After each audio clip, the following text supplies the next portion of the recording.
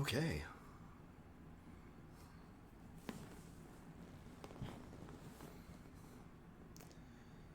Welcome to the dojo. My name is Dark Mage. I'm ready to do some game dev. I am 1.5 cups of coffee into my day. I got up pretty early today. I actually really like this camera angle. You get to see exactly how I type, and we're gonna start getting some shit really rolling with the game here now that things are really starting to fall into place. Cat and dog have eaten breakfast already. Oh yeah, I forgot. I have to do the fucking stream update shit.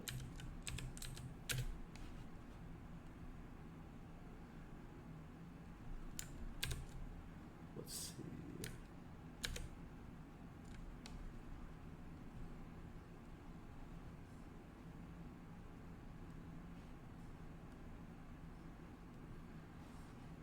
In a lot of ways, I've brought new life to the dungeon. We have a cat now. It's been a little over 1 week, and they've been pretty good. It's been fun learning to live with a baby young. Well, they're not a baby, but they're a baby. They're like maybe a year old, like 8 pounds. Very small in comparison to the cat at my family's place.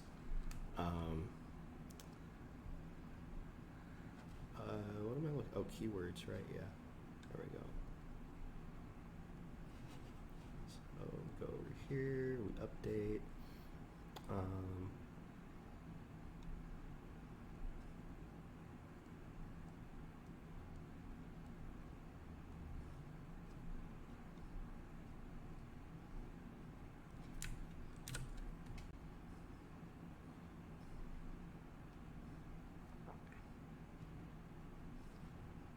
All right. Now that that's taken care of, I'm gonna play the intro, and we're gonna get cooking.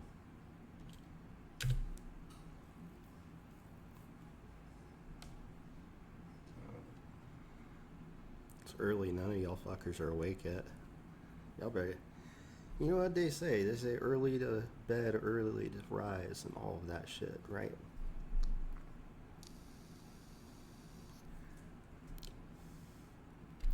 So, let's fucking go.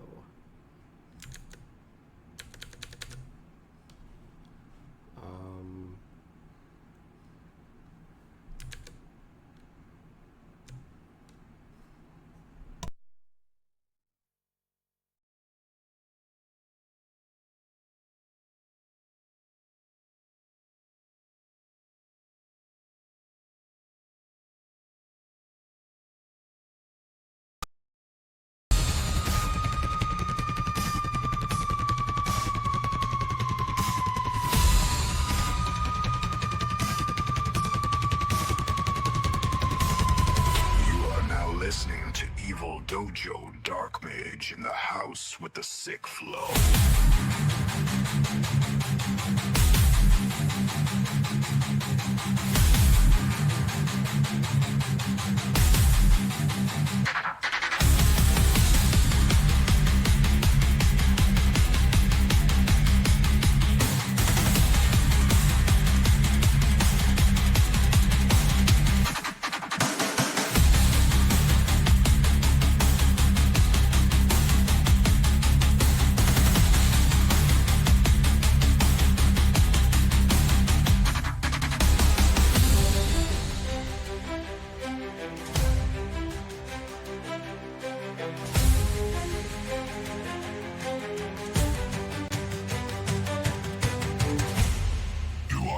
Listening to Evil Dojo Dark Mage in the house with the sick flow.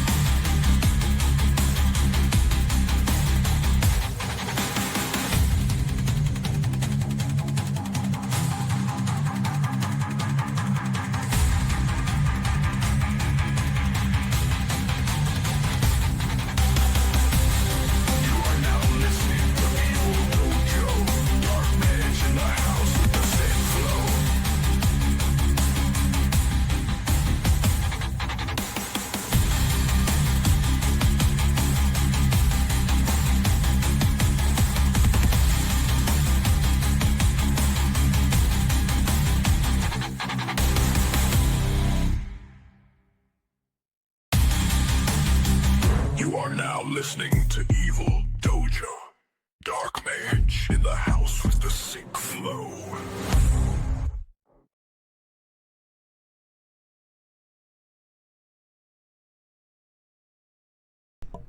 Alright, we'll just keep that one short.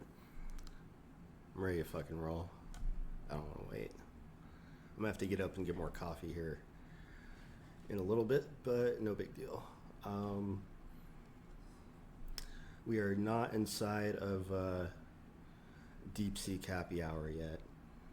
But to be honest, OpenAI's token usage for the mini model has actually been really good. Relatively inexpensive. So like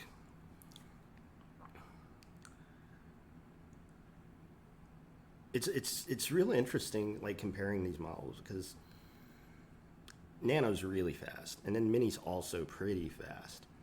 And I can tell out of the box that Mini does a better job than Nano.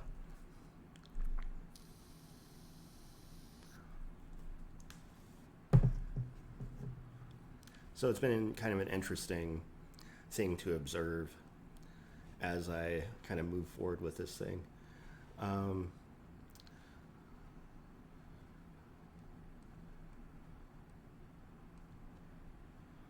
Here we go. Where are we at?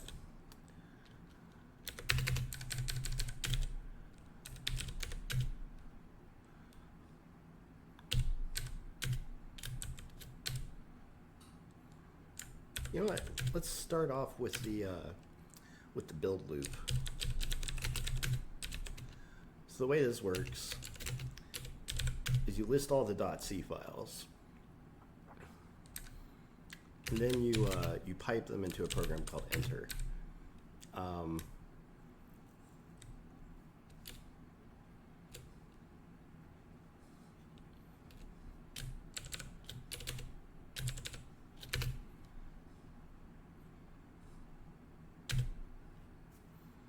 And any time that a file changes, like a .c file gets saved, it will rebuild the whole game. Now, with .h files, we have a bit of a problem. And I have not made a very dynamic way to do this yet, because the easiest way to do it is if you change any of the .h files, there's a potential impact across a number of different .c files that you might be working with. So one of the things that you might do is, if you change the .h file, clean the whole project and rebuild the whole project right away.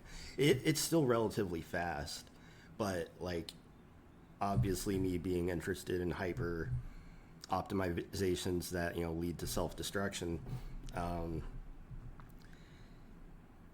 had the thought that there should be a way for me to detect which .h file changes and then map that to which .c files are affected by that change. But it's also possible that there could be cascading effects. So it ends up still being easier to just clean the whole project. Either way.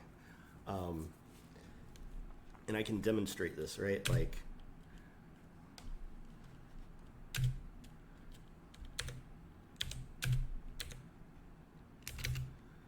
let's try, saving the .c file, right?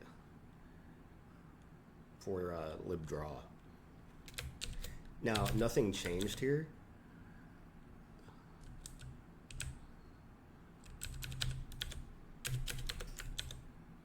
So naturally, there was nothing to do.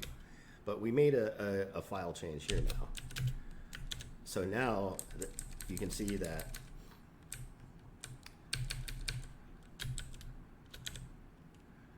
oh yeah, and because it's going to clear every time, you actually wouldn't be able to tell.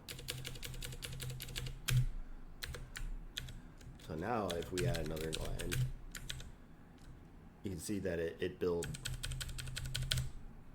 There you go. So automated build system, right? So whole idea is that ideally, in the perfect system, I'm able to make changes to the source code as the game's running,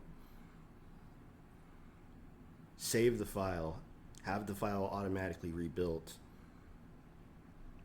have the game reload the changed file while the game is still running, and have those changes loaded into the system. And what I've emerged with is effectively libdraw and liblogic. There are two dynamic libraries that get hot reloaded anytime that they're changed. So to show how that works, for instance, and I have some text from libdraw when I was doing debugging on it. So one thing I'm able to do, so over in libdraw, in update debug panel, and then there's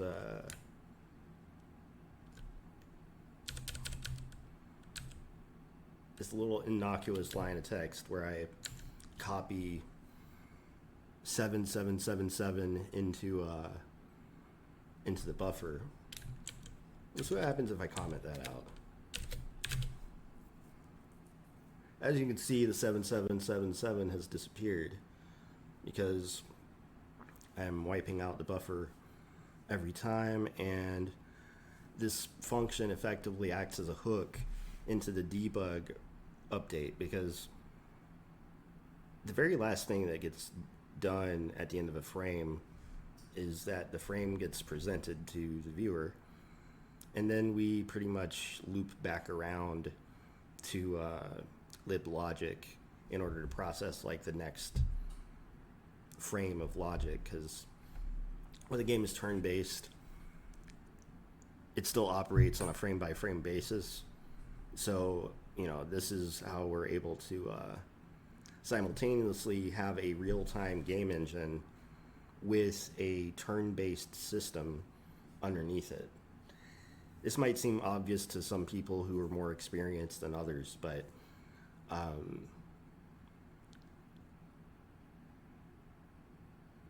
when thinking about these things,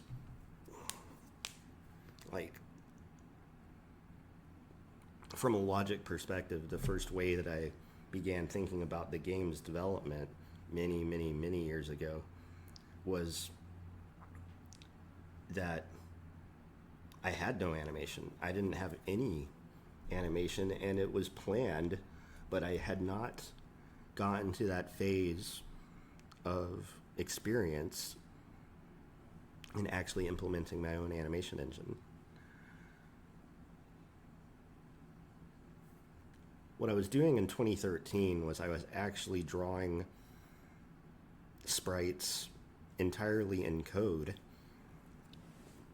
And what I did was I found so I was actually working in something called Cocos 2D, and the game was for iOS, and it played really nicely on the iPad. It was like so nice to play on a touchpad. And I had a lot of features, and one of the goals in this process is obviously to get back to the same point that I was at with that game's development. And I'm actually in a lot of ways kind of past it, but there's several features that are missing that could definitely be added in, and will be added in, such as doors and opening and closing doors, and having locked doors, and being able to find a key that unlocks a door, and having different keys unlock different doors, and doors being able to be broken in and kicked down if they're of a sufficiently weak material and you're strong enough. Like, that's just an example of one of the things that I had essentially cooking and working in a lot of ways in the game that I was working on in 2013. So it would be cool to get back to that point. Like I said, in a lot of ways we're already past it, But one of the things I had in mind for today was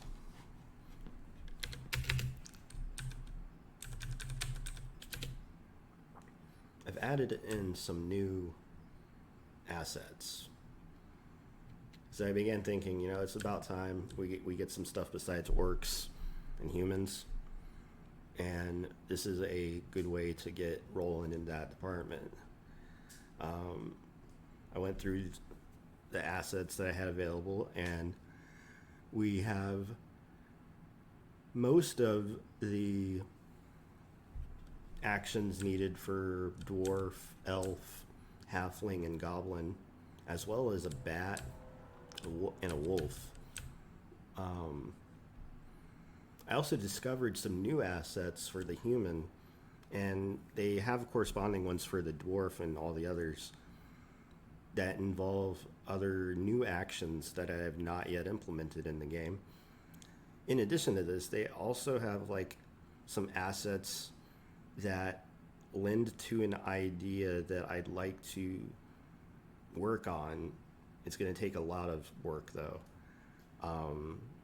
which is being able to have layered assets, like being able to have our dudes here have like different, you know, versions of armor that might be equipped that actually get drawn onto the character, so that we can have like very wide variety of presentation of individual character races, simply because we're going to be able to actually draw the corresponding things they're equipped with.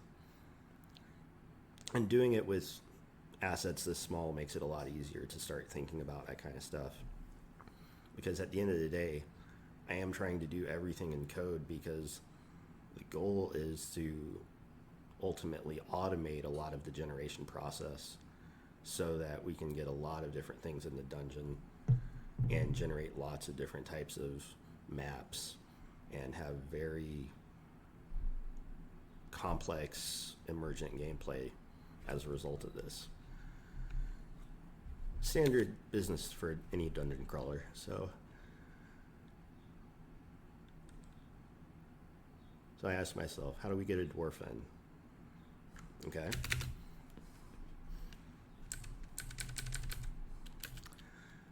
The question is, how do we create orcs to begin with? How do we create humans?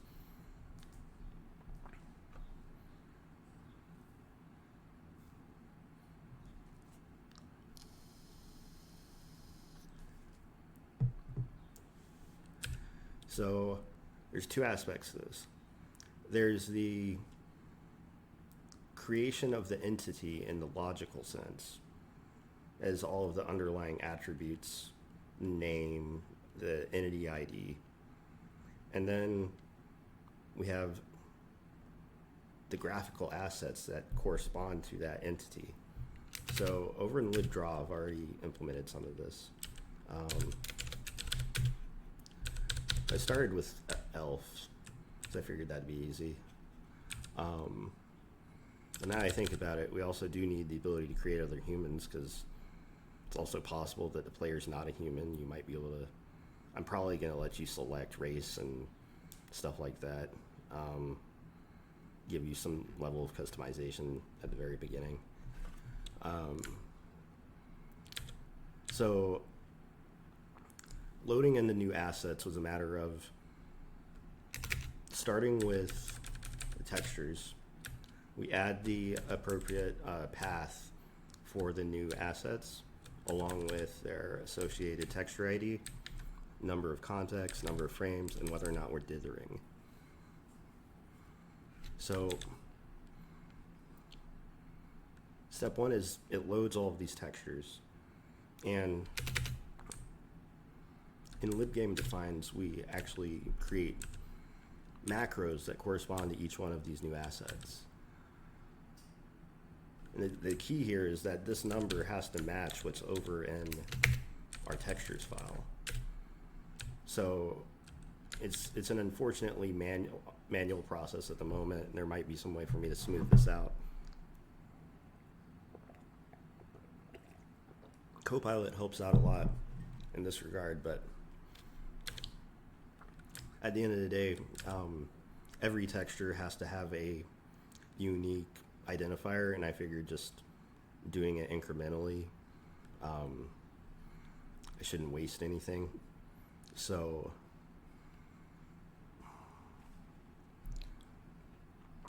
once we have the associated texture, took a look at sprite group animation.h. And yeah, I have not created the sprite group definitions for the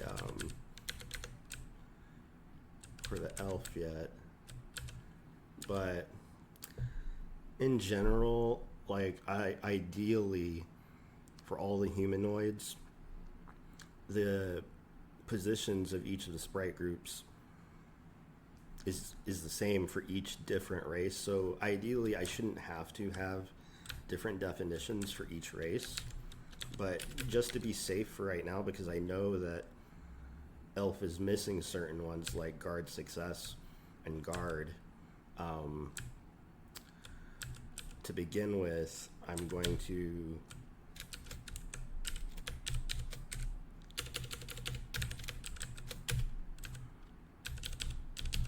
we're going to omit those, and then we're going to update these numbers.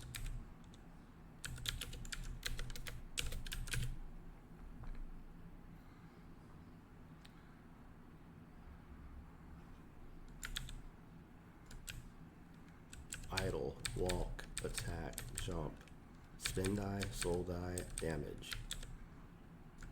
Idle, walk, attack, jump, spin die, soul die, damage. So the reason that we skip a number is because I'm storing the shadow texture for the entity in the same sprite group, so that we can, given any particular animation context that we're set in, immediately have an index and grab the shadow for that humanoid. Because all humanoids will be expected to have a corresponding shadow. This is not necessarily true for items, but the shadow detail itself actually makes things look just a little bit nicer.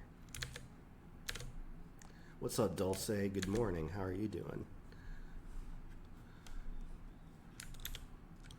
Let's see. So, whoa.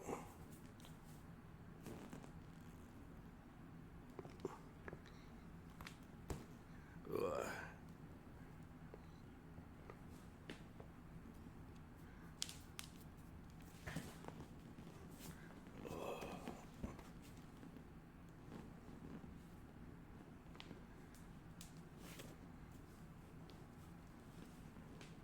Fuck, that felt good.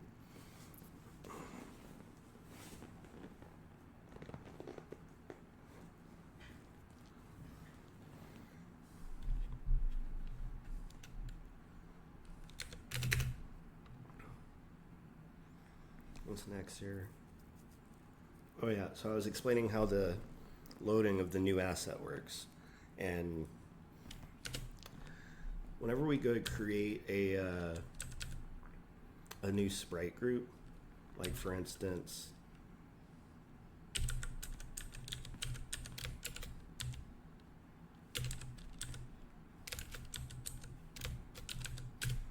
during the initialization process, and actually we're going to end up having to figure out, and it won't be that difficult, because if we were to, like, say, create a new entity in the middle of the game while the game is running, which of course we will absolutely need to be able to do, this function will get called on that, or like if we detect that a particular sprite group doesn't exist for a given ID,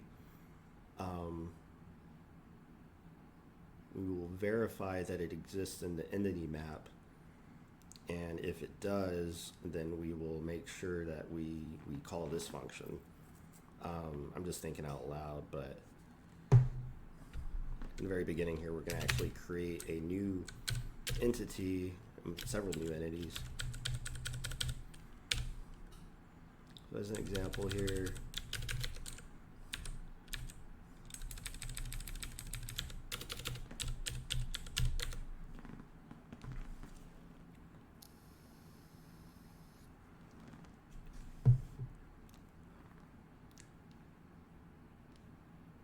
so there's create orc and create human. And I mean, the only difference between these two is the race and also the default action, right? So like,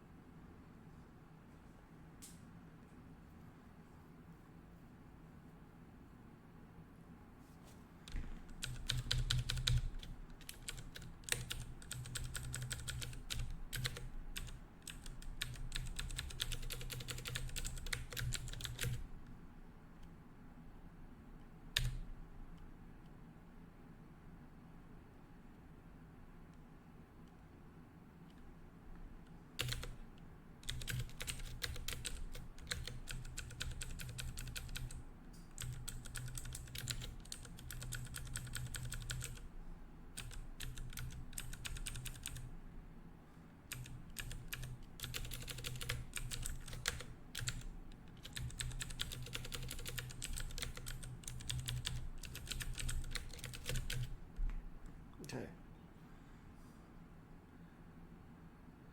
Um,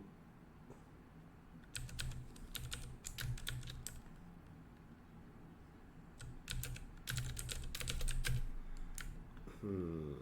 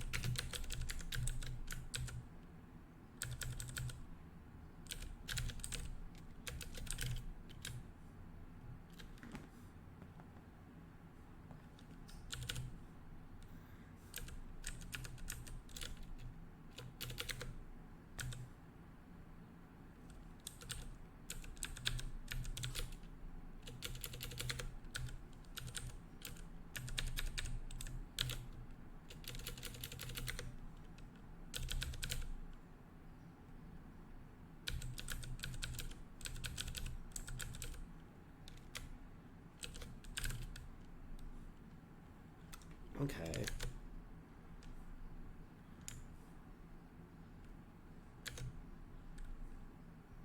Nice.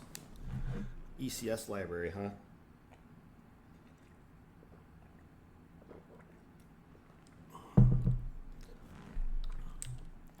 Let's see.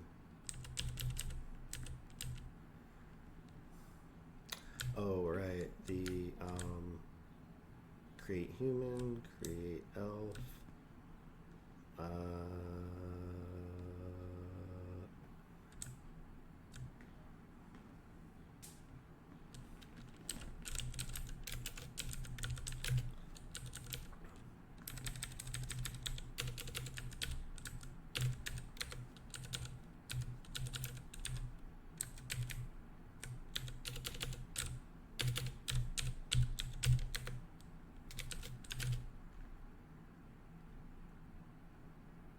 Uh-oh. It crashed on build.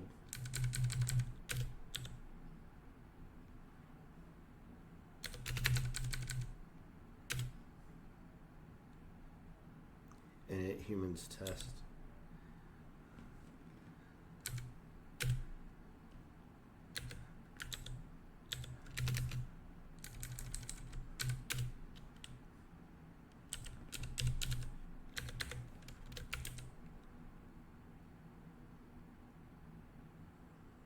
Wait, what? Oh. Yeah.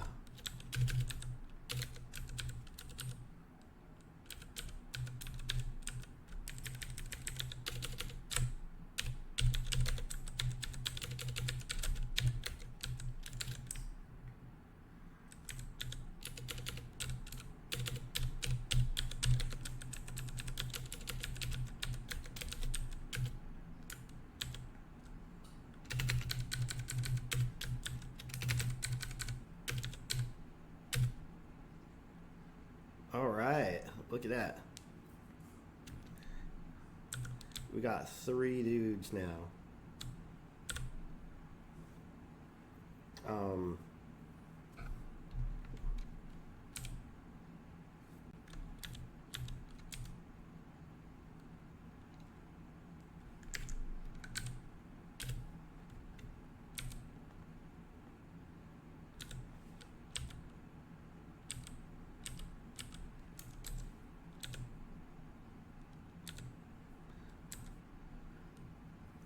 Okay, so there's a problem with the elf situation here. Okay, human died fine.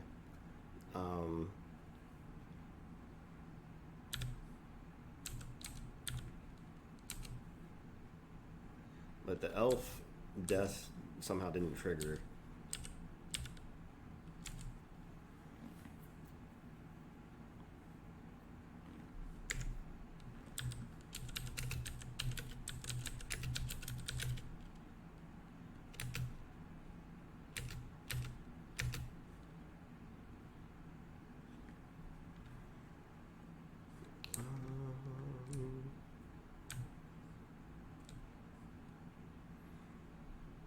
Oh, right.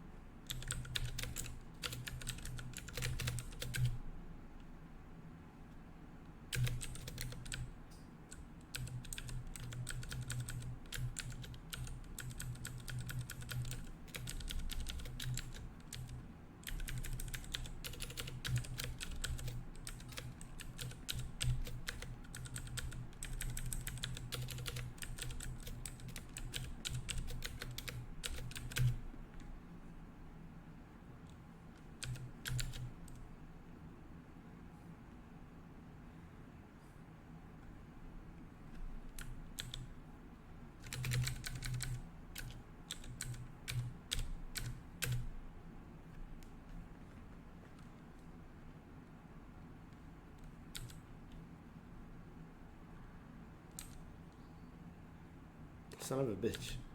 The guy got in my way. There we go.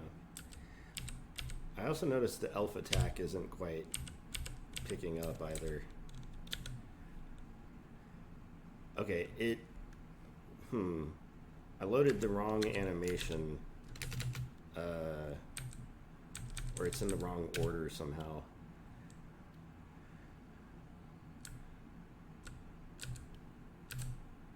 $45, $46, $47, $48.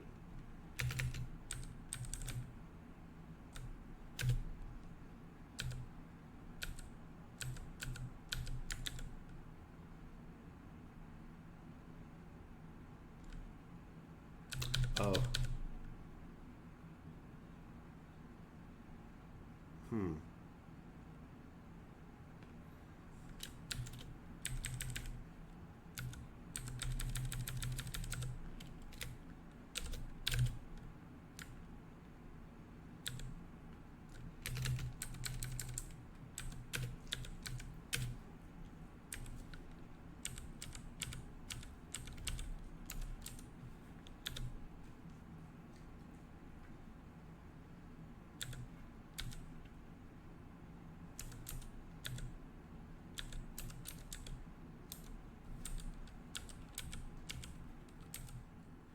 Okay, so that's the wrong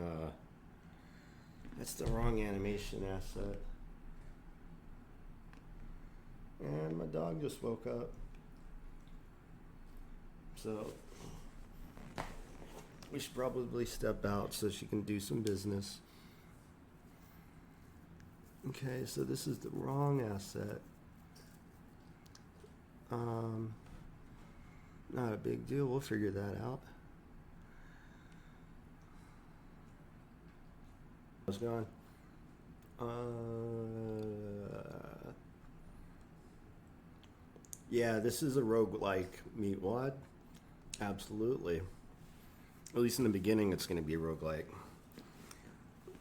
Way down the line, I mean, I hope to be working on stuff like this for years to come. Maybe in the future we can make other games besides a roguelike using these same graphics. We have to work things out first, though. Such as why the fuck my asset assumption isn't working here. So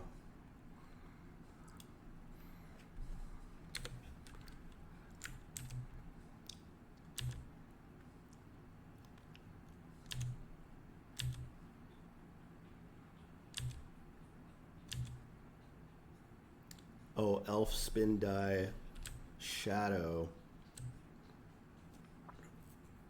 failed to open.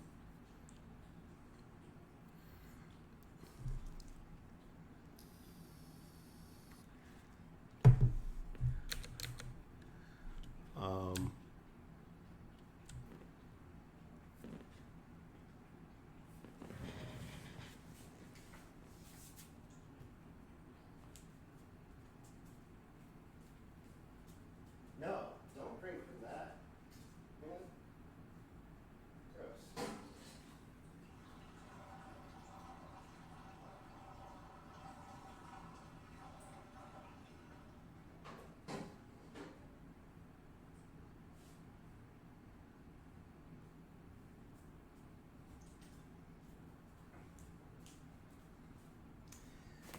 I had some water in the wok, letting it soak, so I scraped some of the stuff off and cook on it later, and my cat was drinking the water out of my wok.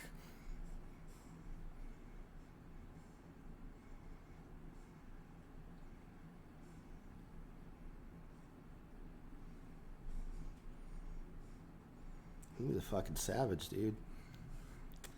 I should definitely get cats in the game too. I think that'll be a really important upgrade.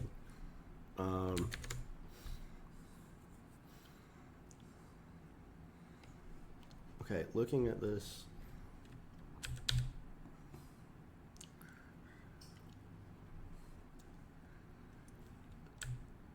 Data is not a valid. not valid to load texture. What?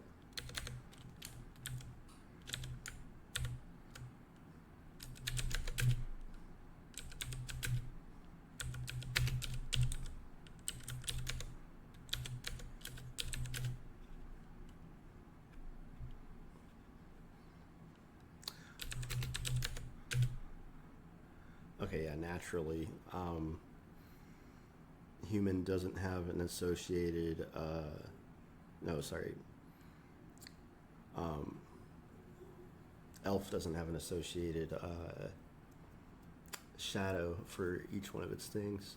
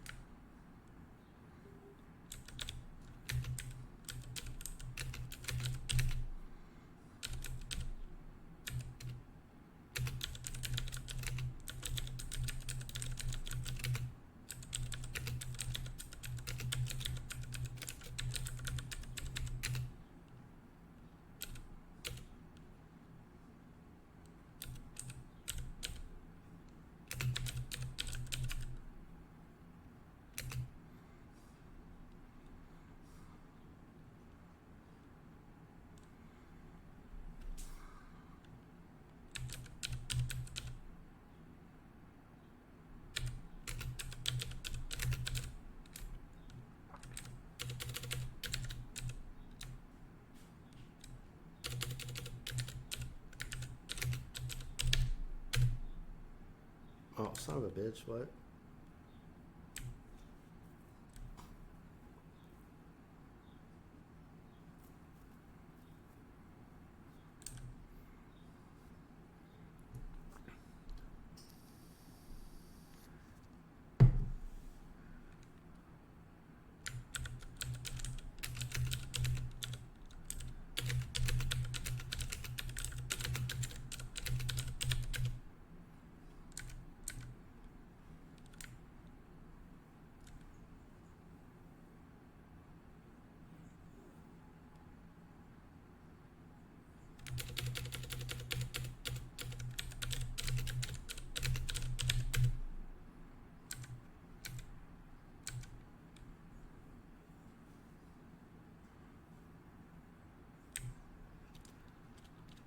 Oh, I get it, wait.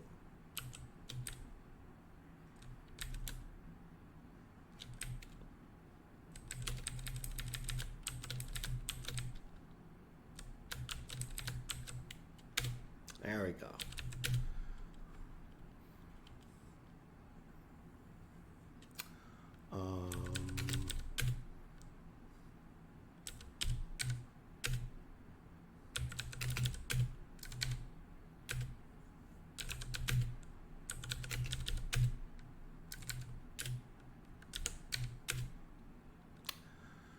Okay, let's try that again.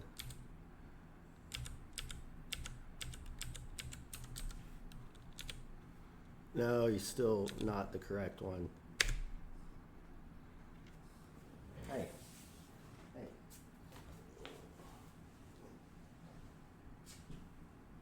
Why is my character not drawing the right graphic when I hit him?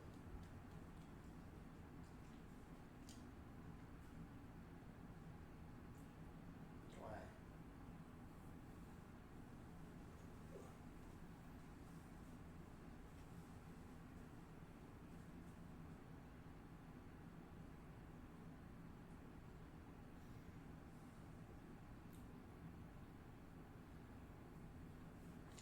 Oh yeah, there's several functions that we have to update in libdraw, right? There's we have to set is damaged, we have to set is attacking, we have to set all of those actually. I'm kind of jumping the gun a bit, trying to test this early.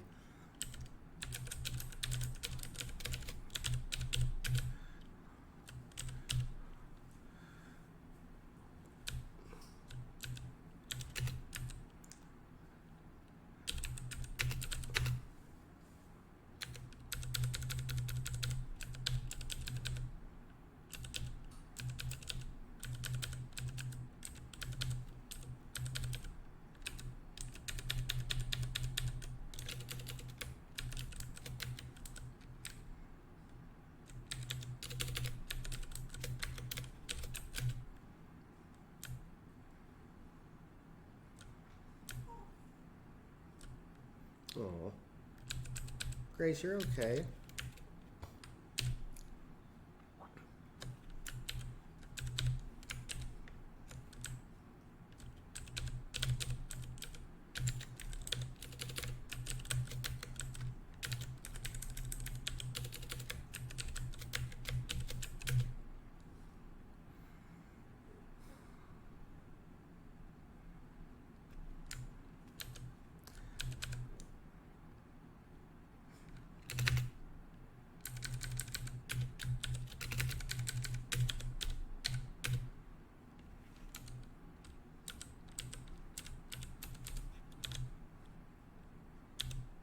Oh shit, it fucking crashed on me.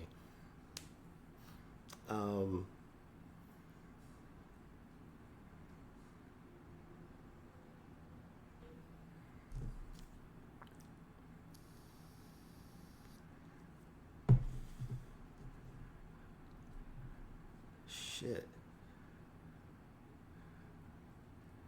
0 to 4.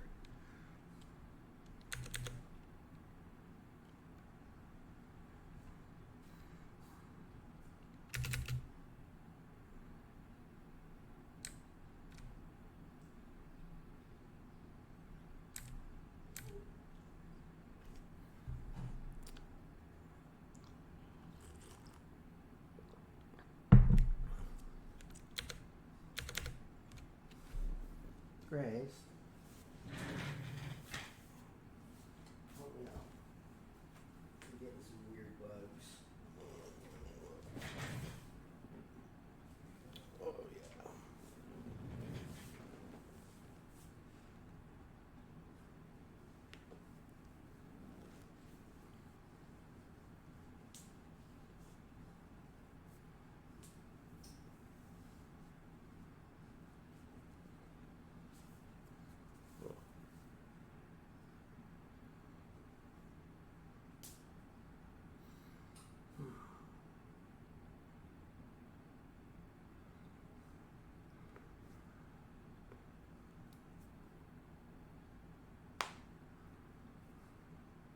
Oh, thank you, baby.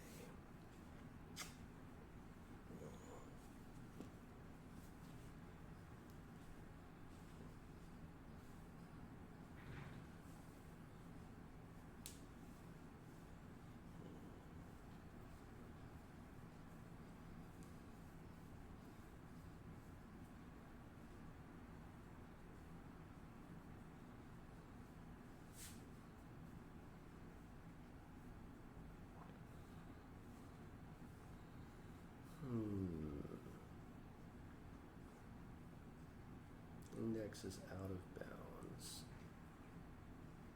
Sprite group dot C line 119.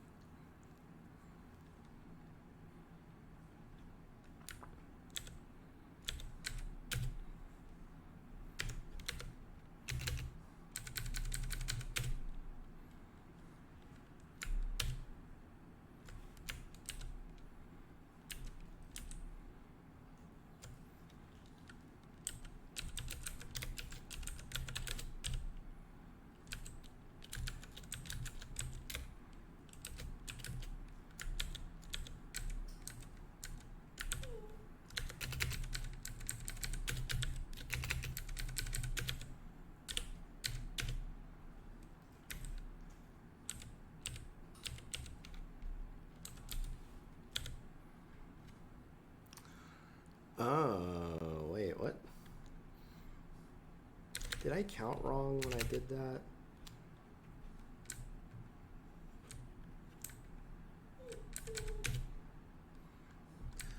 Um, 1, 2, 3, 4, 5, 6, 7, 8, 9, 11, 12.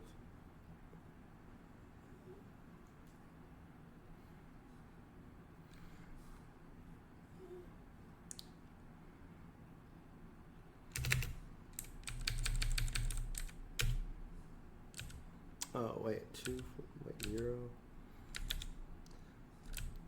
Idle, walk, attack, jump. Oh, oops, wrong order. Damage, spin die, soul die. You know what? We can actually put soul die.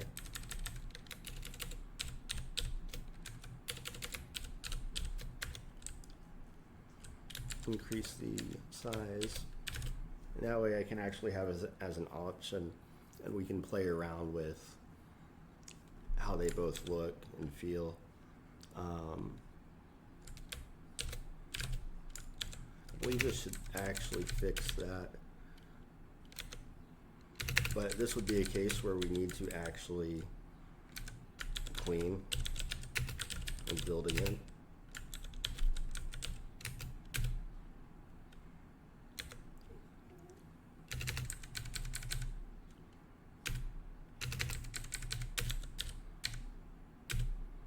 There we go.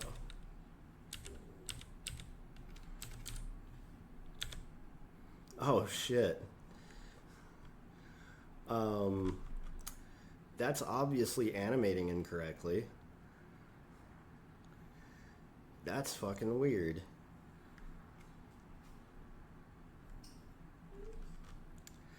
Oh, you know what? I did tweaks to the spin dies on human and on the orc.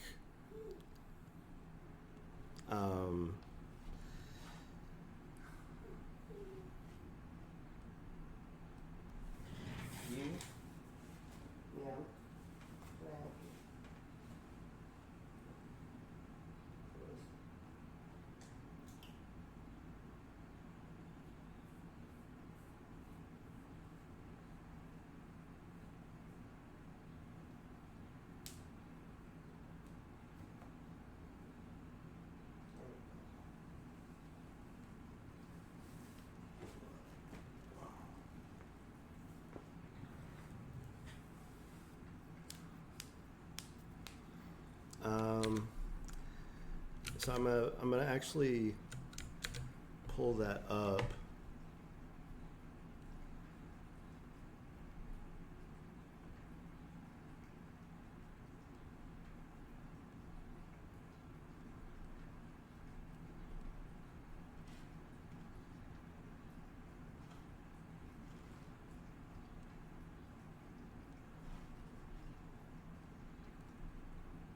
There we go.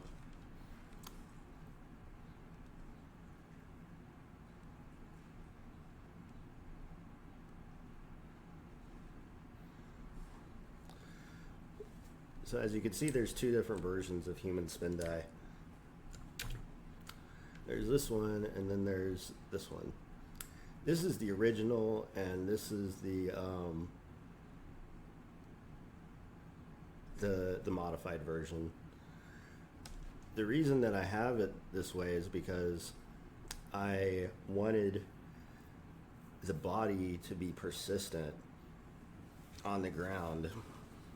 I didn't want it to fade away like it does in the original animation. This was a custom tweak that I decided on. Personal artistic decision here. So in order for our elf death to animate correctly, we're gonna have to do a similar tweak to its own death animation.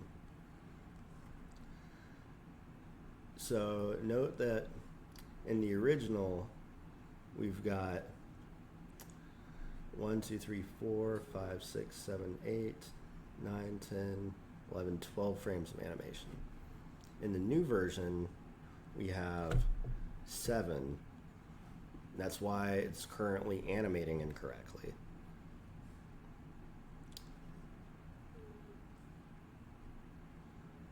So 1, 2, 3, 4, 5, 6, 7.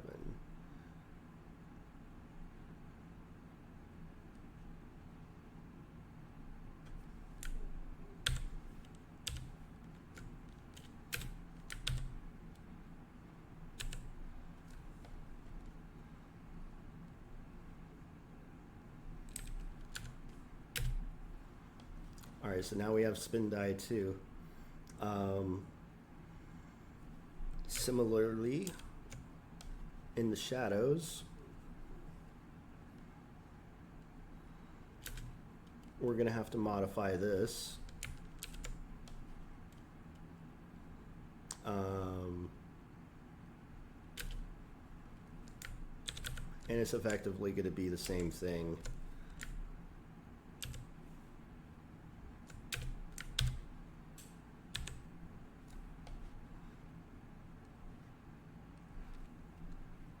Elf spin die 2 shadow.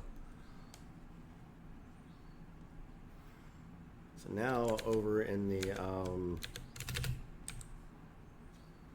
gonna have to do this for the other characters too.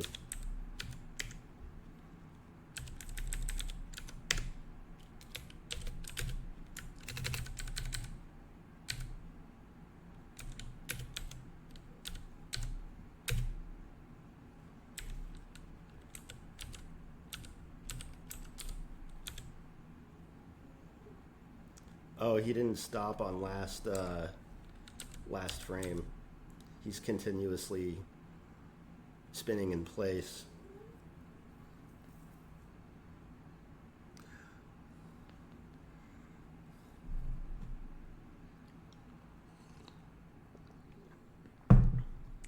I might also reintroduce the offset that they present in the original spin death animation for the other entities, because it does involve me having to go in and manually tweak each of those dudes.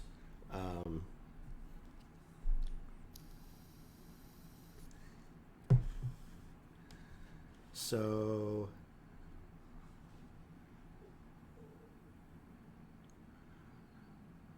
not to mention, I probably have to update it for the shadow too, now that I think about it. Hi. Ma'am, I hear you talking. Don't act like I can't hear you. You've just been talking for like 30 minutes. Come here, come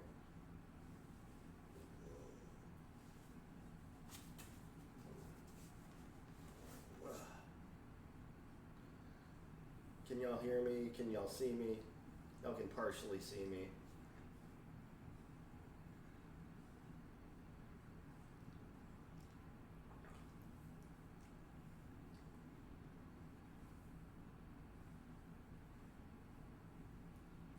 Do you want me to come to the couch?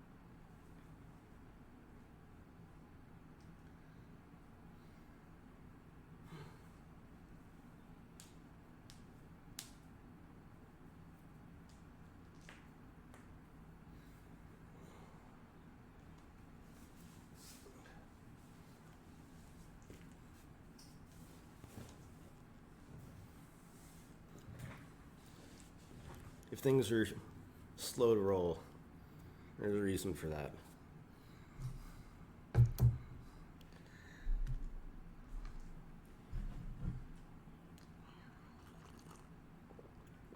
But I will not apologize for taking care of my grandma's and her dog, which is now my dog, but she's still her dog.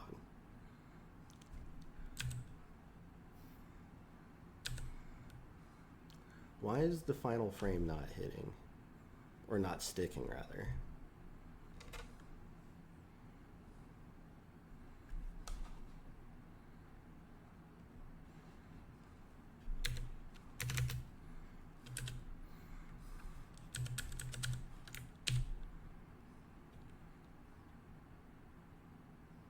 Ah, yes.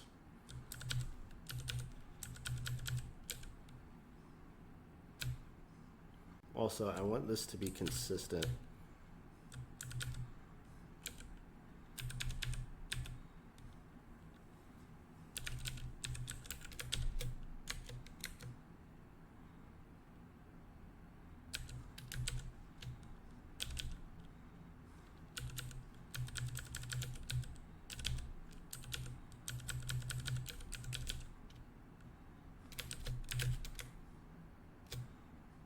Yes. Oh, fucking sick. There we go. We got something that actually hot reloaded and demonstrated the change on the fly. Oh, that was great. Okay. That's what I'm talking about. Let's do that again.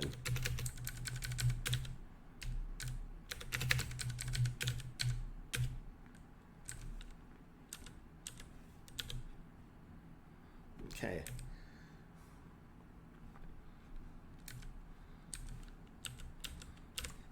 I also had this thought, auto equip should not be a thing, because that would give at least one more turn that you would have to like think about doing something. So like,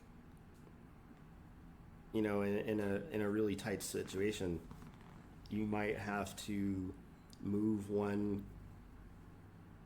tile to like get a sword, then picking it up is one action as well, and then equipping it is another action. So in order to respond quickly to a situation, you know, you would have to do that. But before we turn off auto equip at the moment, one of the next steps that I want to do after we get these characters kind of taken care of is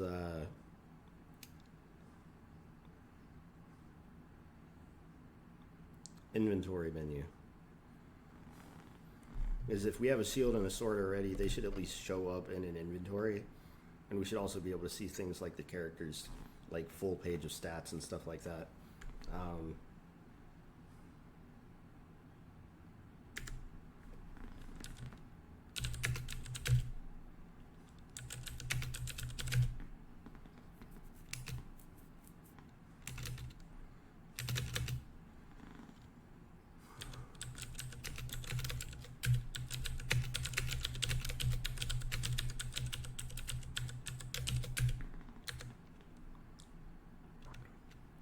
Okay, so back to Ace Sprite. So what we just did for the elf, we're also going to have to do for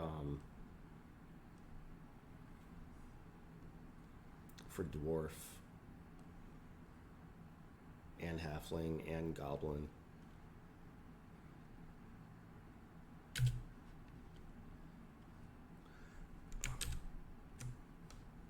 Oh yeah, and I have two different versions of dwarfs too, which is pretty cool.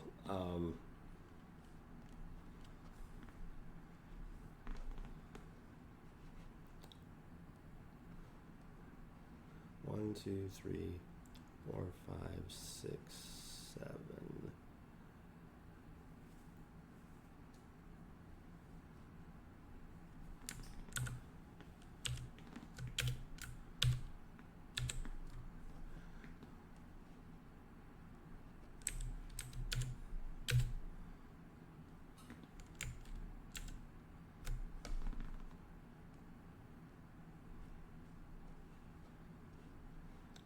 2, 3, 4, 5, 6, 7.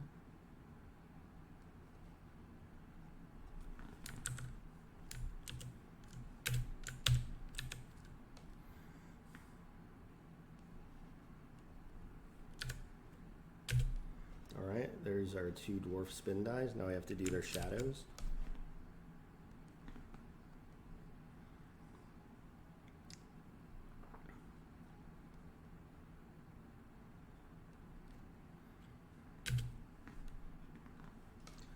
One, two, three, 4, 5, 6.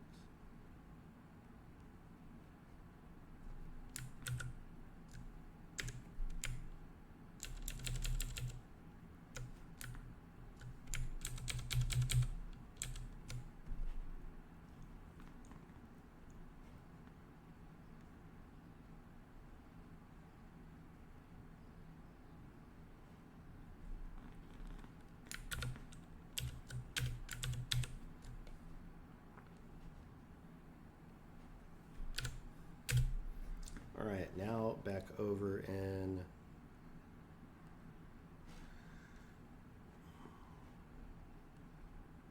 the game code.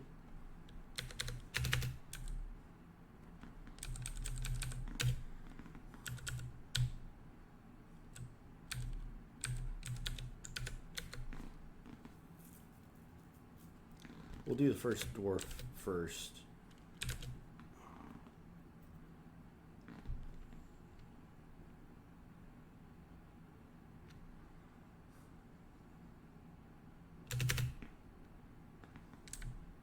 Lib logic.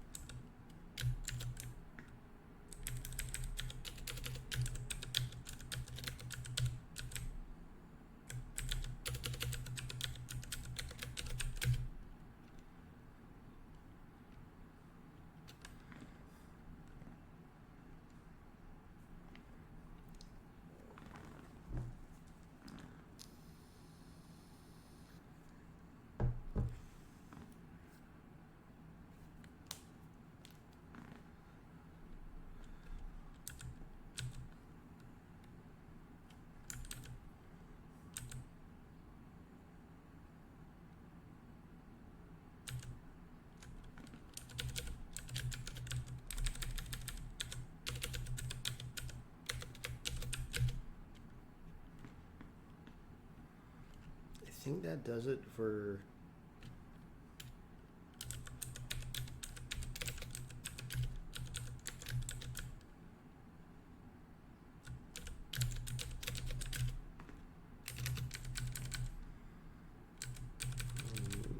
okay.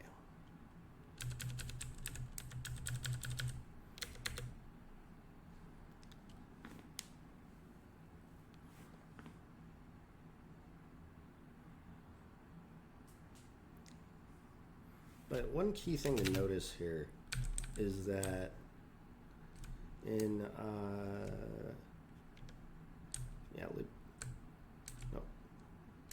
sprite group animation,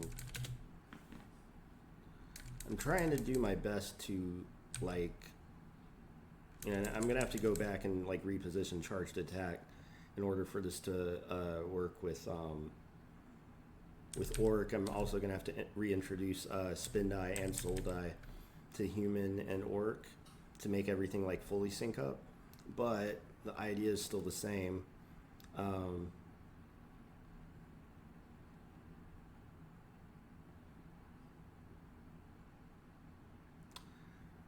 The positions of the sprite groups for each action that a humanoid can take that we have animations for, we should do this.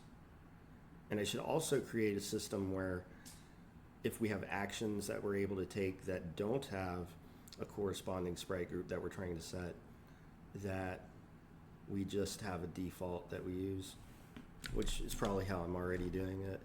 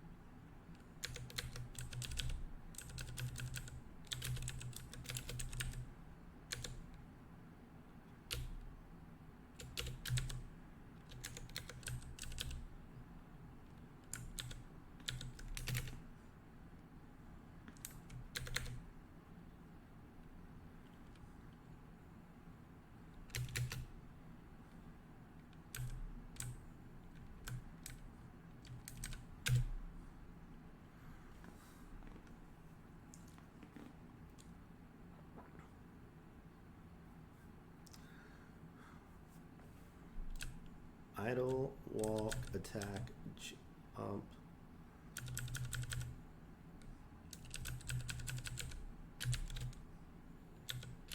Damage, spin die, soul die, guard, success.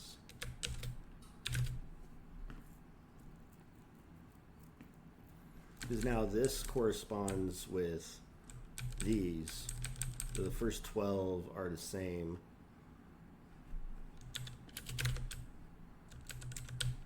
We have to do this for dwarfs.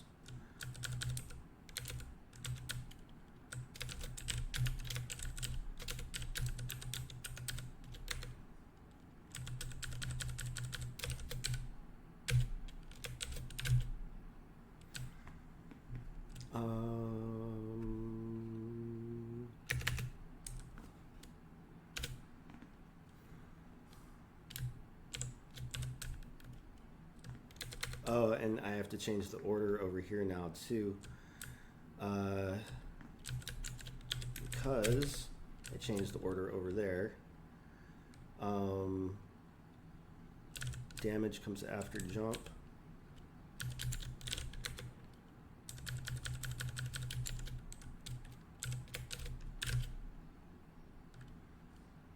Idle, walk, attack, jump, damage, spin die, soul die.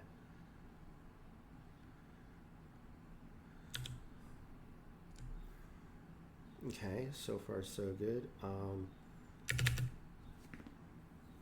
Because as I identify these redundant patterns, I'll be able to consolidate the way that I'm currently doing things, and it'll result in cleaner code in the long term.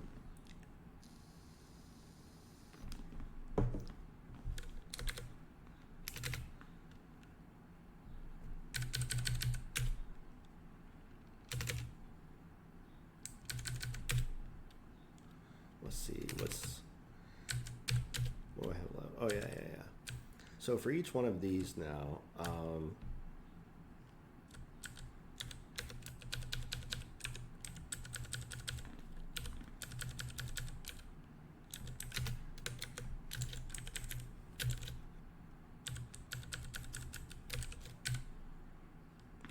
dwarf.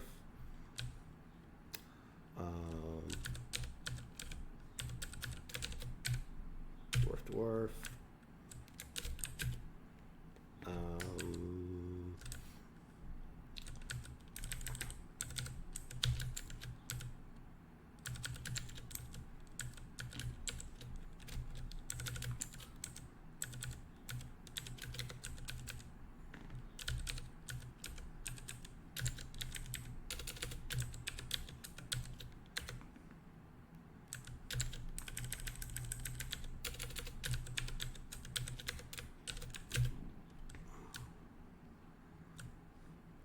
So at the moment we're not doing any blocking animation for the others because I have to pull in their appropriate assets and also make sure that the logic for equipping items also rocks and everything. And I also have to create an action for that too now I say that.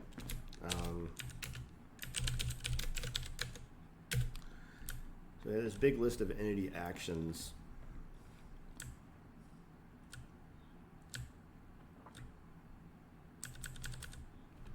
And then any action equip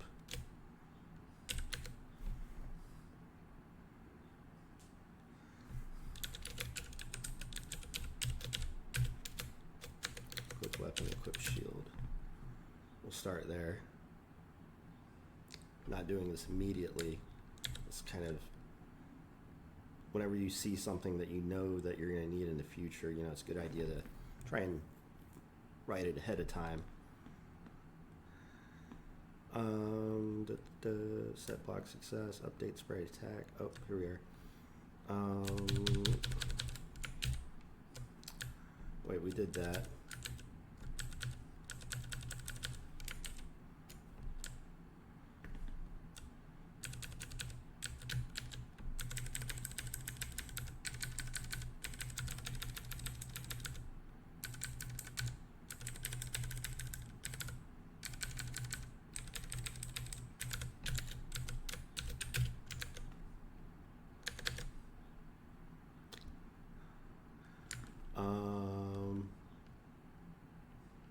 You spend move picking up items. I'm not sure how our picking up items or oh I see what you mean. No, like as in using a turn, like picking up items using a turn. Yeah.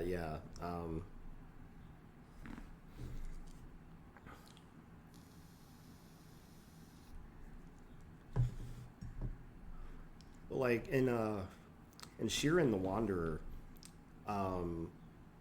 whenever you walk over an item, it automatically gets added to your inventory if you have the space for it.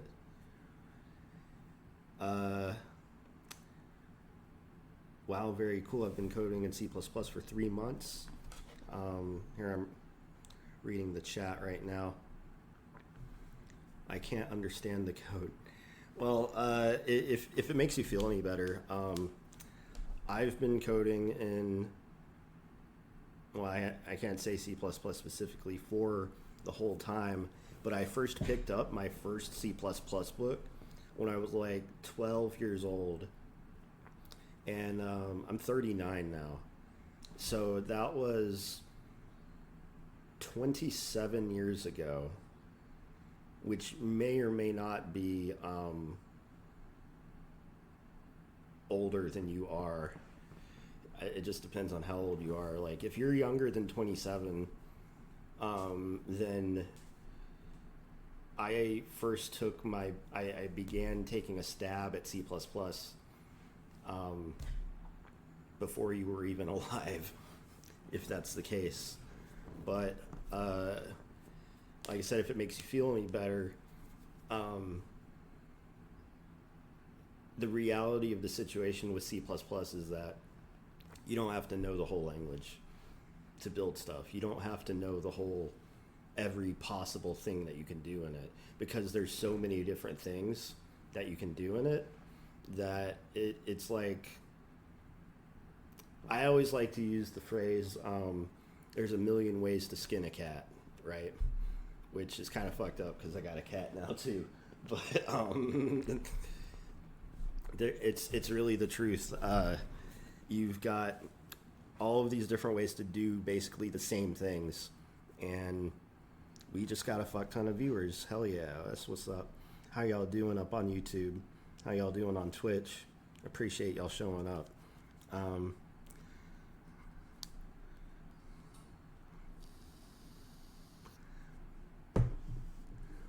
To answer Joshua's question, why am I typing with one finger on this hand?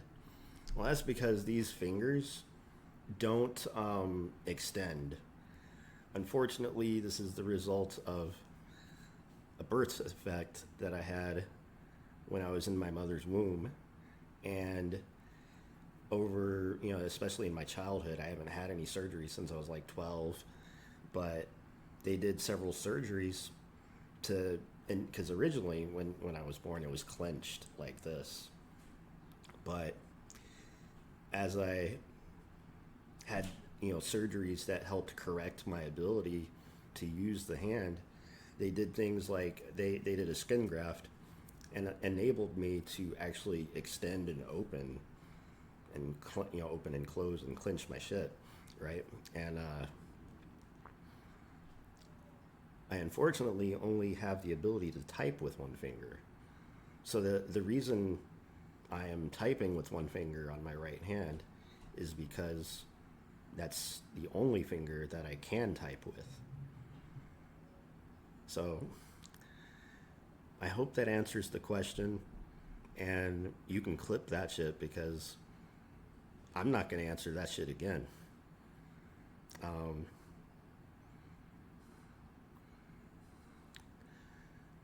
have at least 1 year experience in Python and 3 months in C++ for robotics, and you're 12 years old. That's pretty good. Because I was 12-ish, like 11 or 12, when I first began working with QBasic on MS-DOS. I didn't even have graphical windows yet, and I beat all of the games that I had on the Super Nintendo and decided, after I read all of our Encyclopedia Britannicas, that I was kind of bored. And it was about time that I check out this thing called a computer that my grandmother had gotten for me. A client of hers at a business she ran upgraded their personal machine to a Windows 95. So they were getting rid of their Tandy 1000. I think it was a Tandy 1000. It was a Tandy for sure. But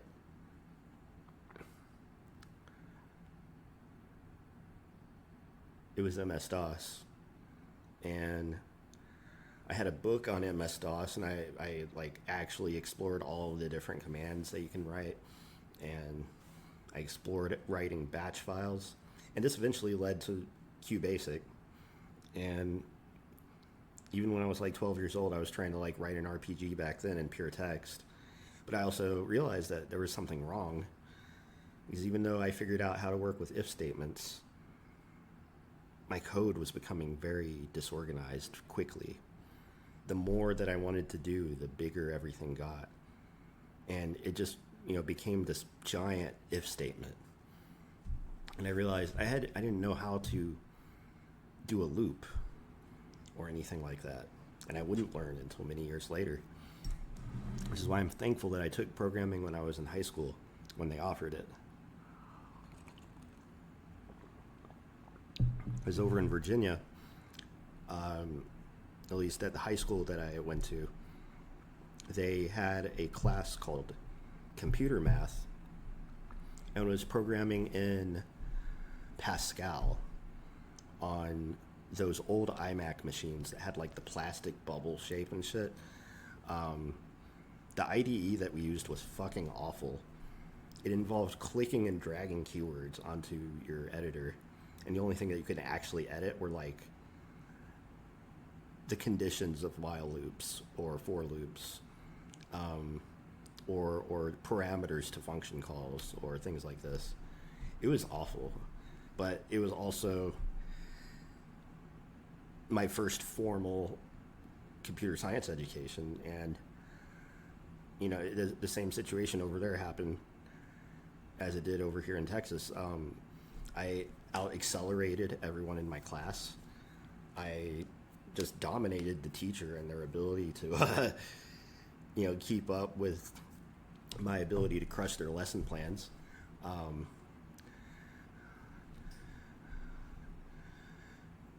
Scratch. Oh yeah. You know what? Scratch is that visual fucking programming language, right? I've actually had at least 2 or 3 students. Yeah.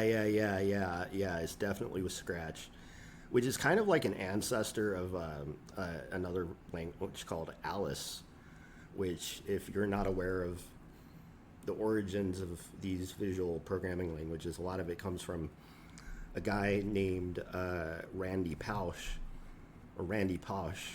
who was a famous computer scientist who died from cancer, but he had a famous Carnegie Mellon last lecture that he did before he passed away.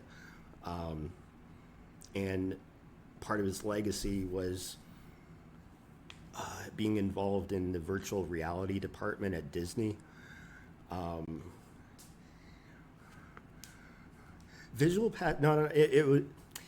wasn't Visual Pascal. It might have been Turbo Pascal though, like Borland Turbo Pascal. It might have actually been that.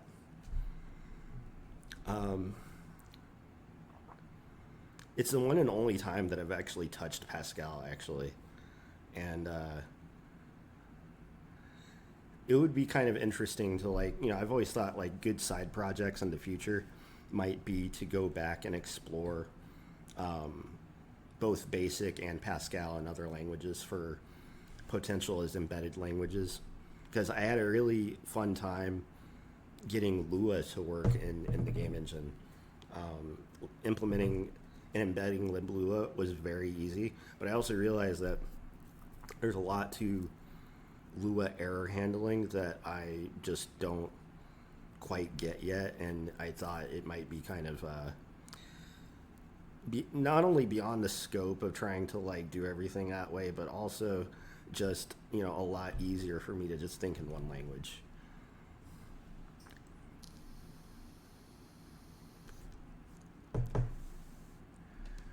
All right, enough talk.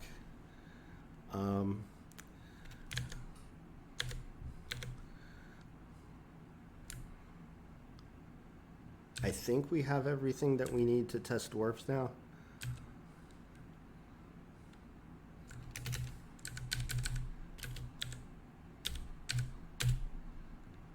Or no.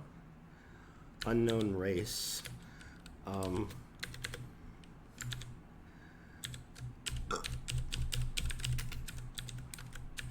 Oh, whoops, no, okay, I had everything except for the stuff to load it.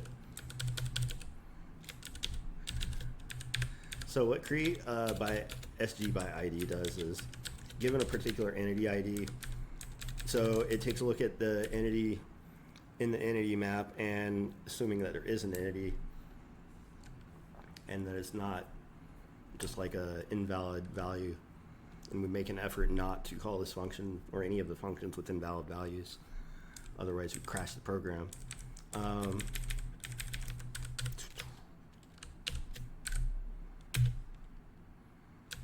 We have not defined texture dwarf keys yet. Oh, that's right. That's why I was doing this. I was lining it up so that we could just copy paste and swap these out, because I have to do this at the moment. I have to do this every single time I create a new race. So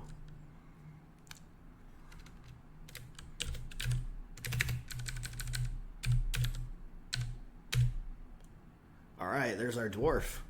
Fuck yeah. And he hit me, that bastard. And his ass is dead too. But the shadow fucked up pretty bad there. I don't know if y'all caught that, but the shadow definitely fucked up. Oh,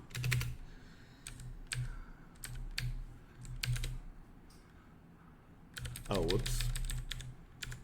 We forgot to add the 2 to the file name there. All right. Oh, and he's not walking either.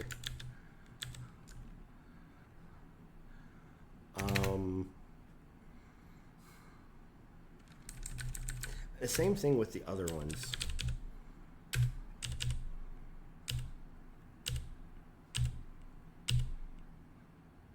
Wait, that's liblogic.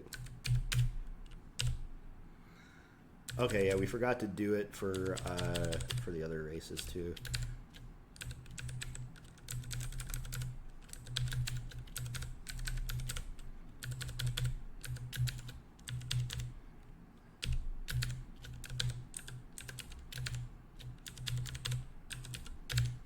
Oh, motherfucker. There we go.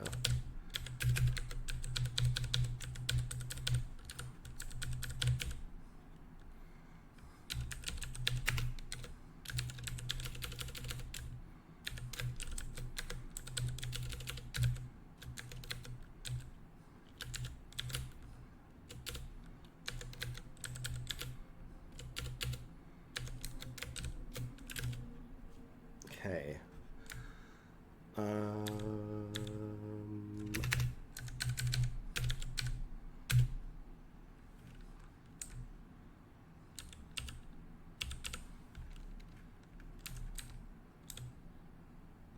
Got your dumbass. Now you a dead ass dwarf, bitch. This is feeling good.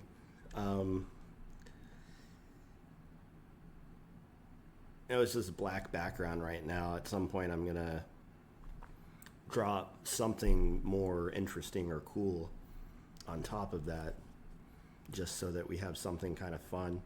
Maybe even get some like fog type effect on top.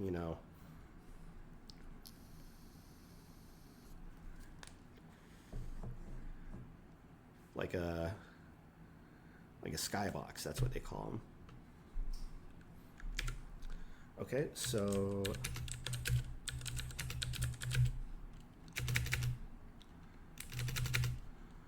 we got elf, we got dwarf. Did we observe the dwarf actually walking? Yeah. Yeah, he's walking. He's walking. Yes, indeed, he's walking.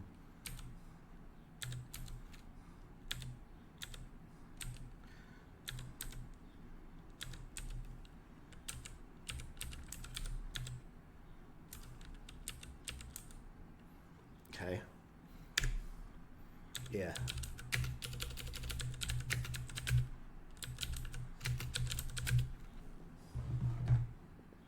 Got dwarf, elf,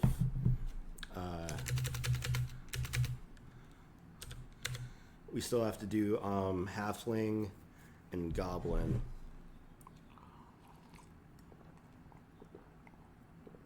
As well as the 2 monsters that I want to put in too. I'm gonna have to go at like 12:30 or sometime before that, but that'll be like my hard limit.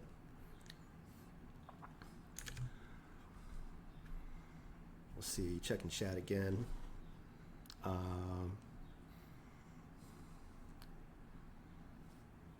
Scheme is apparently really easy to embed into projects.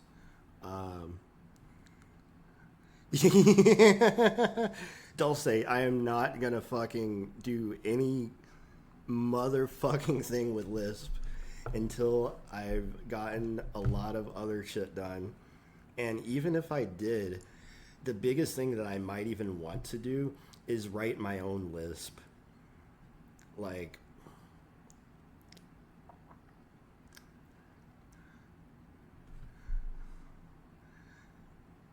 I may have mentioned last time, but there's a really good article by John Carmack. I'm going to pull it up right now.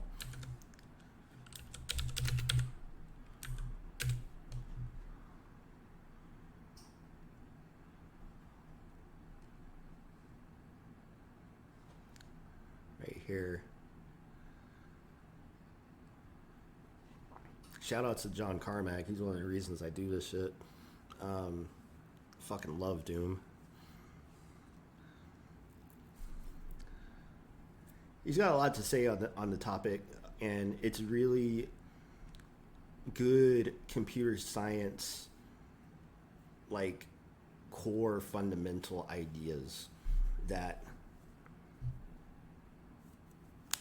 were not stressed enough when I was in school, I feel. At the same time, I had to write a scheme interpreter in Scheme for my final project in programming languages class, which I took twice. The first dude I took it under now works at Google. He was a good teacher. It was a very hard class. I passed it the second time with no problems. It was the first time I actually had to struggle with computer science topics. Up until that point, it was mostly a total breeze. Even working with memory allocation and pointers, I didn't have nearly as much trouble as my cohorts in class did.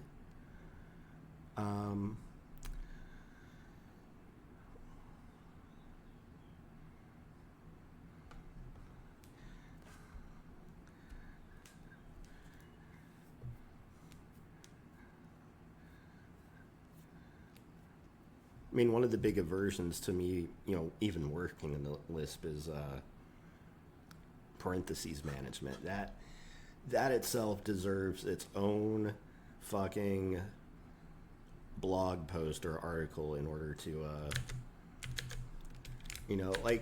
like sitting down and doing things takes time, and especially like picking up new ways to do things, and if your goal is to actually learn a new thing,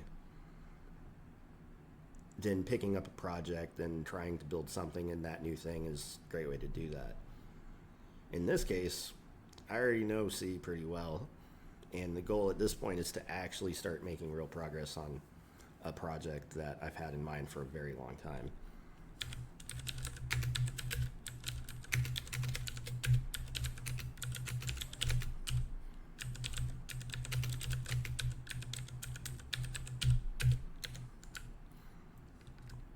Let's get halfling.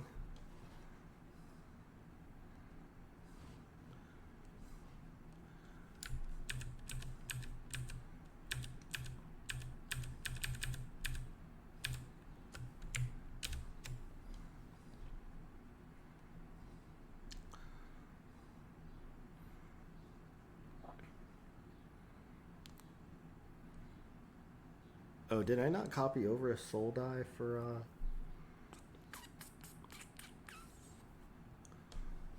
halfling?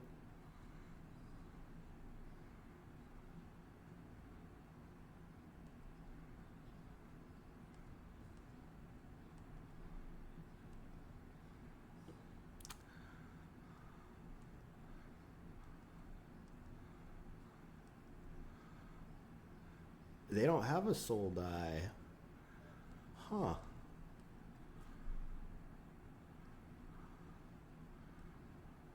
I wonder if he just accidentally forgot the asset. I mean, there's not one over here either.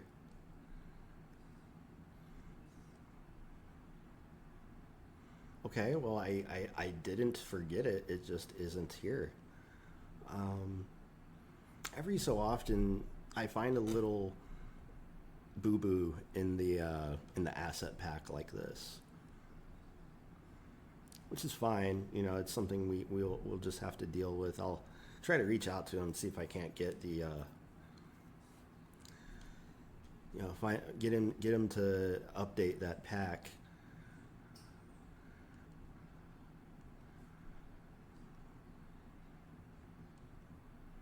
Unless there's a new version I need to get.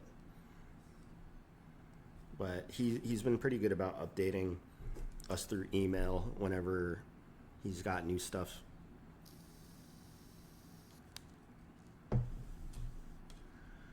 So, okay, going back, we're just going to deal with that. Halfling spin die. So remember, 7 frames, 1, 2, 3, 4, 5, 6, 7.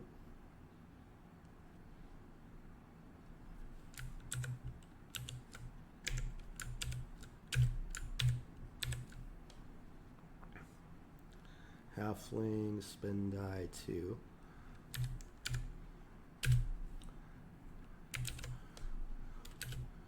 Now we'll go in here and do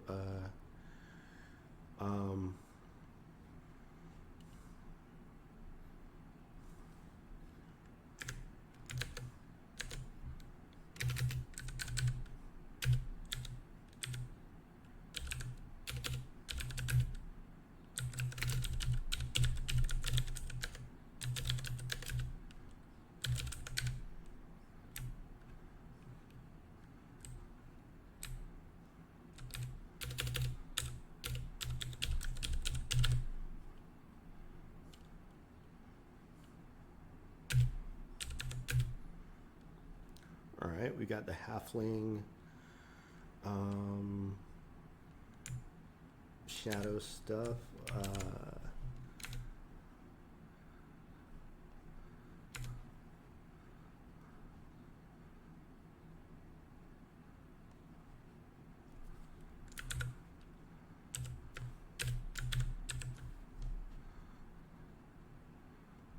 Halfling spin die 2. Now we update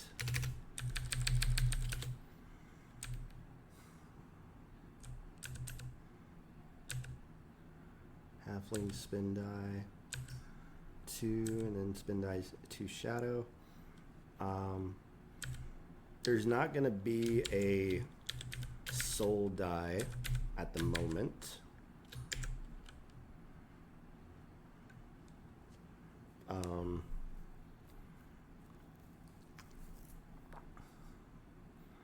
Which this is gonna make things a little bit tricky, and I'll just have to be very careful going forward.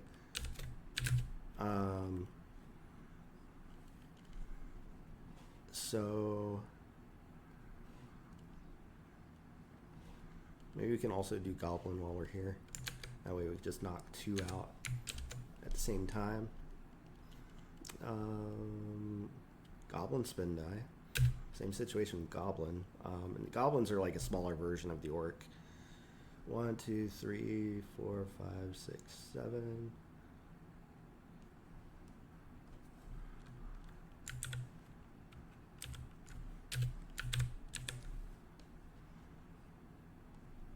Goblin spin die 2.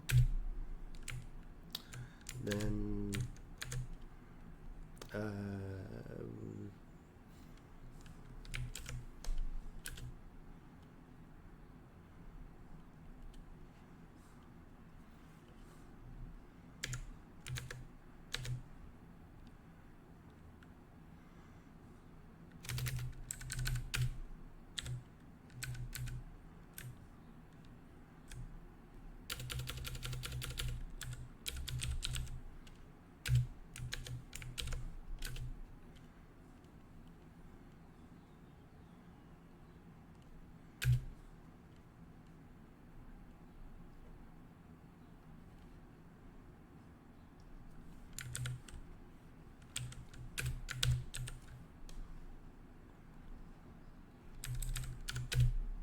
all right.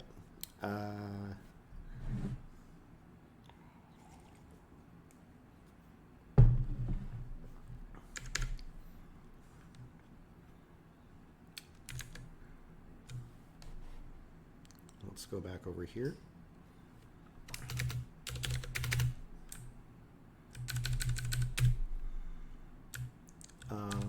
Goblin, yes. Goblin spin die 2. Okay, we got that. Oh yeah, and we got the bat and the wolf to do still too. But let's do halfling and goblin first. So now over in lib game defines, halfling. Let's make sure these are synced up. Halfling idle begins at 49 and ends at 62.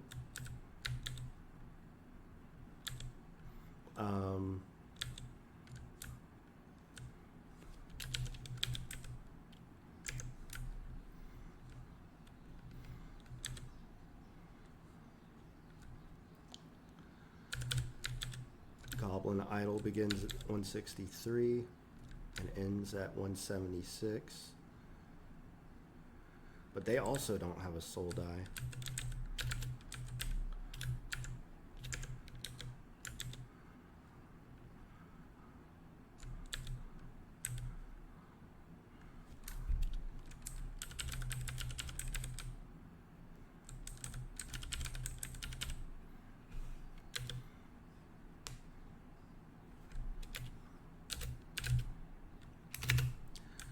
Over in sprite group animation,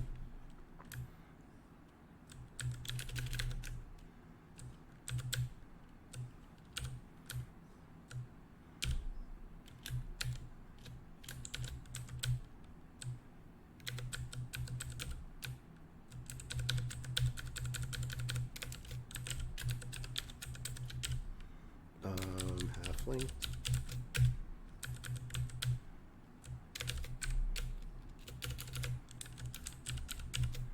Goblin.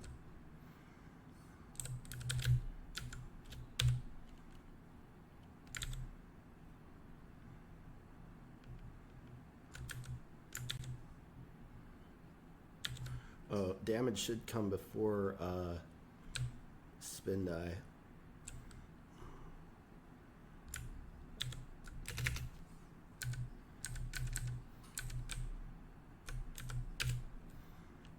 Alright, so with halfling, we'll move these to 57, 58, 59, 160. This would be 161 and 162. Similarly, 171, so let's see, 173, 174.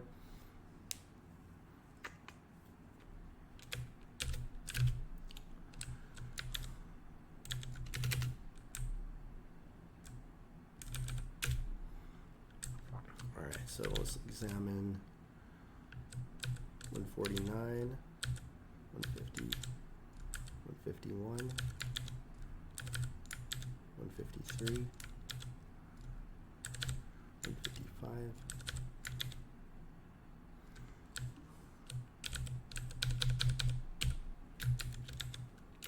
57, 58, 59, 160.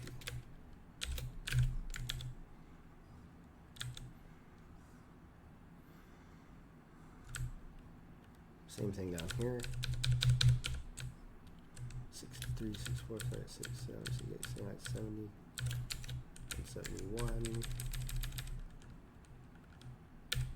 2, 3, 4.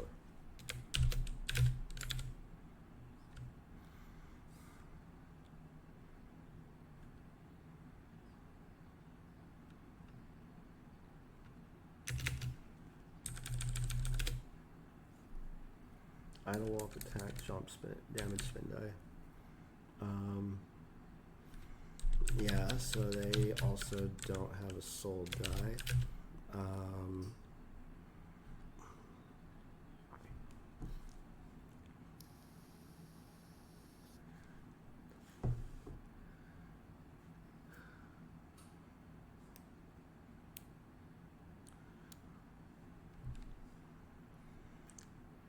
So the number of animation sprite, or the number of sprite groups, is the number of actions times 2.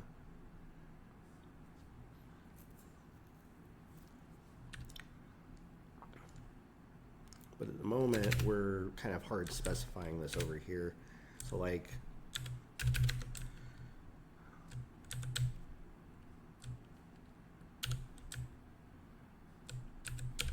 for halfling,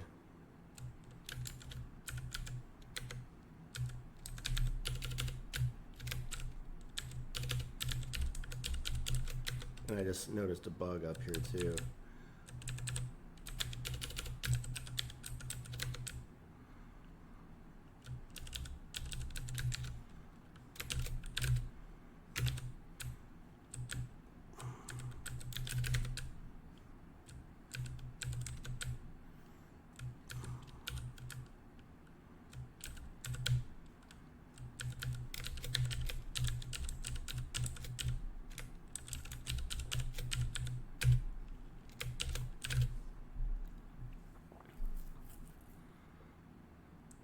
So this gets the graphics loaded in for a goblin and a halfling.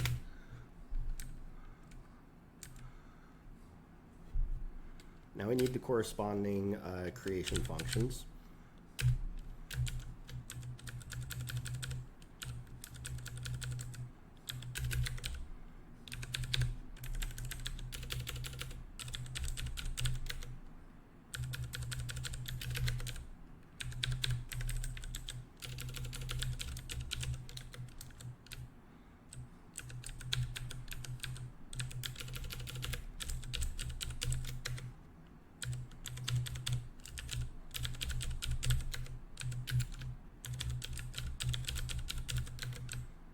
This dwarf would be mad at me if he knew his name was Elf.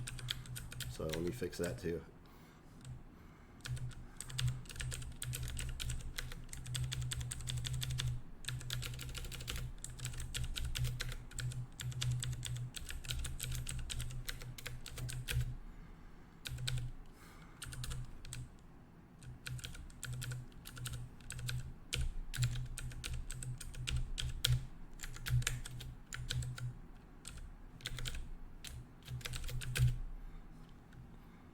Okay, there we go. So far, so good.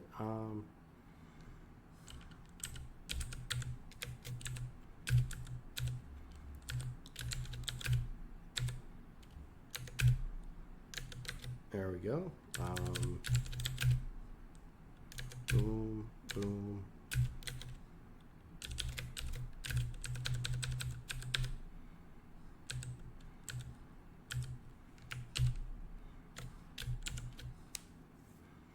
Humans, orcs, elves, dwarves. All this is this fucking same code.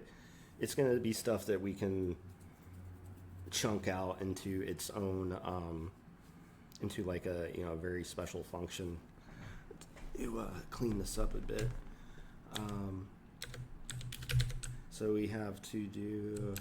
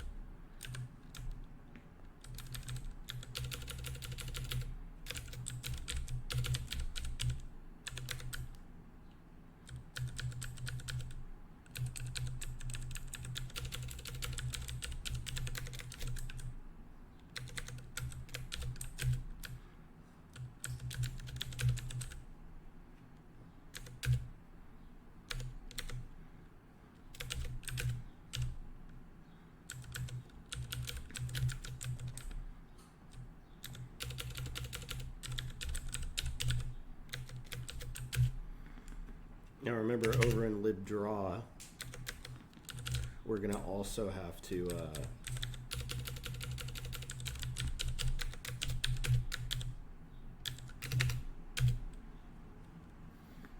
each of these corresponding things.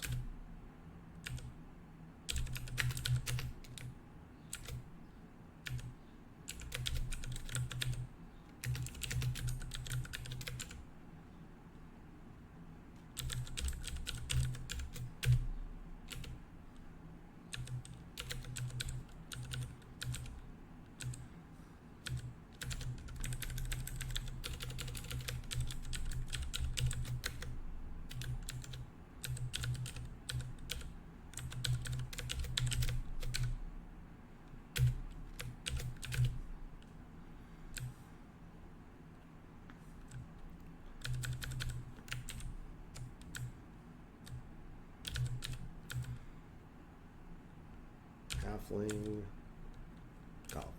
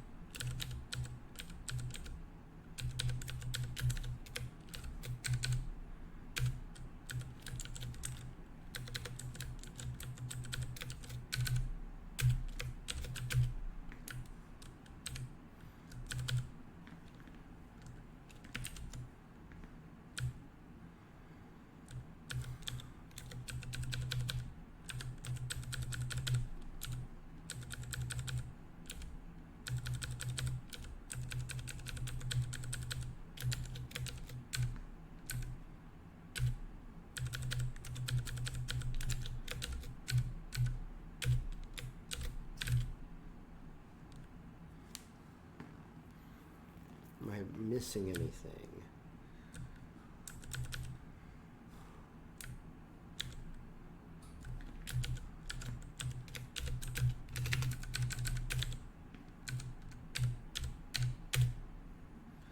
Uh-oh. Unknown race. Huh.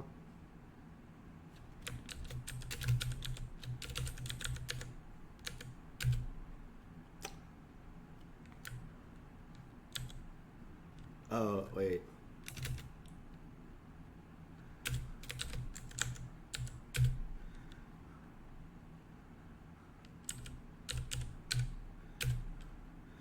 Oh, yeah. We did it again.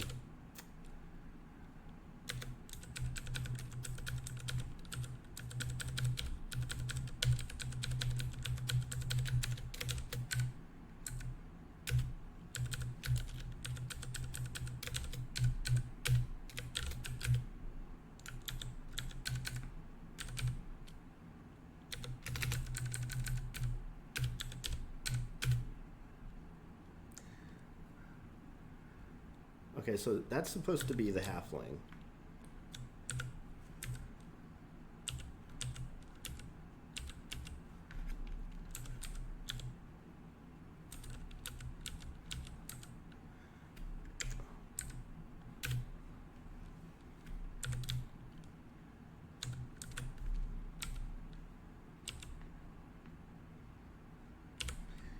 You know what? Actually, seeing it done that way, I feel like it would look better with transparent message background.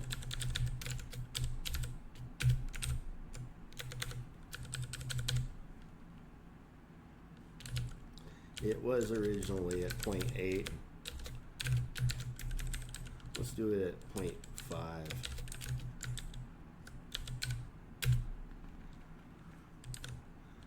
Okay. And now we can at least see a little bit behind the window, or, you know, yeah, behind the window.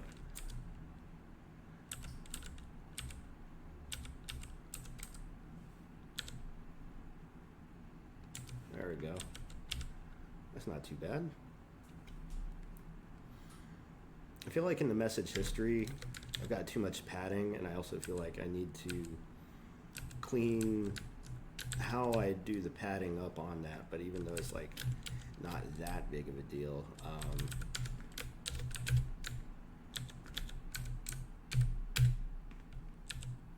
see, it's like a little bit tighter there.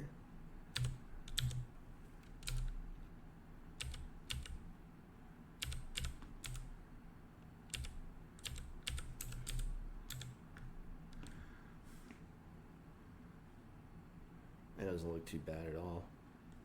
I don't know how the HUD looks if we were to draw it like at the same font size as those other elements. Like, I keep going back and forth on stuff like the font size, even though it's really an innocuous detail.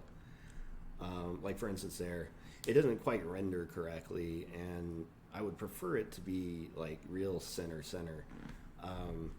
But I have to redo the math on how I present that.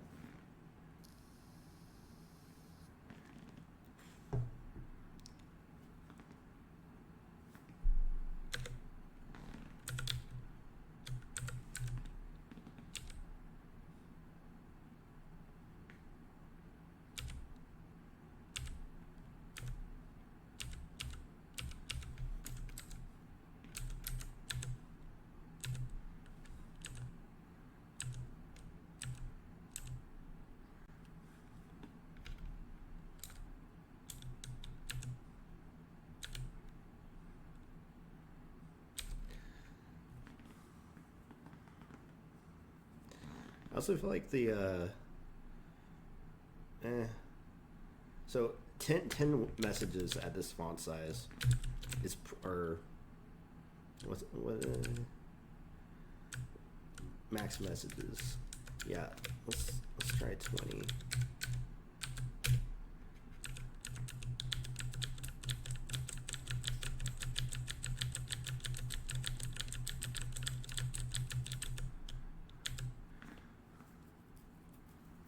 It's not too bad.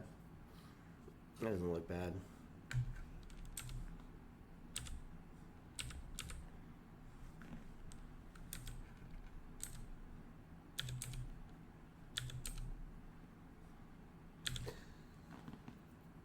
We might even actually say like who attacked you, right? Like, you took 1 damage probably isn't like descriptive enough of a thing.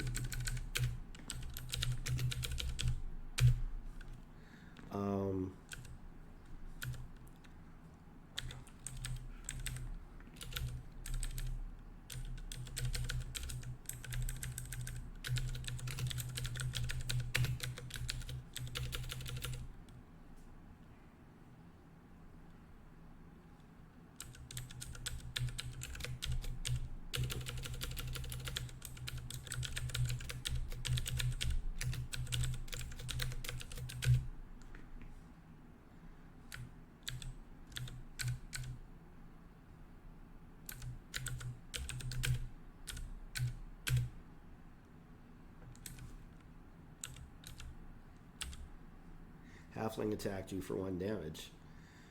Okay.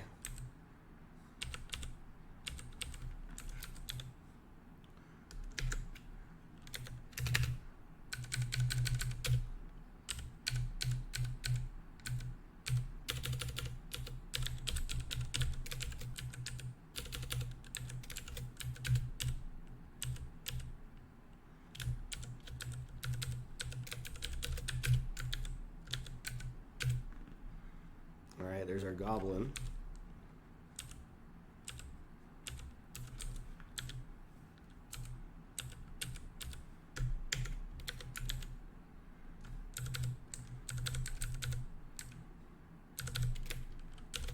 Let's get one of everyone in there. Oh shit, look at that. I'm getting a little cast of characters here going.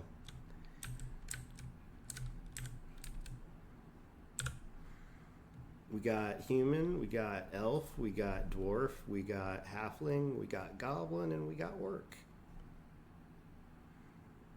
This is significantly more than I had. And we're not anywhere near done. I still have a number of different characters I have to pull in this way. Not to mention monsters. Not to mention weapons, items, shields, armor. I also am planning real soon to upgrade the way that we're drawing tiles at the moment, because at the moment, I mean, obviously I have the ability to animate stuff, But the way that I'm doing tiles at the moment, it's pretty much drawing a static texture with no capability for animation. So I have to kind of overhaul that a little bit because we want to have the ability to have animated tiles, because I want to have water tiles, and water tiles should absolutely be animated, right? Well, not all water tiles, but the ones that we want to animate, we want to be able to animate because it'll give a nice effect.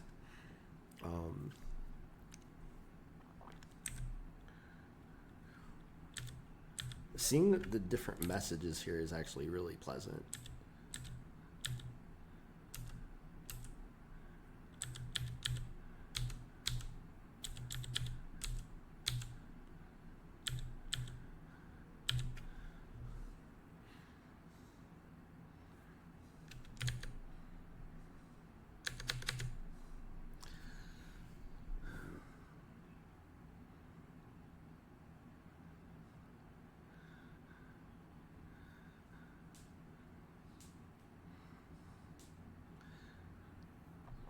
Do you have to press a direction to face it before moving in that direction? No. The way it currently works, here, I'll show you. The way, okay, let me cancel out some of these enemies.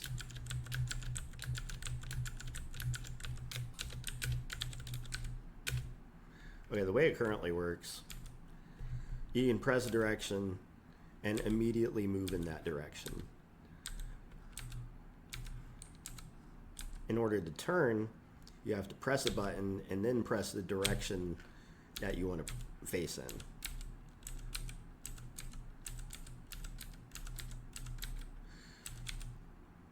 Changing direction does not consume a turn, so you can spin around as much as you want trying to figure out what your optimal action is going to be. Moving in a direction obviously updates the direction that you're facing to face in that new direction. At some point, I plan on introducing status effects, and this would be the mechanism by which confusion might work, right? Where you lose control over what your direction gets set in on a moment-to-moment basis, depending upon what actions you're taking. Like, moving might move you in a different direction than you actually intended to move in.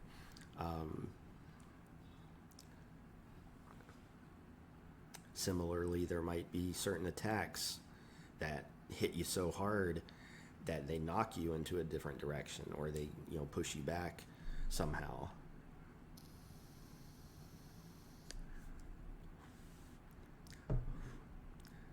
So there's like a potential for like a ping pong effect.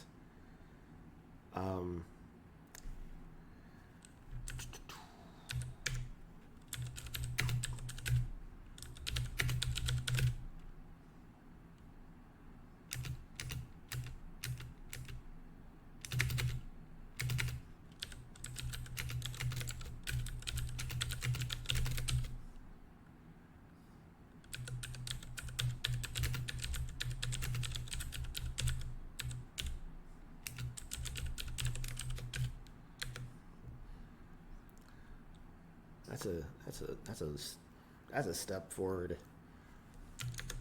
in a very concrete sense. You don't have direction look, but just a look key that goes into mode that lets you select tiles. So I've actually, in a previous iteration of this game, I actually had exactly what you're describing, which Sheeran the Wanderer has it, NetHack also has it. I consider that a separate mechanism than being able to change your own direction. The direction change mechanism that started with me adding the green tile that points in the direction that you're facing, and that was inspired from Stardew Valley. But another inspiration for the turning mechanism is Final Fantasy Tactics, at the end of your turn, you get to select which direction you're facing in that game, like each character's turn. So this creates the ability for you to attack, or if you were waiting, you can like change direction on your wait turn, because the direction you're facing in that game, and it'll probably be the same case here too, is that like whatever direction you're facing impacts if an enemy's attacking you, how much damage you might take. Because if they're attacking you from the front, you're going to take less damage than you would if you were being attacked from the side or from behind.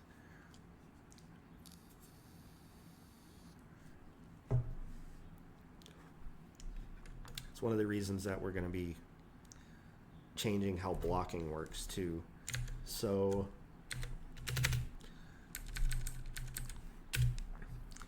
I want to step towards inventory menu before I have to go here. So first of all, we have to think about the logic behind how the inventory menu would work, right? So the way that actions work at the moment is I built a key binding system. It starts in keybindings.ini. So over here, we're able to specify a association with a simple string between a different key and its associated action. So if I were to just do something like I equals inventory menu,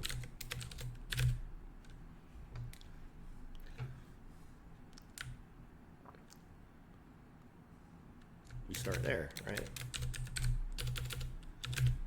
Oops, it's not key bindings, it's .h. Key binding.h. And then .c.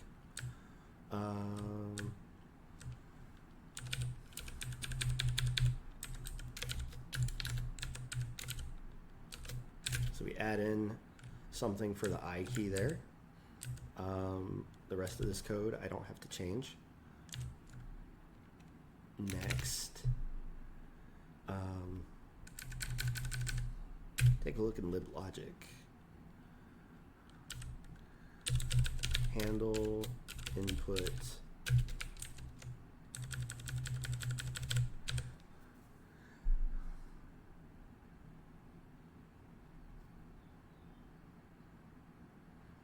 so if we happen to be in player input mode,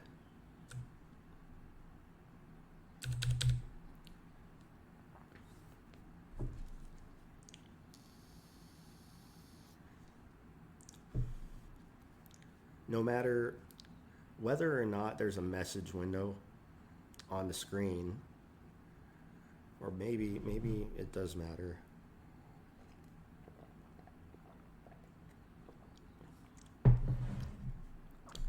Like if you have the ability to look in the menu or the inventory menu while there's a message window on the screen, like, could you do this in Final Fantasy? I forget out of the box. Like if you're in the middle of a dialogue menu, do you have the ability to look in your inventory? I don't think so, right? Like especially if you're in the middle of a cutscene. Or not a cutscene, but like a scripted type event. So maybe we would not allow the inventory menu to pop up in that case. So if the player's changing direction, we do all that stuff.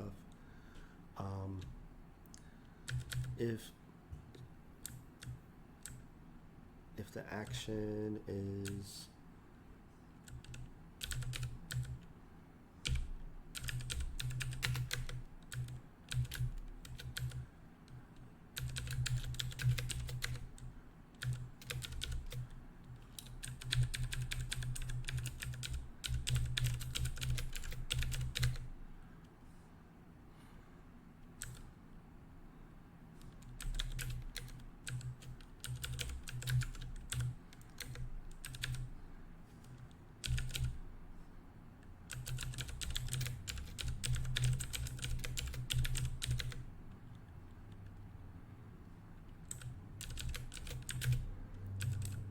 we're gonna have to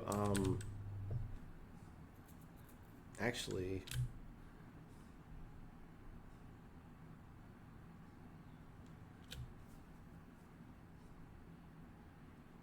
is that what I'm thinking is that we're gonna need to introduce a new control node. So originally we only had two. We had camera and player. But now I'm thinking we need a inventory control node.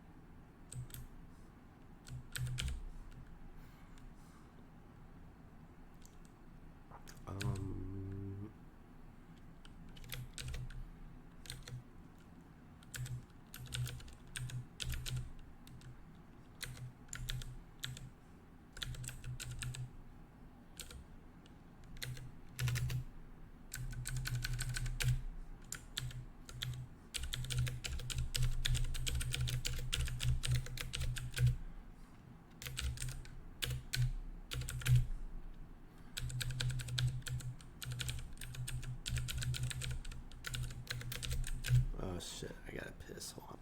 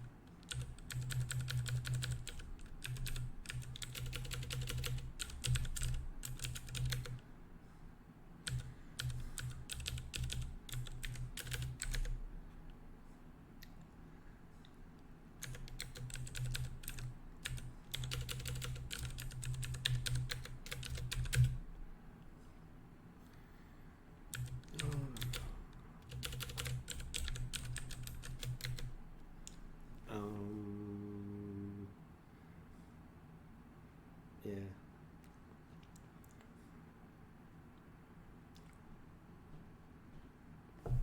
So we'll start with this much. This like super basic skeleton infrastructure.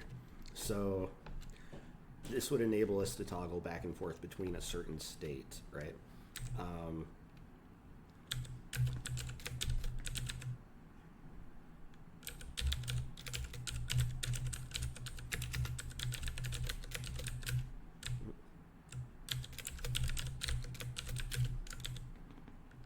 Display inventory menu, and then we want to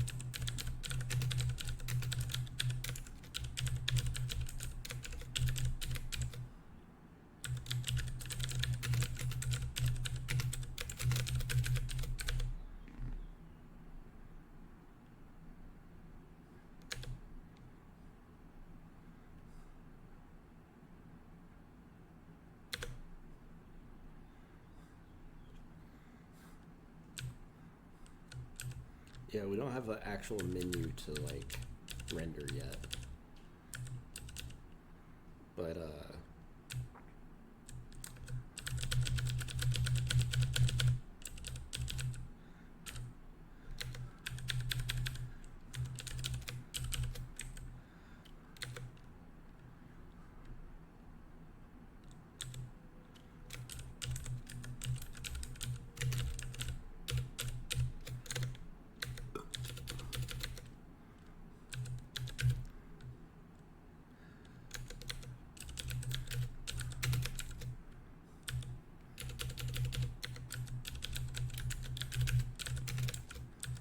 first of all,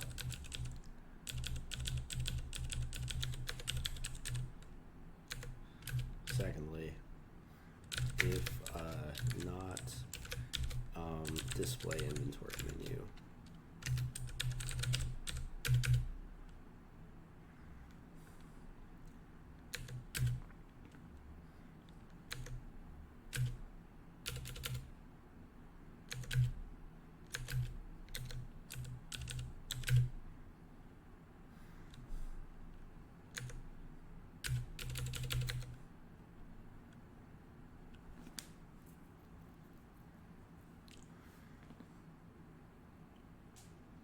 So, like I said, I'm not doing the whole thing right now, but what I'm thinking is that we will display items in a grid or a list, because I want it to be rather nice to look at, but also easy to navigate.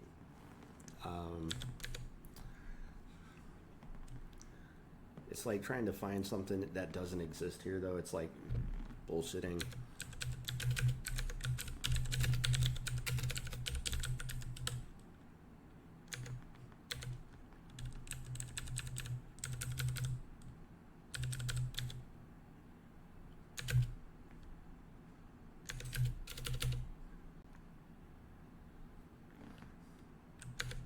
No, we want it to be in the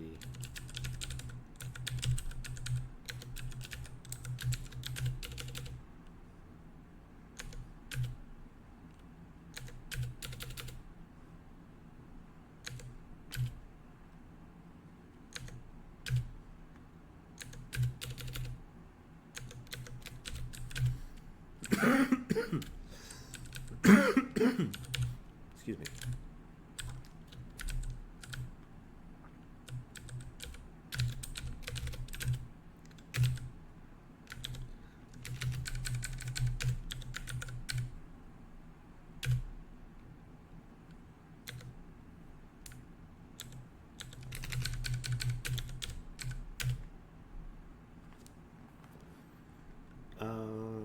If I press I. What?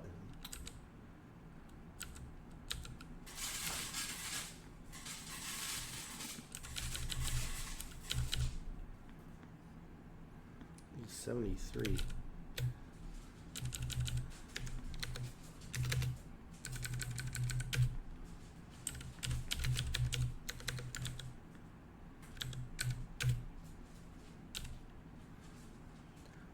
$12.81.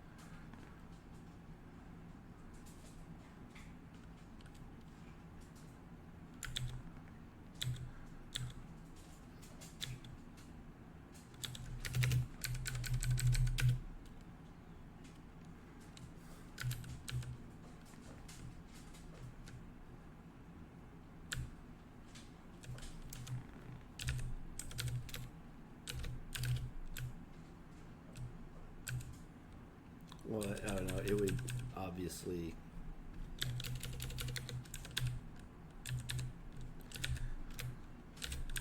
So if get action key is the thing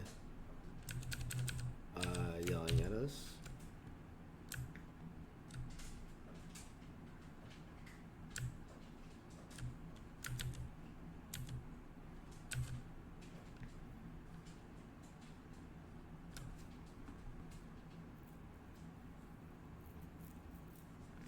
Is that returning -1 really?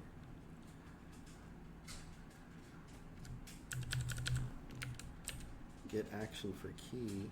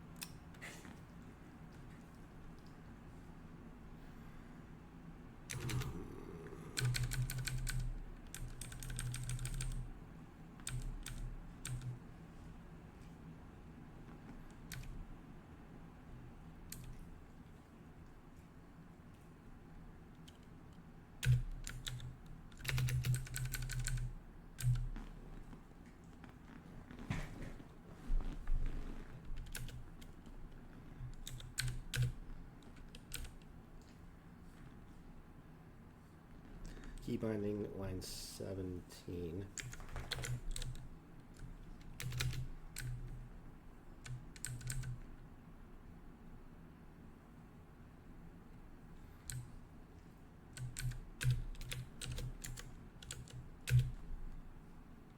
What?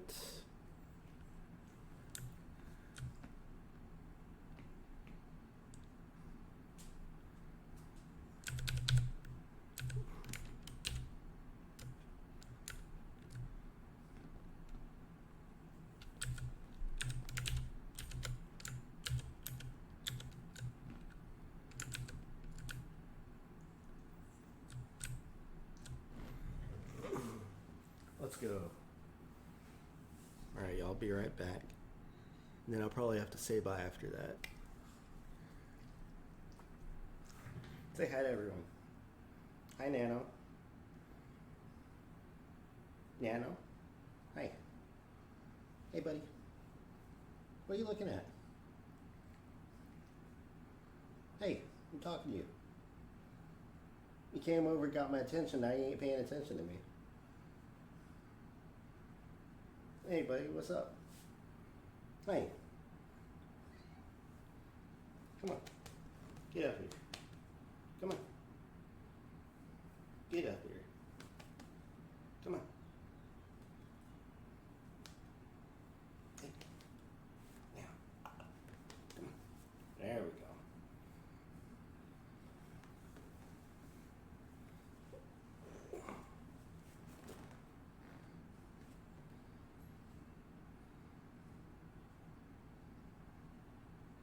This is it. This is the Evil Dojo crew right here. Got Miss Graceface, we got Nano, and we got me. We'll figure this key binding issue out. I feel like it's a good time for us to take a break. I gotta get some charge up before my my one client, and I'll try to work on this off stream so that when we come back, we can actually start chunking out more stuff. Because yeah, inventory menu is probably a good next target, but I also do want to get some of these enemies actually placed down, because I'm going to turn off auto equip, so that you have to actually select items from your inventory to equip them, and then that'll be like yet another step forward. So I want to thank everyone for joining. Appreciate y'all hanging out and watching and giving us support. Please check out the Patreon, which I just remade. Let's see.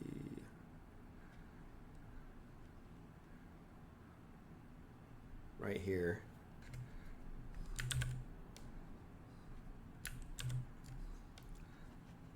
If you go over there and just feel like that, you know, you enjoy what I'm working on here, then would more than appreciate everybody throwing down to help make this thing real. Until next time, everyone. Evil Dojo signing off. Have a good day. And take it easy.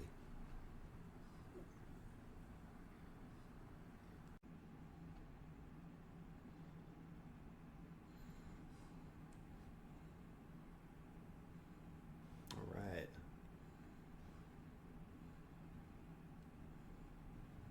I hope y'all like late night streams, because I'm awake.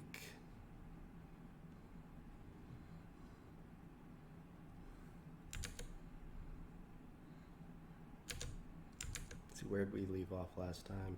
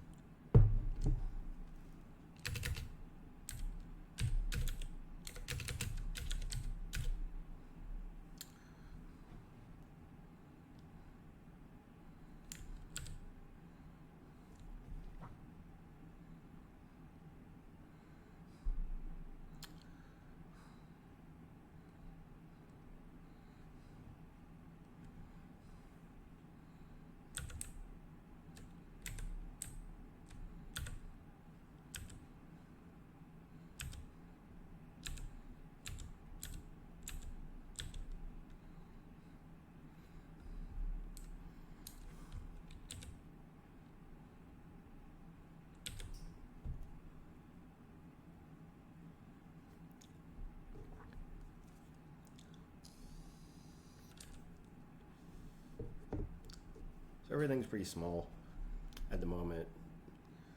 The size 10 font actually renders really cleanly, but I know for y'all it's also probably hard to read. And I also kind of sometimes want bigger font.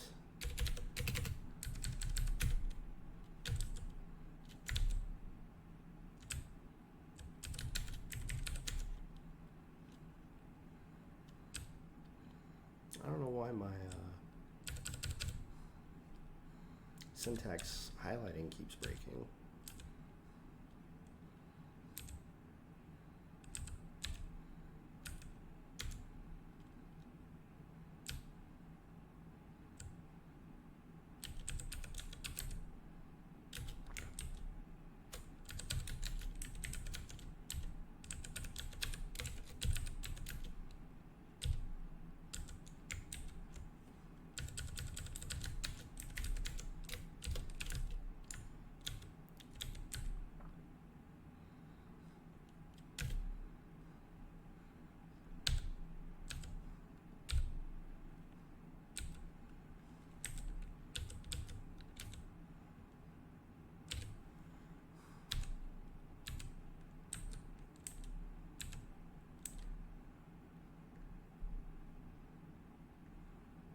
The random placement on the stairs is pretty good in this one. I like how you can see the window from the camera.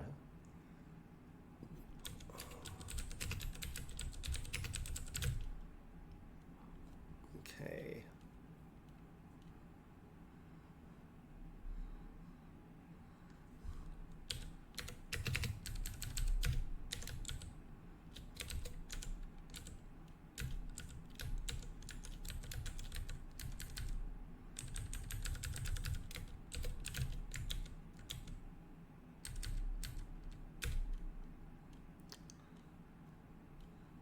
I don't necessarily want it full screened over here.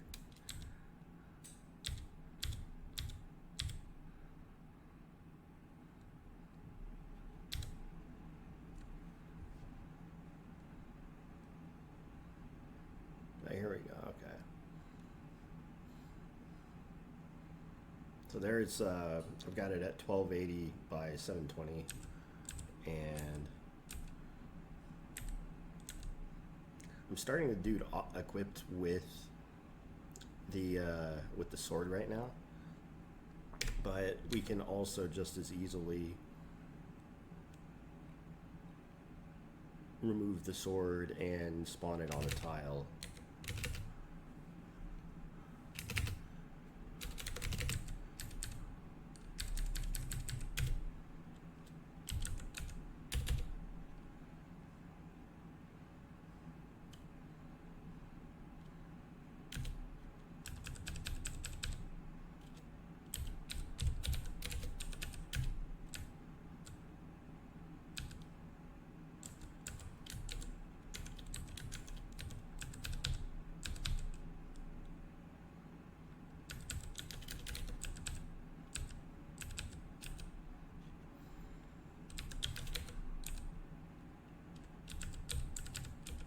So let's examine the difference between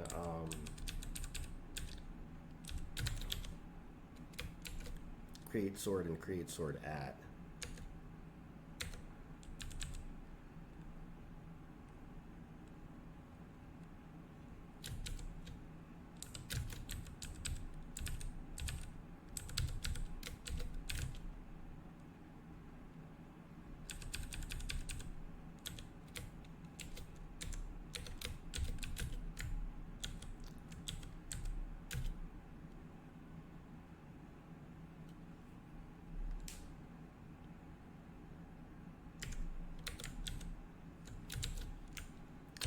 So create sword at doesn't actually return a pointer to the entity, which isn't really that useful, because what if we need to make modifications to the sword that we create?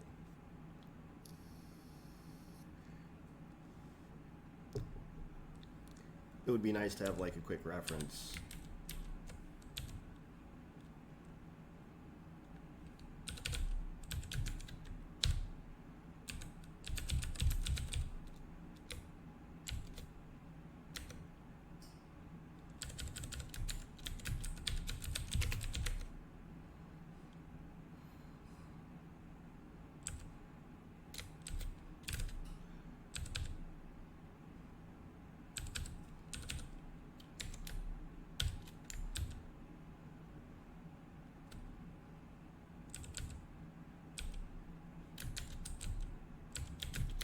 Similarly, create shield at the moment also does not return anything.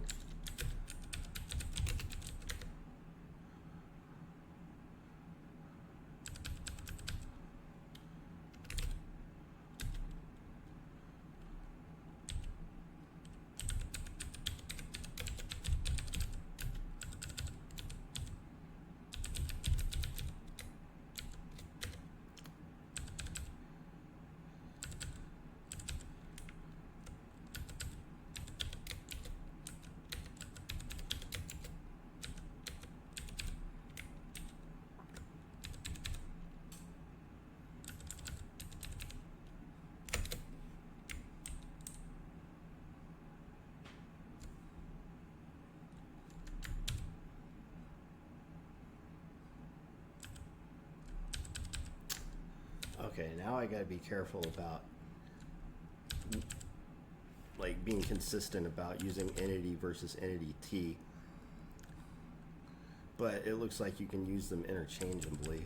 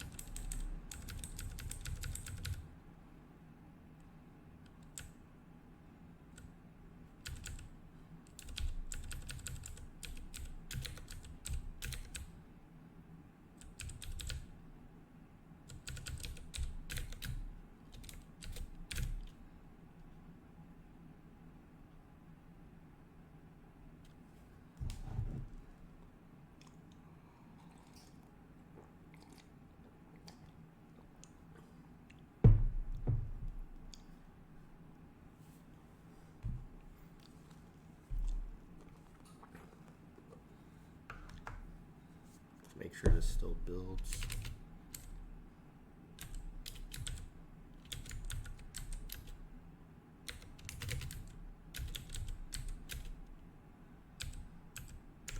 Okay.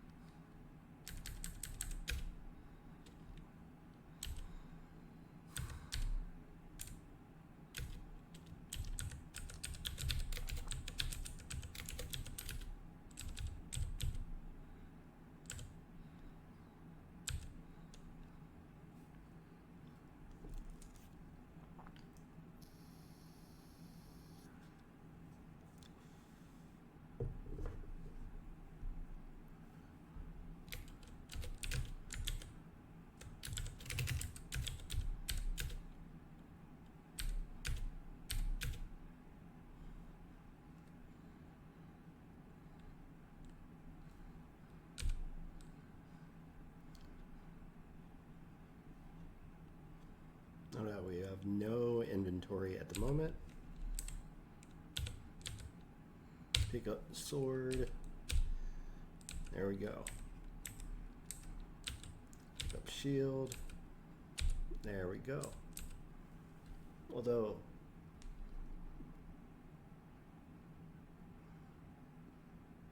I just wish the line on the D here. See, it doesn't like consistently render here or like versus over here.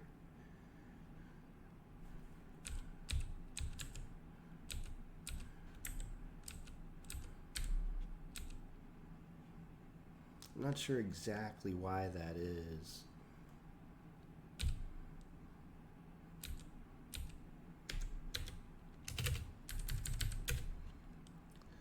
Looks like a job for the LLM because it's been doing pretty good.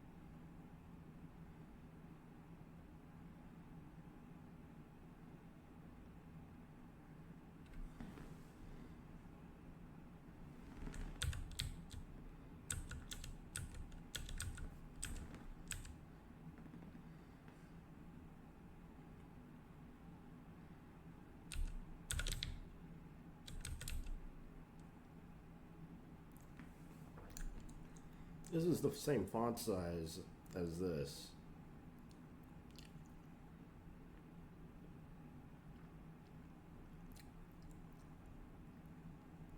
So like the D here should look the same as the D over here. I know this is a really, really pedantic detail to get hung up on.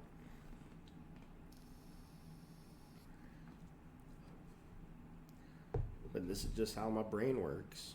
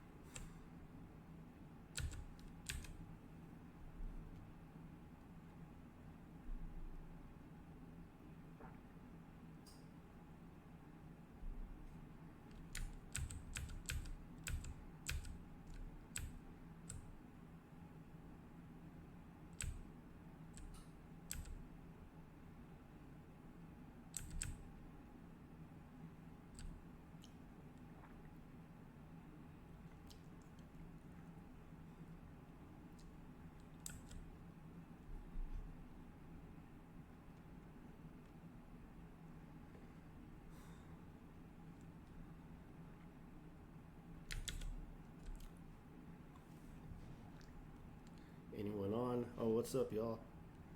How y'all doing?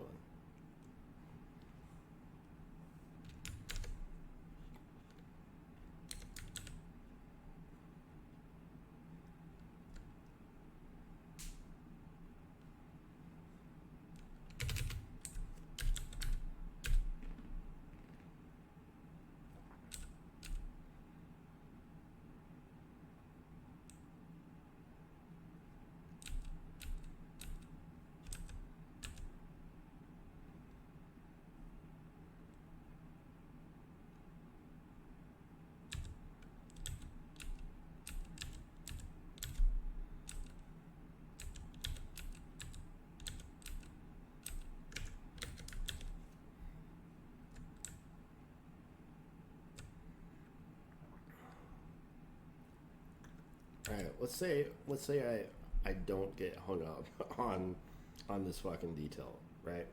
Um,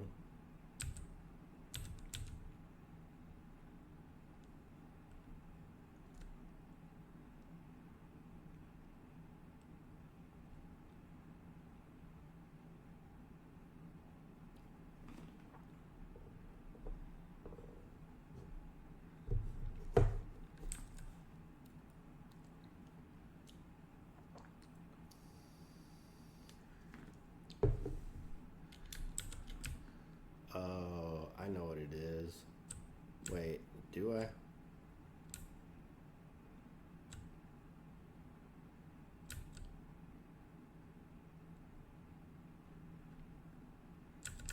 Oh, I thought I did.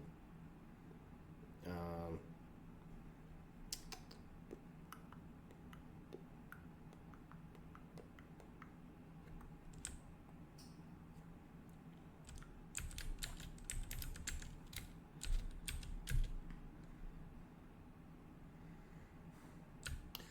is it the extra new lines that's doing it?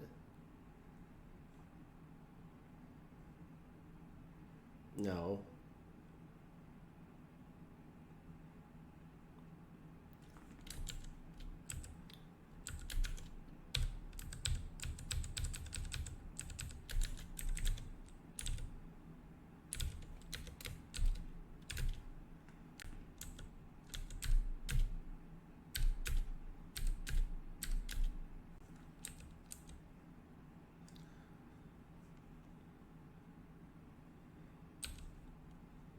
I mean, that's 30.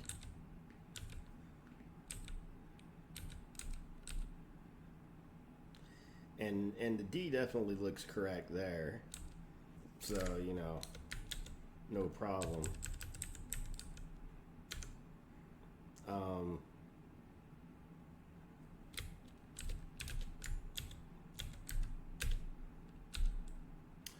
It just does not look right at 20 for some reason, even though the other ones are also at 20. And it looks fine at 10, so maybe we should really stick with 10.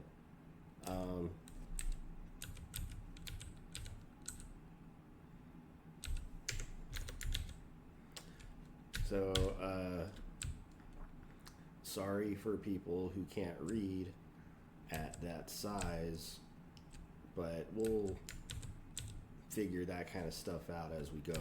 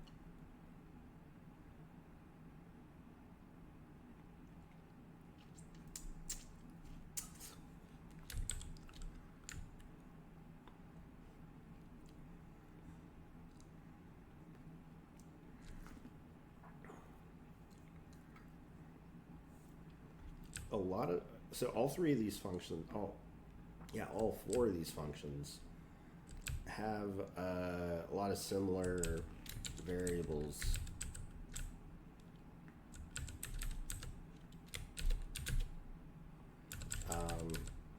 As an example, the font size between them all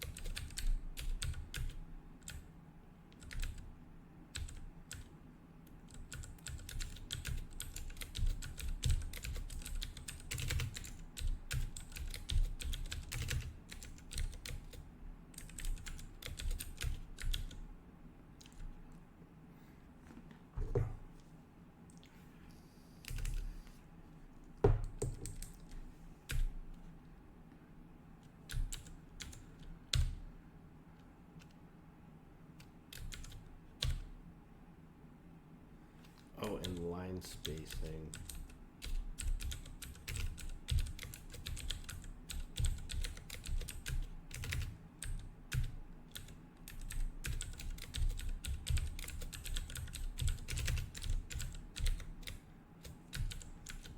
I don't even think that should be a variable.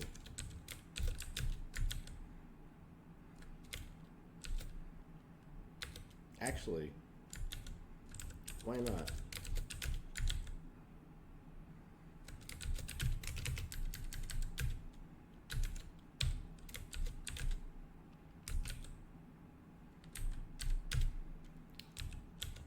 Now here,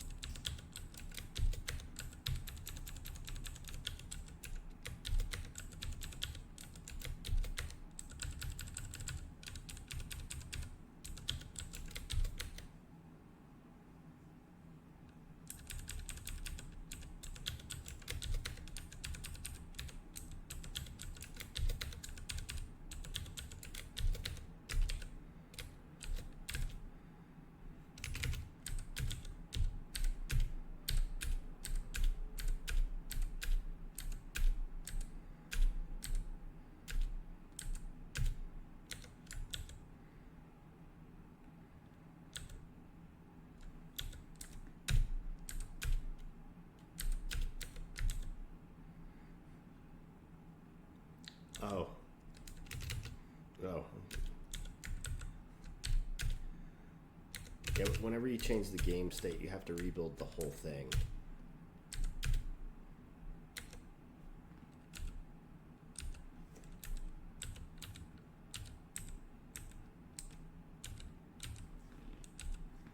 See, now we have a sword and a shield actually showing up there. But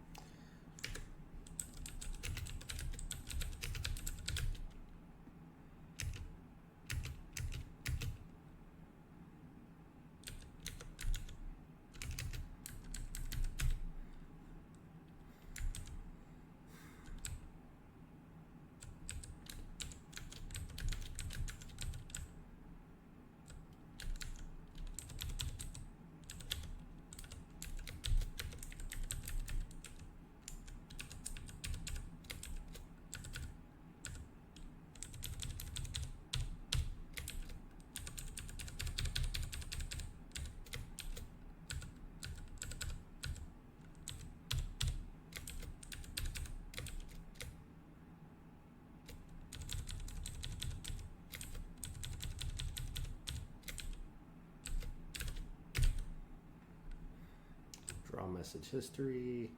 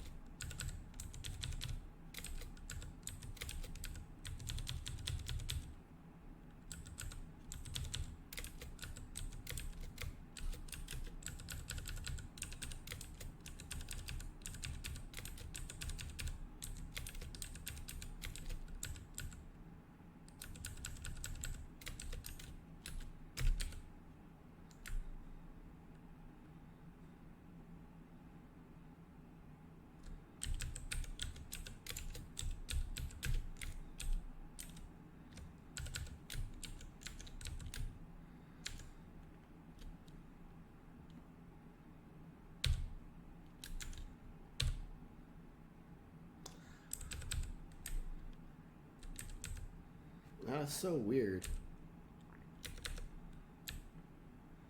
Like, why would it just die in the middle of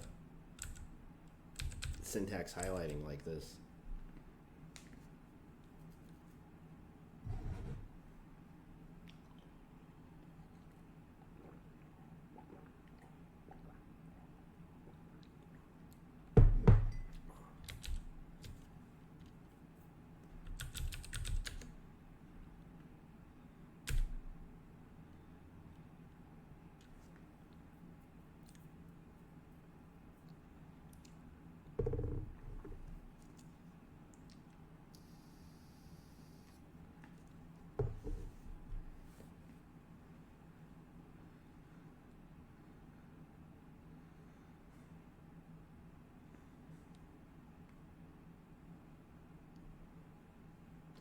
Oh.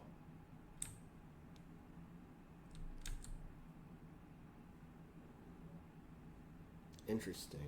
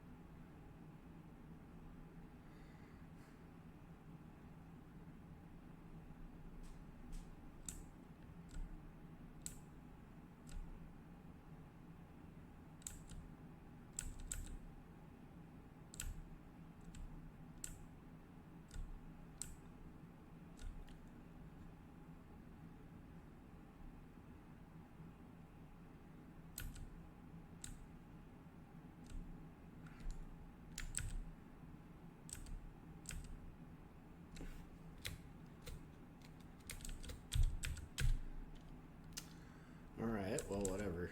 I'll figure that out later.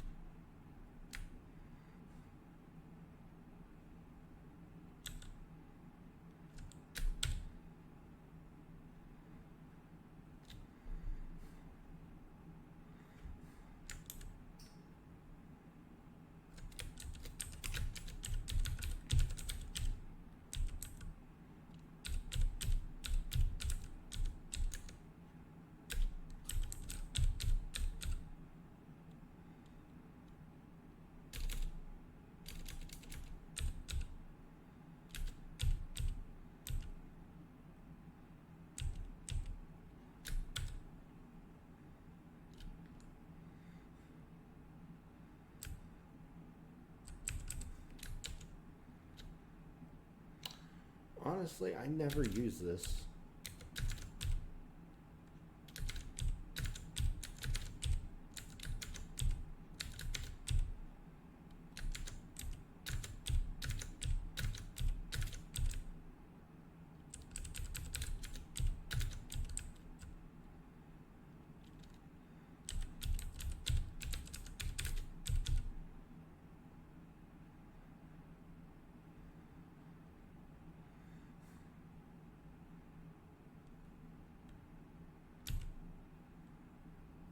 And I never noticed stuff breaking until I started playing with that, now that I think about it. So maybe this will actually fix it.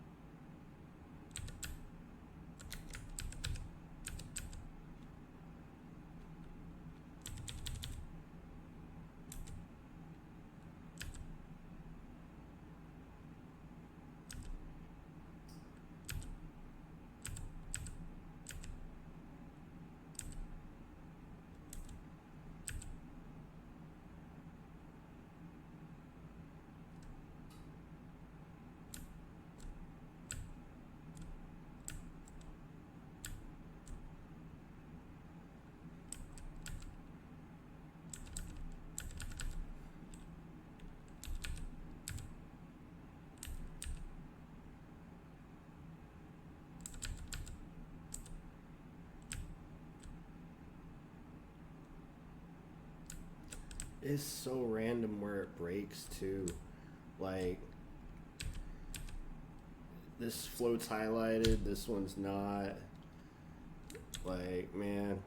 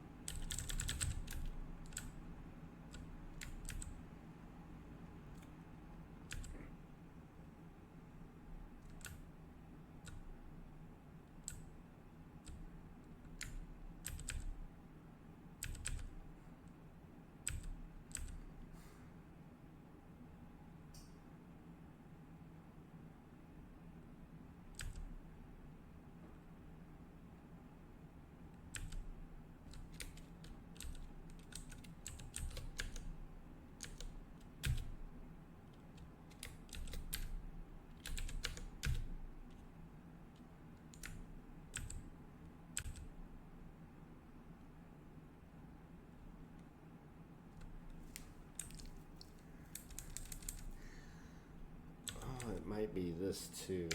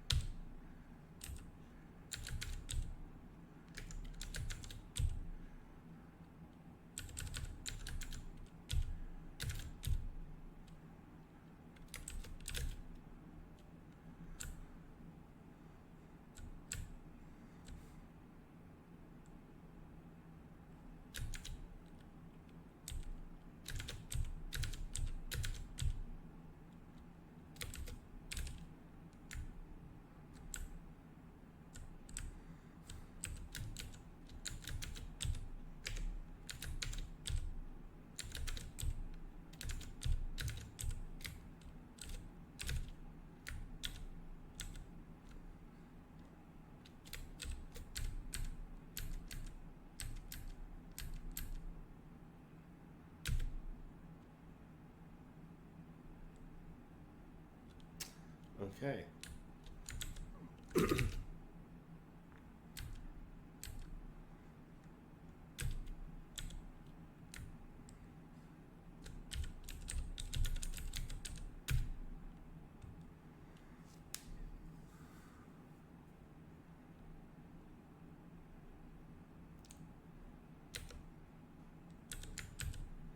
That's fine.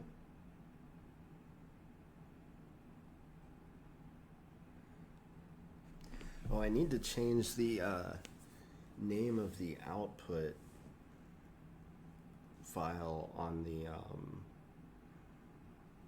on that script in order to more properly identify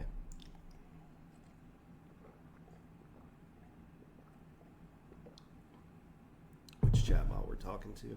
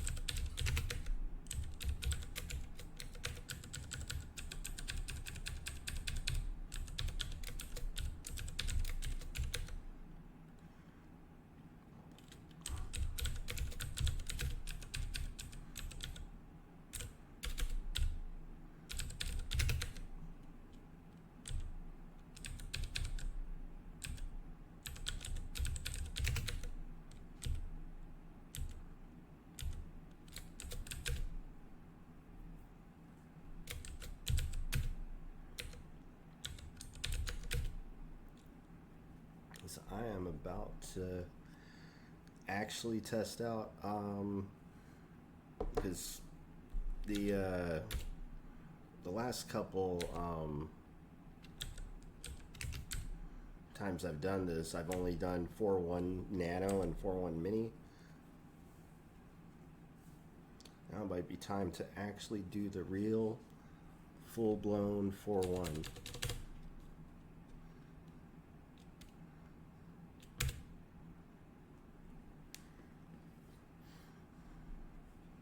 Because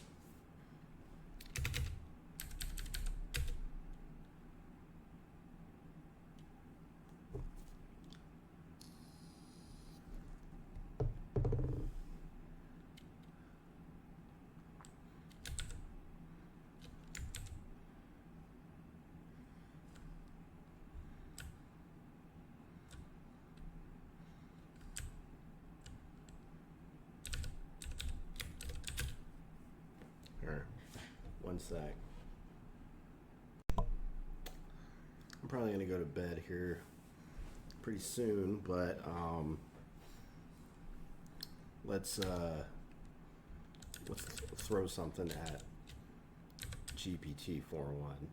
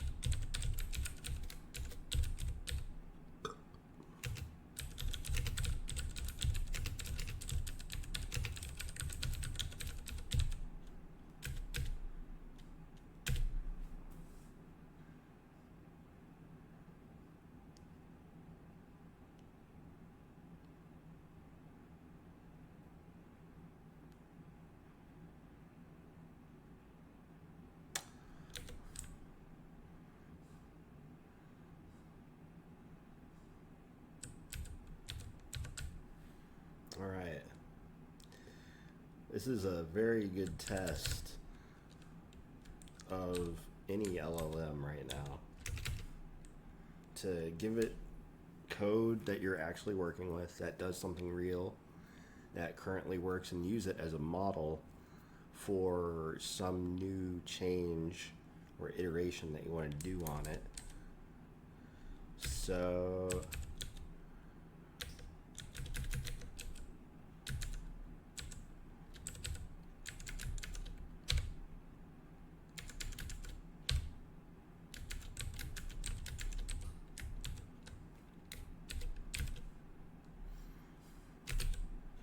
okay, so no errors with the code, so that's a good sign.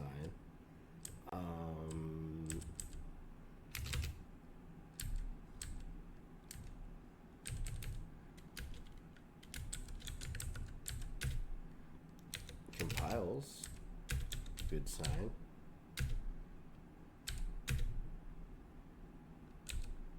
Oh my god, that's sick. Oh shit. However, there's a problem with the rendering.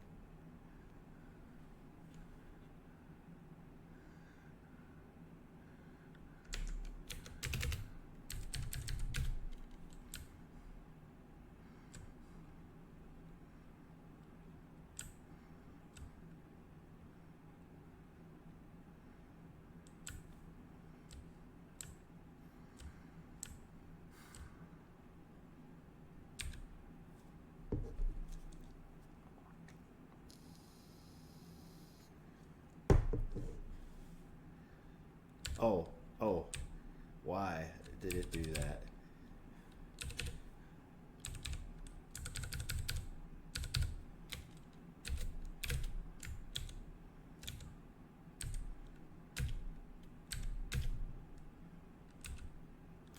Okay, that's much better.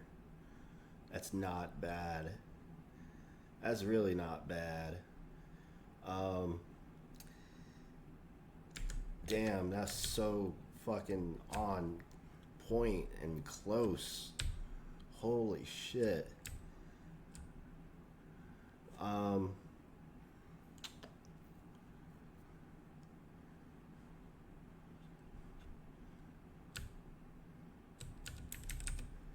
felt like the box is kind of big though.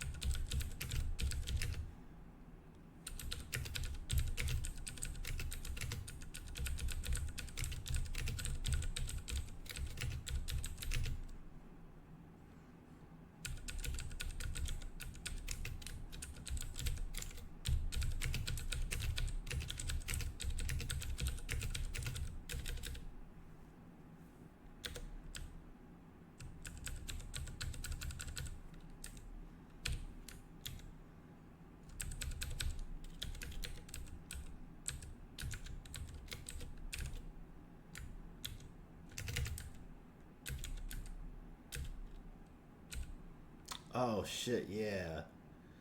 Oh, that's so good.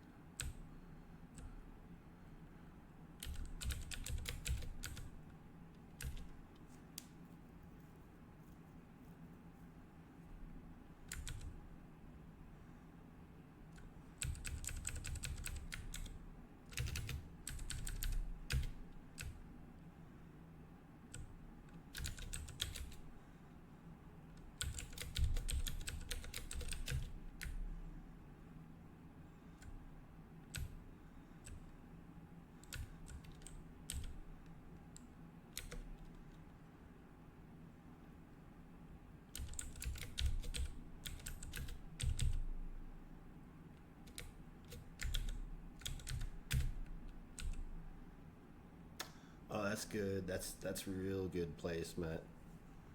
Um, I don't know if I want the color of the words item info to be yellow though.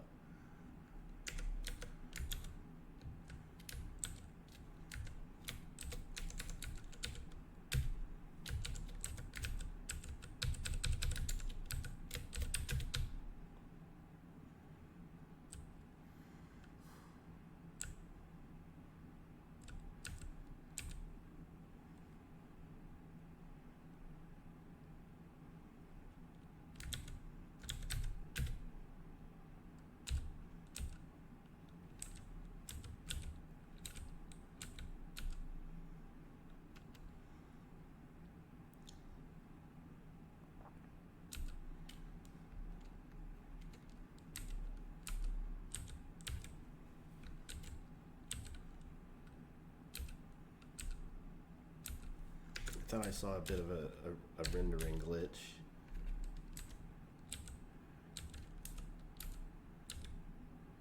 Yeah, why is it sometimes messing up on the rendering there?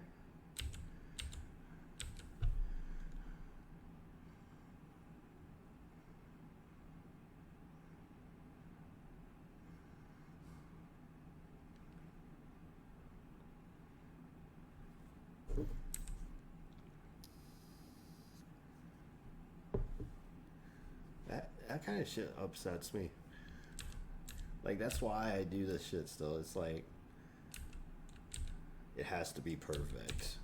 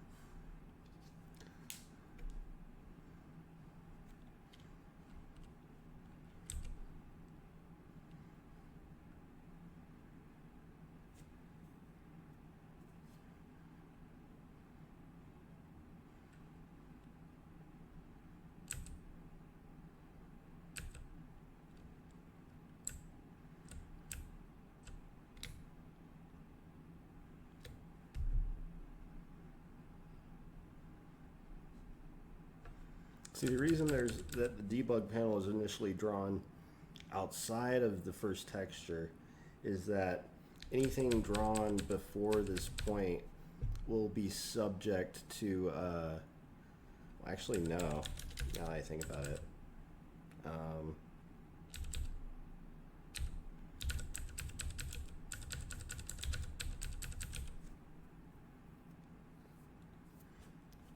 Originally I was thinking that anything we draw inside of here was going to get subject to, oh wait, no. We do have to draw. Wait.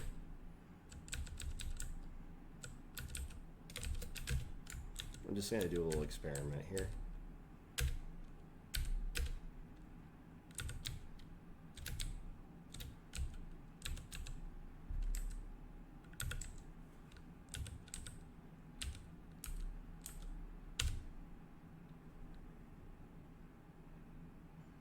Yeah, still got a little bit of a rendering glitch here.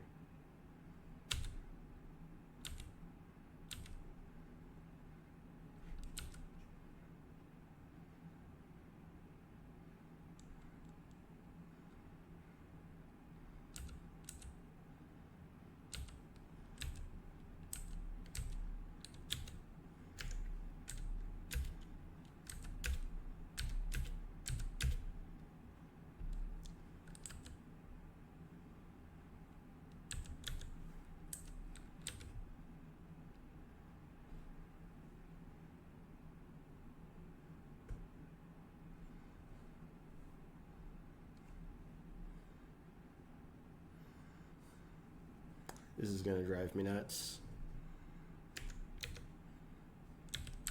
And it's like consistent for when we pick up shield.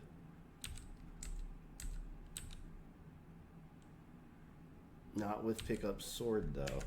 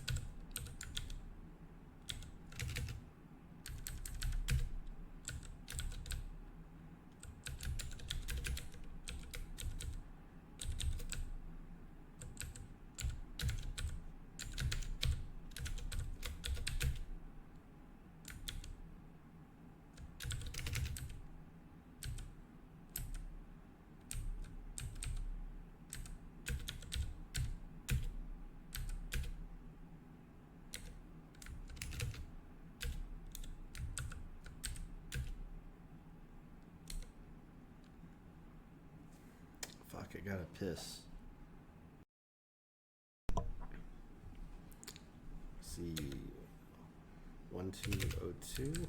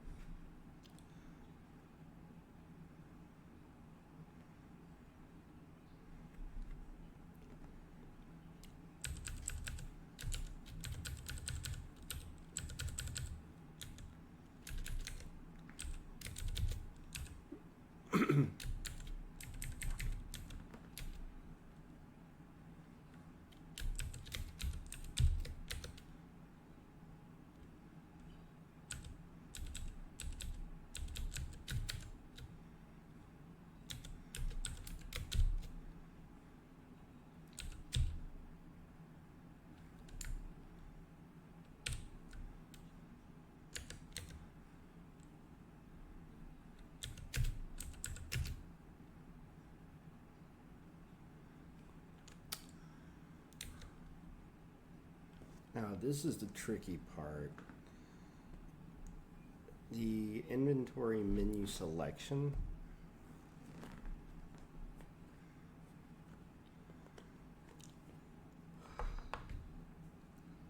Corresponds with how many items are in the player's inventory.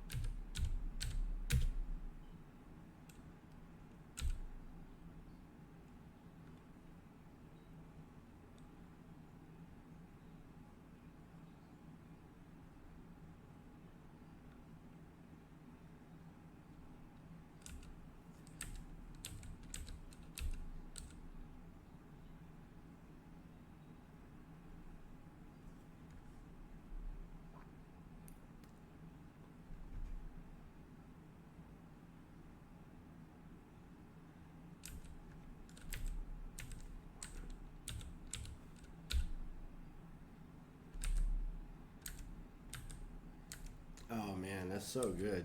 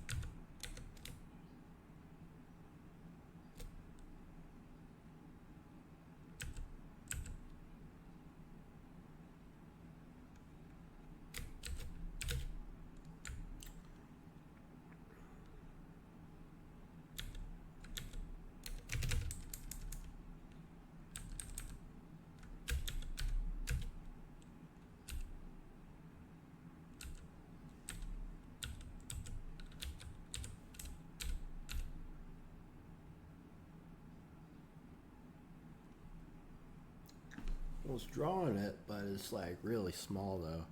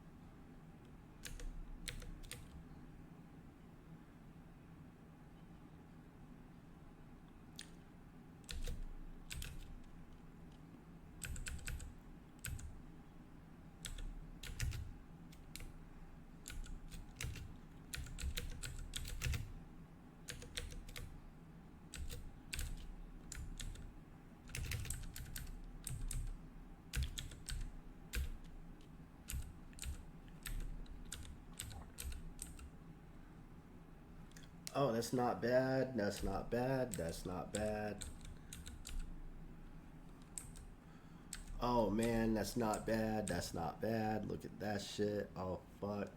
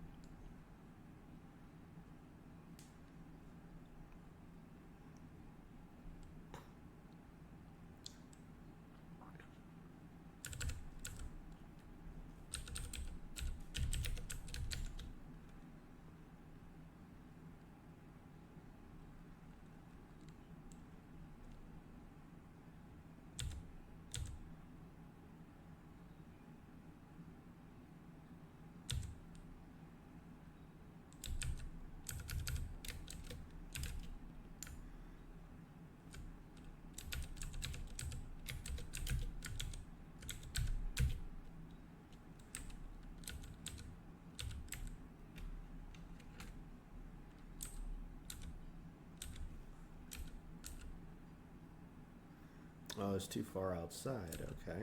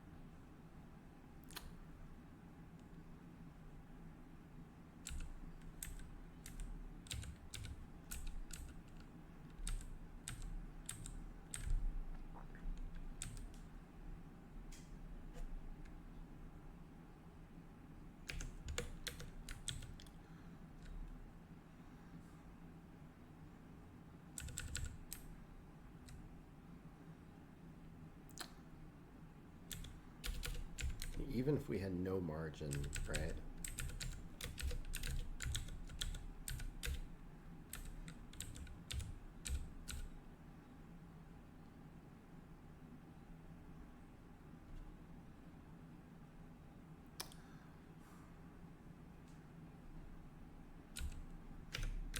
So at this point, this is why we'd had negative margin.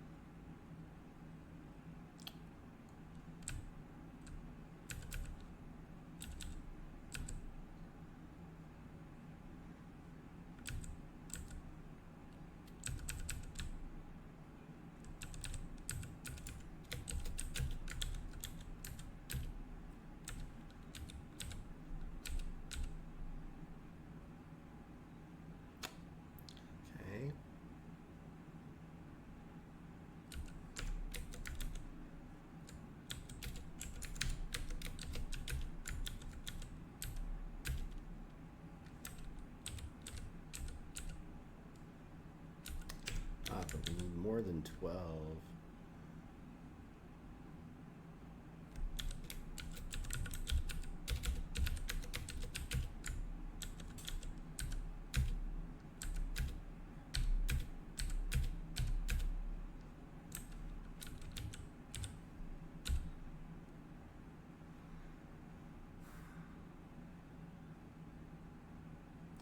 Yeah, that's pretty much what I was going for.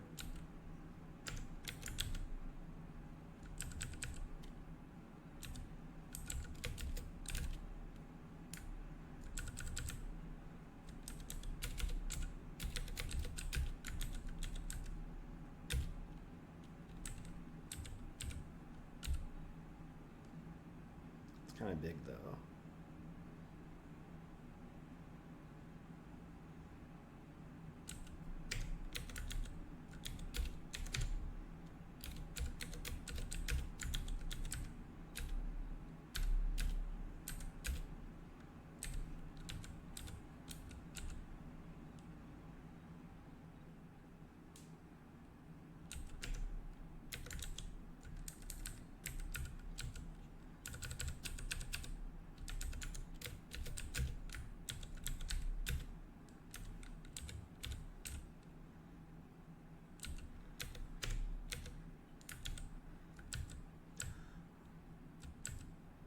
Kind of like that.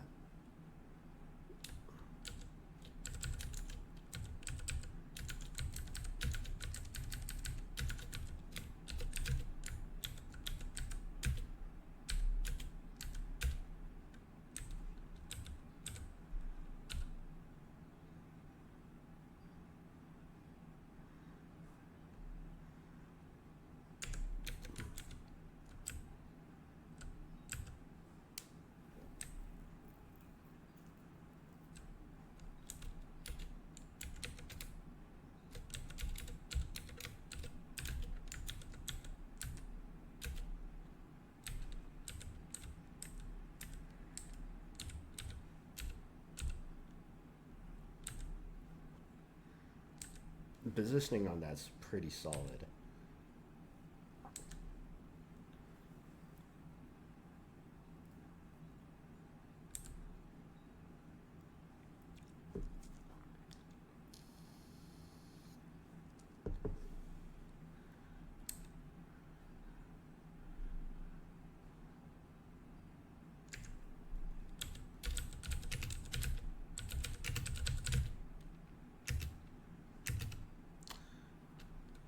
That's some of my finest OCD work, but I really wish I could figure out the little text glitch with when we pick up the shield.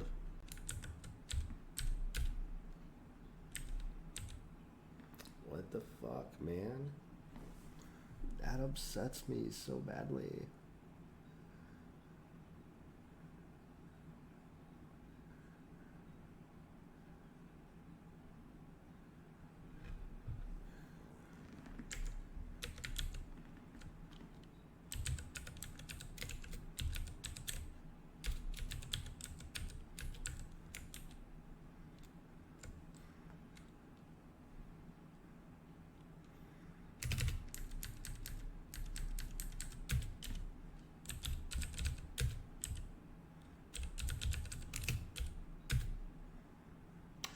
Oh, hey.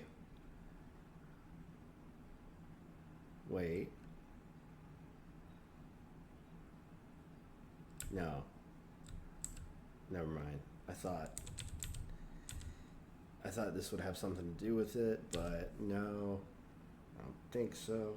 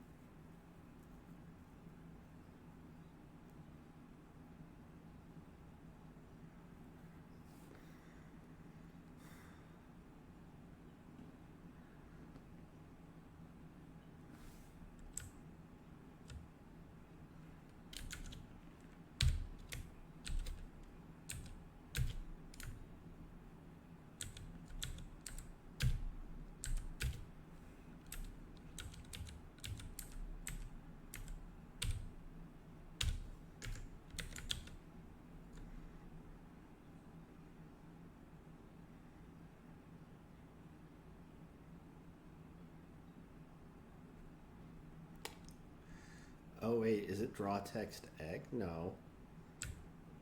But it doesn't always do that.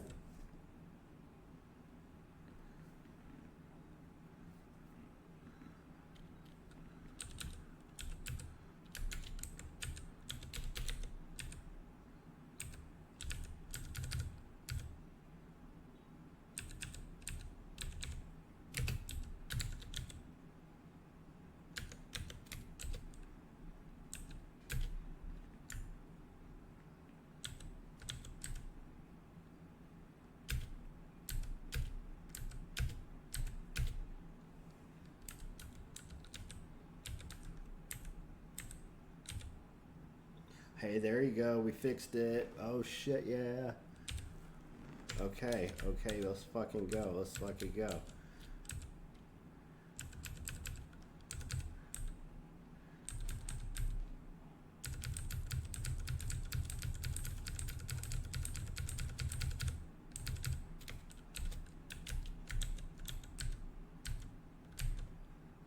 I wasn't sure I was gonna get that fixed.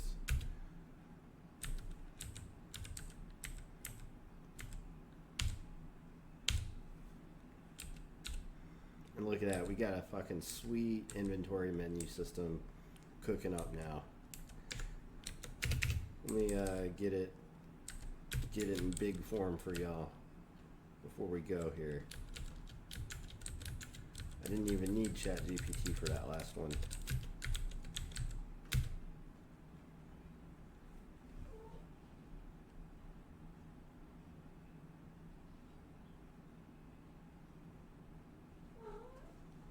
Oh, my cat's saying hi to me. Hi, buddy. Get up here. Come on. Come on.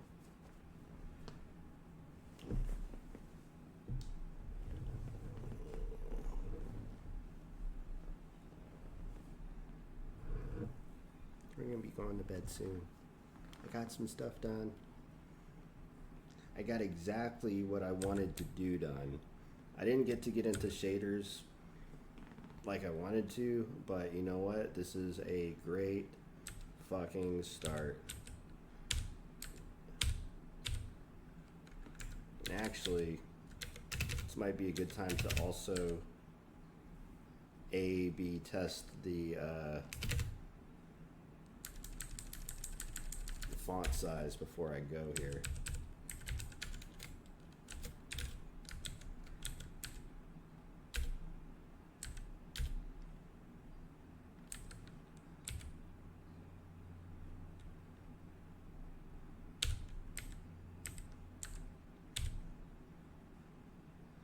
I'm gonna have to work on the message box there, but as you can see, the inventory menu also scales up appropriately. You cannot see the cool icon. Now you can. I think that's fucking awesome, personally.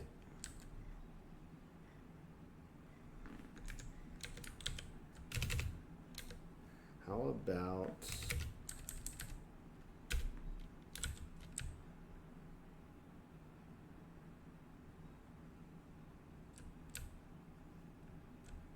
how to look if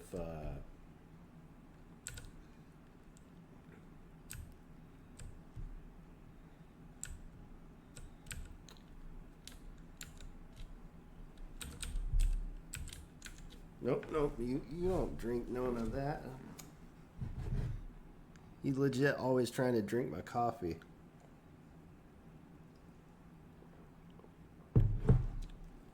It's the last thing this guy needs.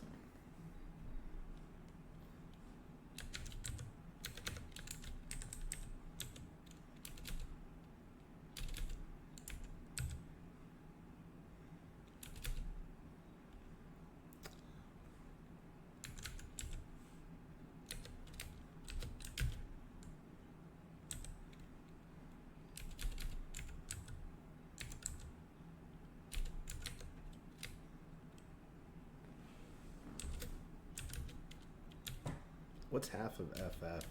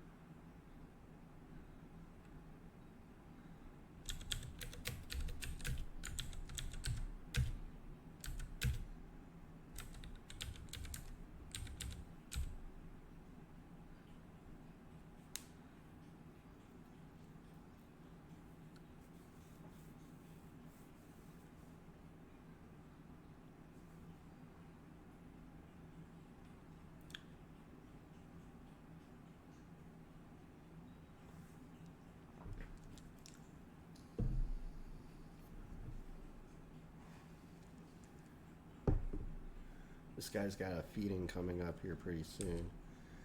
I so love Mr. Robot, you have no idea. I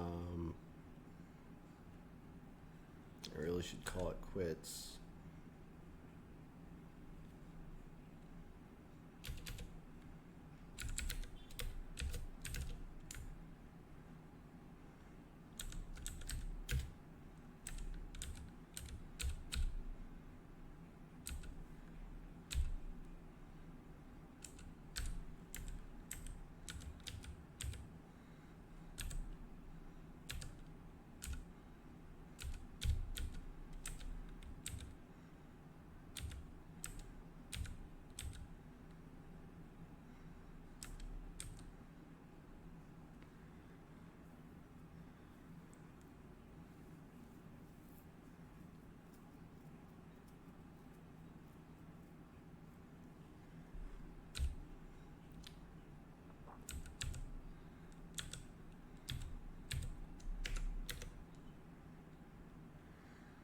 Now, this is an important step forward because one of the next things I'm going to be implementing, and actually,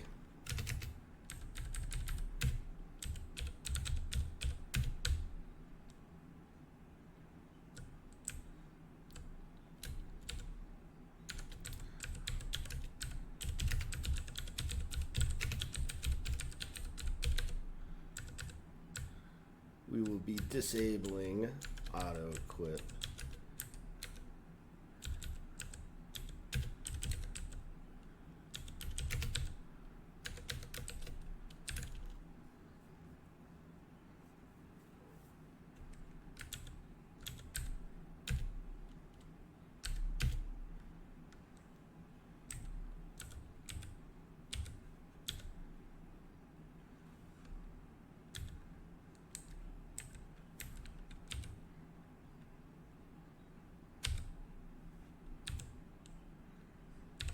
So even though we've picked up the sword and the shield now, because I disabled auto equip, and they are in our inventory still, of course.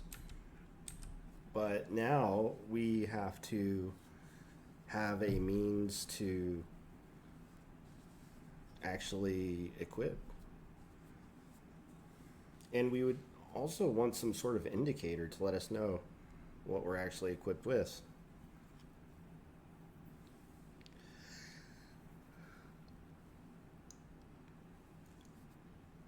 So there's probably a number of different ways we can do this. One thing that I could do is we could color the text differently if you're equipped with it, and then we could also display over in the item info that you are currently equipped with something, because there's going to be obviously a situation where you have multiple weapons in your inventory, but you can't be equipped with more than one at the moment. Do not have any plans for dual wielding in the near future, but I do have plans for two-handing, because we do have an asset for that.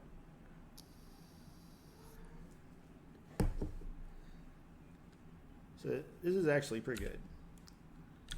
I think this is actually pretty good. Although, I would like to fix that messaging thing before I go.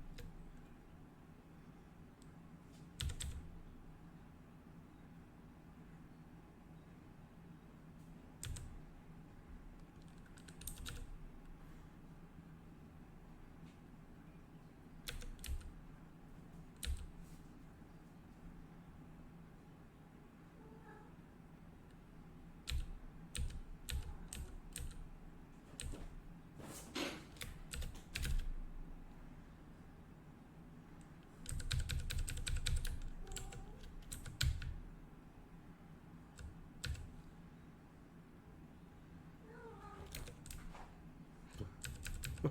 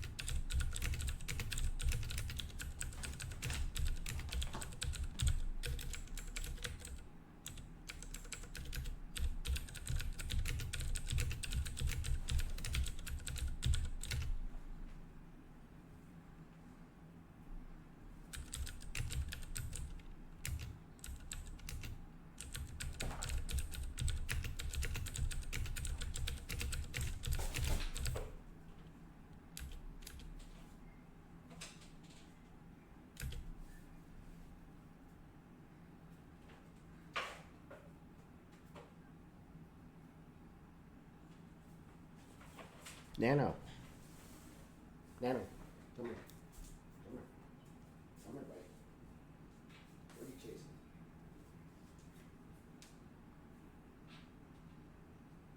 What is it? What are you chasing?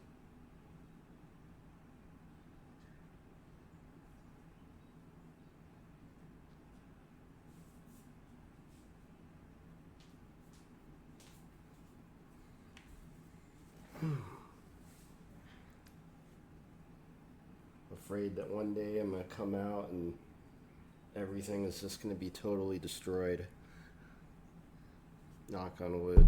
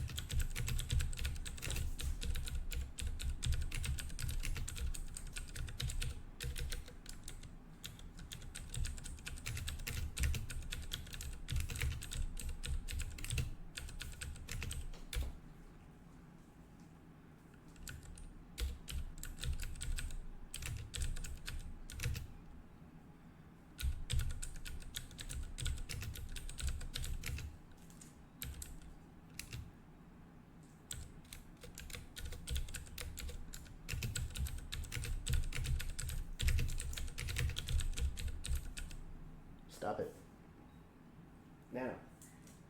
Nano. Stop it. You're trying to eat this thing.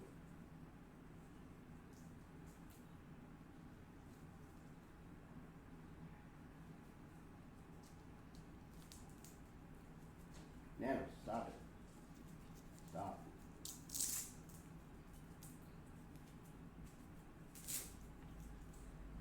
Yeah, this doesn't come off right now.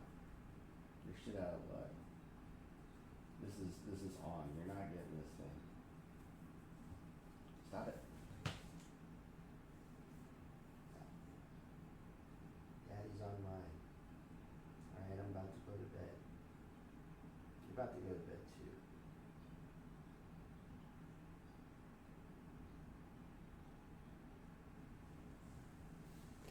My cat is crazy, y'all.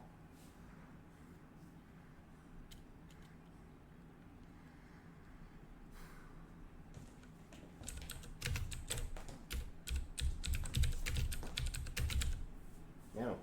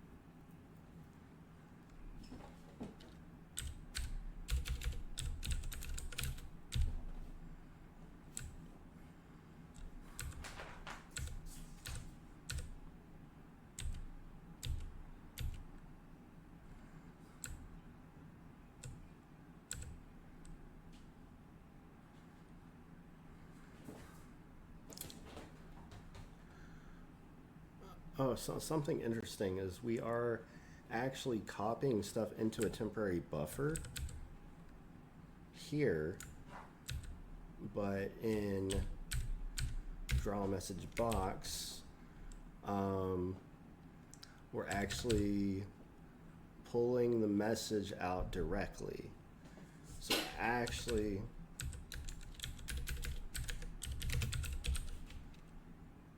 yeah.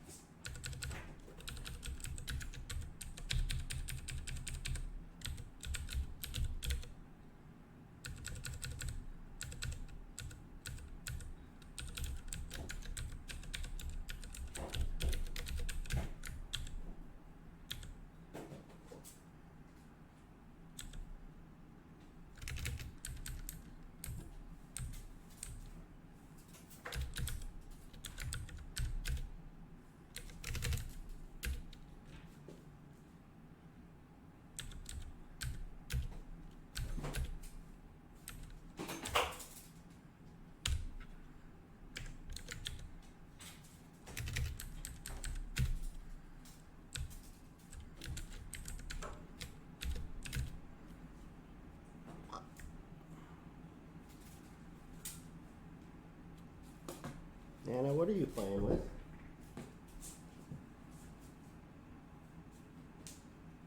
One of my pens?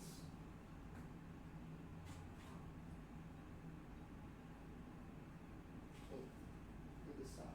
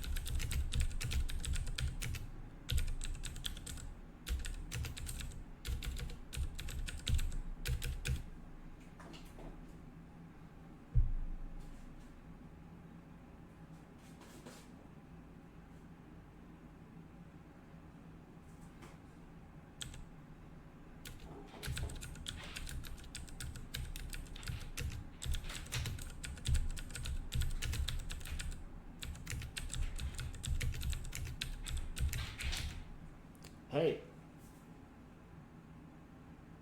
Nano.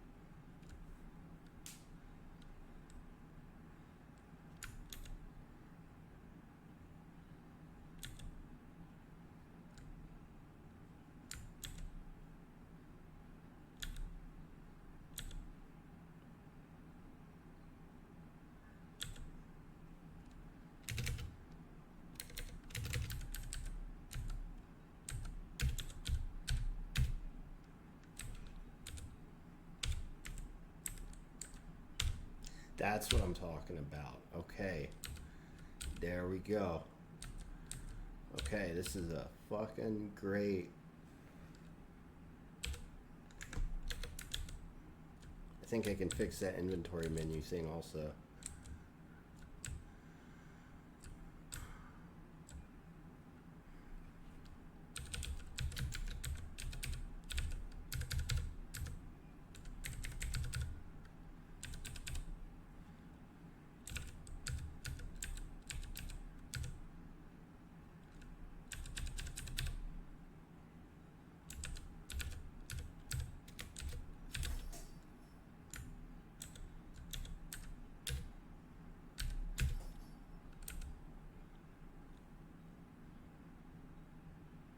Oh yeah, this is looking very clean.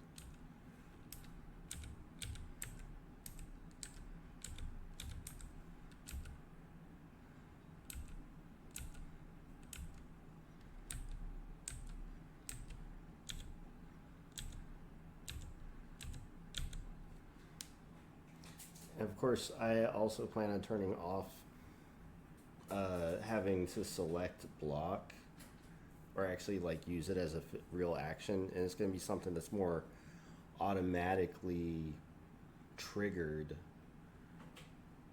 on, you know, like random chance, depending on your stats, depending on the shield, armor, etc. But I think this is a good place to stop.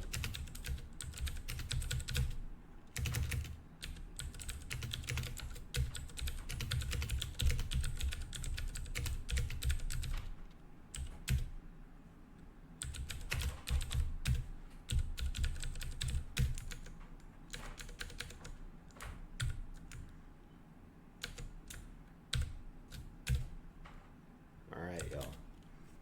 Until next time, everyone.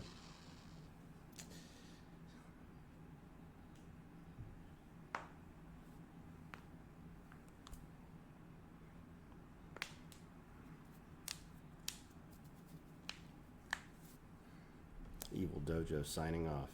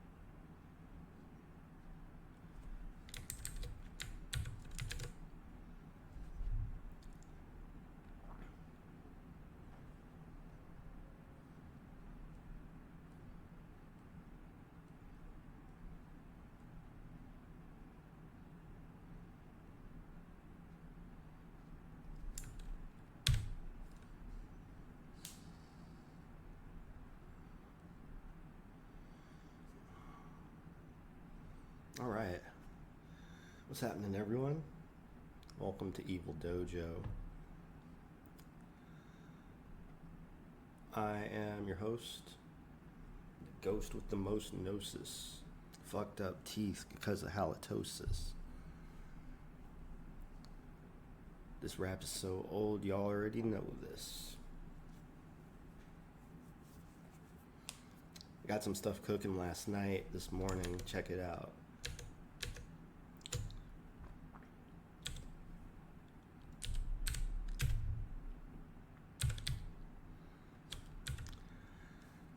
So of course, you have no attack in the to weapon with. You have no block to shield with.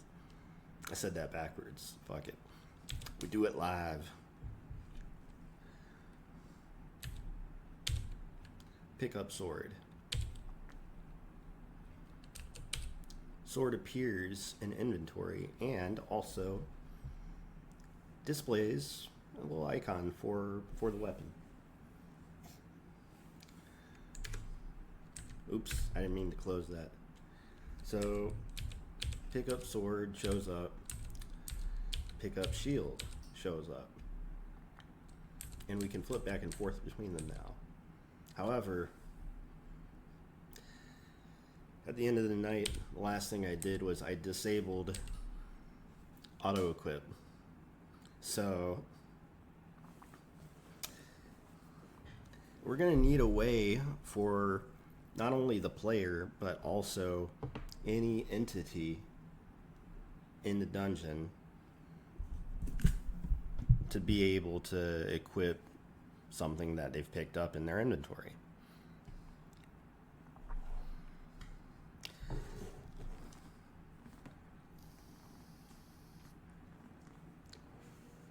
I decided that if using an item is going to cost a turn and being able to change direction does not cost a turn, that equipping an item should also cost a turn, no matter where you're equipping the item from. Even if you're picking it up off the floor and immediately attaching it to your equipped weapon or your equipped shield, it should just happen like right away. But it should consume one turn when you do it. And to begin with, we should be able to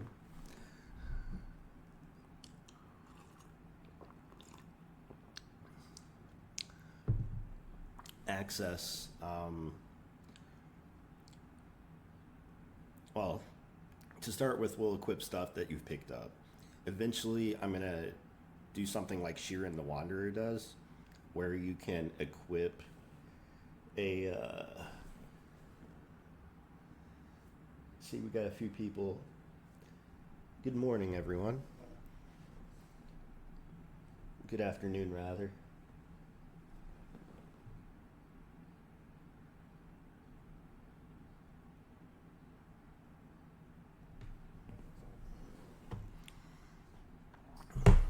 And eventually, like Sheeran the Wanderer, we're going to be able to equip stuff that's on the ground so that you effectively pick up and equip it in a single action, which I consider distinctly different from auto equip. Sheeran has also auto pickup, which I think should not be a free action. Like, you should be able to walk on top of items and choose not to pick them up.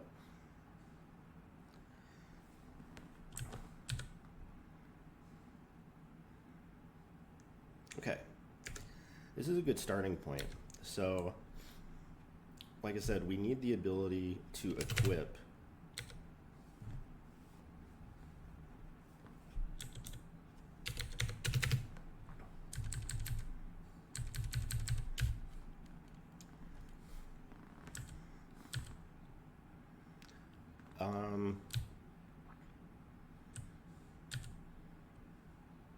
so let's think about how to do this.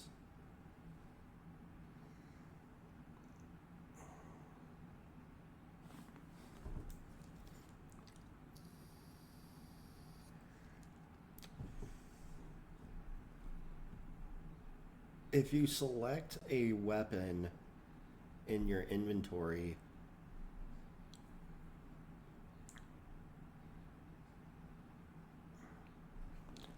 like if you're on the inventory menu,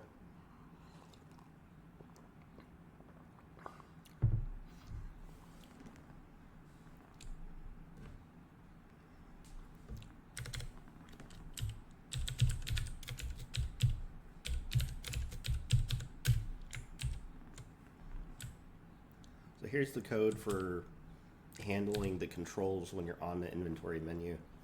All we have right now is the ability to flip up and down between items, but let's think about this for a moment. If you highlight a weapon and you hit enter, we could just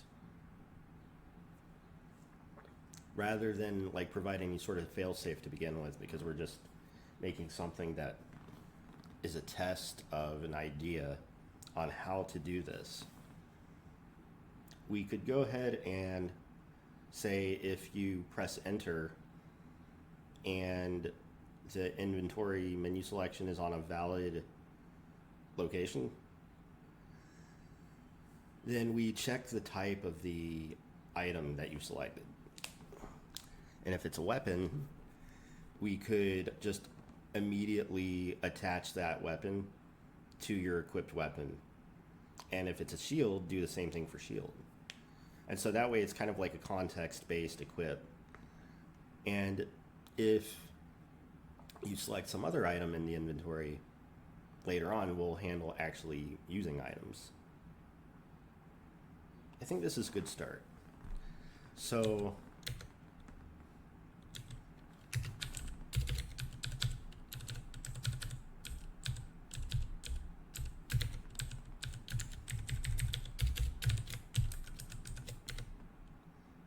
if you hit the enter key, right?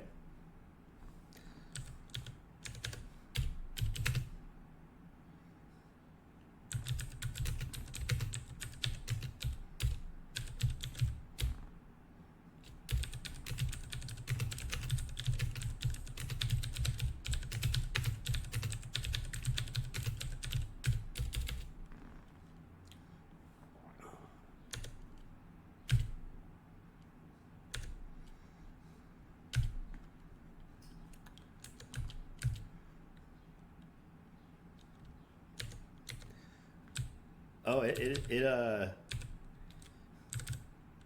did pretty good here.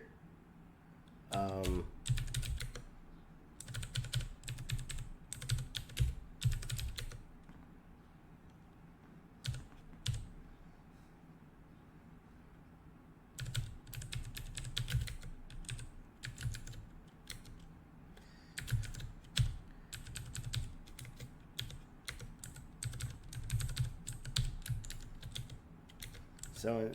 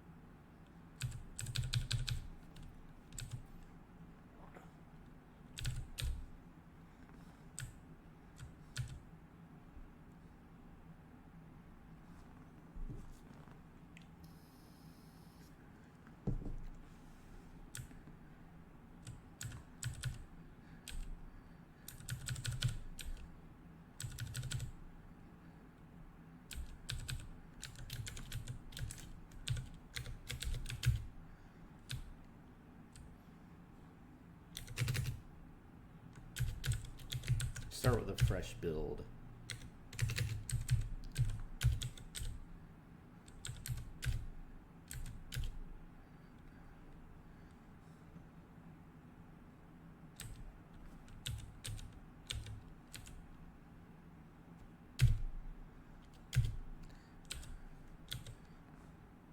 Oh shit. Okay.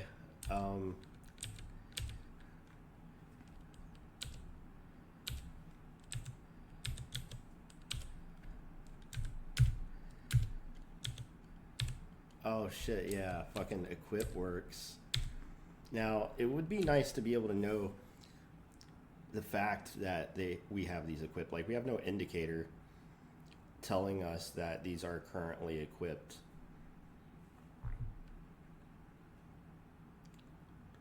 Because, like, eventually we're going to want to be able to switch items, right? So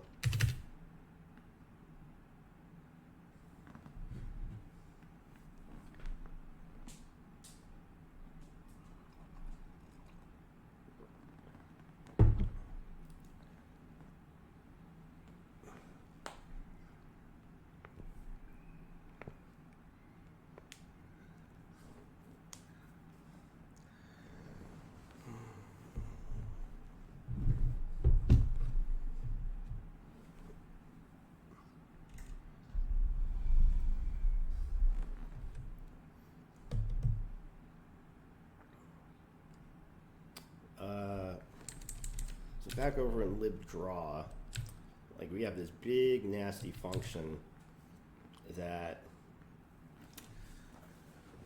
we did last night. I used GPT 4.1 for the first time, and it cranked some shit out. But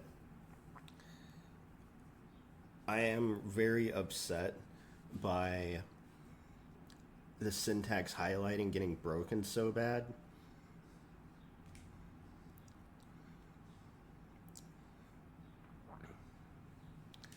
And I'm not sure what's actually breaking it.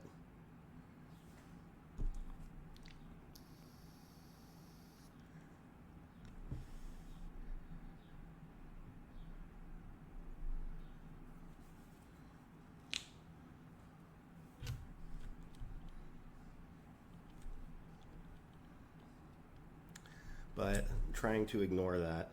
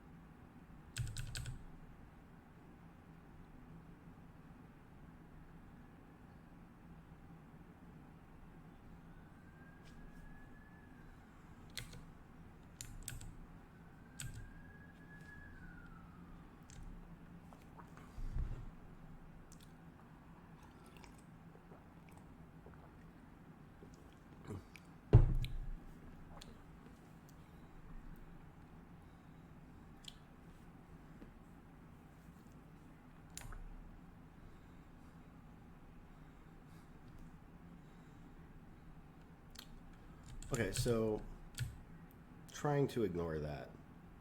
I might come back and try to fix that soon.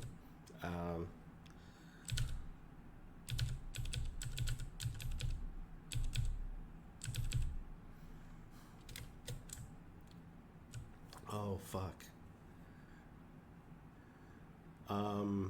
So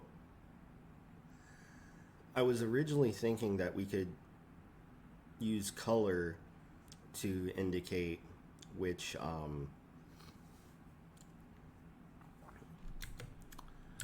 item it is that we're going to be drawing, but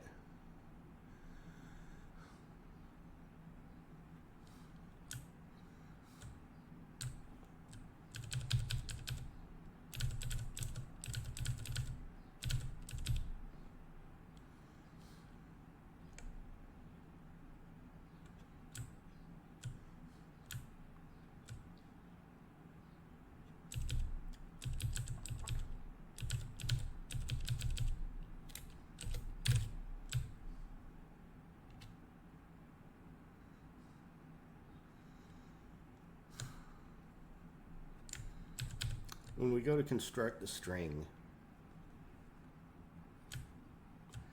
this is the means by which we are able to attach a cursor to which item it is that we're currently highlighting. But we want to attach another feature now.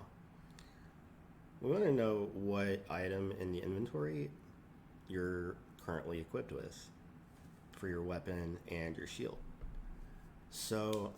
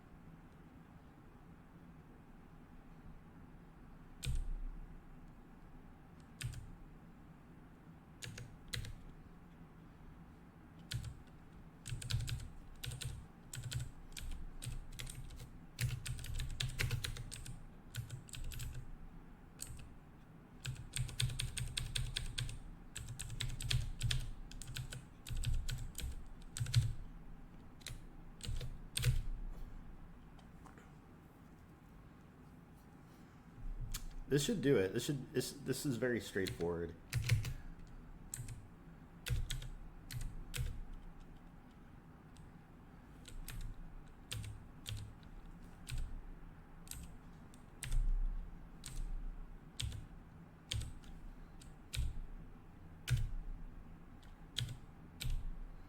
Oh, sick. Look at that. Uh-oh. Oh, wait. That's only for rendering the selected one. I want the display to actually show like both at the same time, right?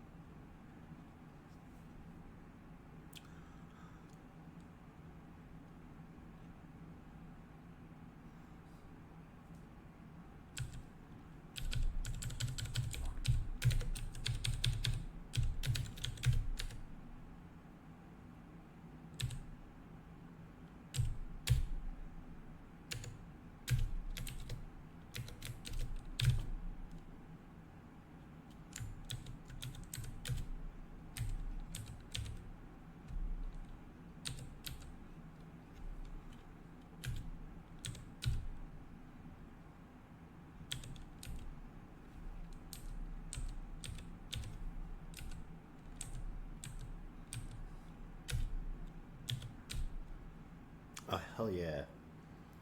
Now the real test is going to be when I create a second item, like a second weapon or a second shield.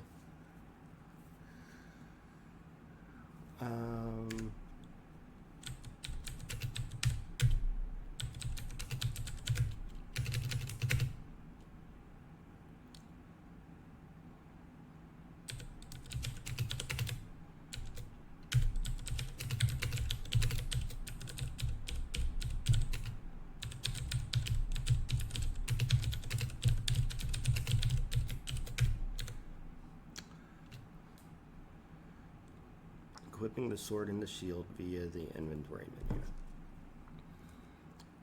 Okay. So also remember that I did say I wanted the equip action to consume a turn.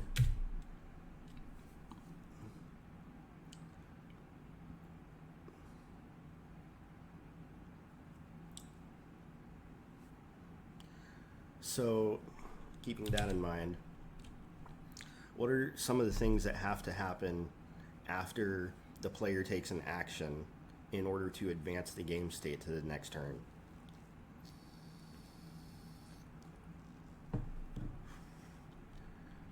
So, the next turn, like for instance, let's take try entity block, right?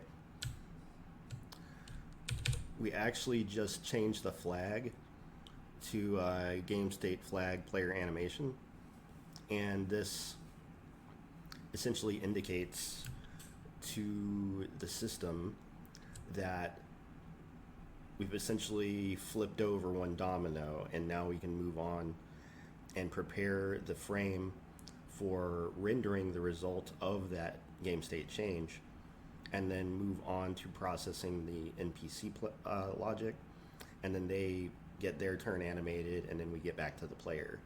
So if the player goes to the inventory menu and equips a shield or equips a sword or some other weapon,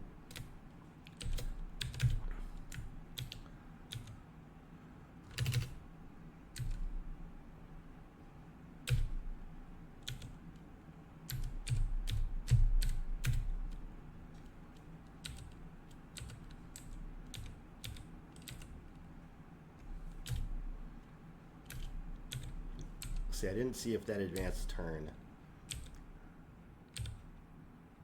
All right. We're on turn 6.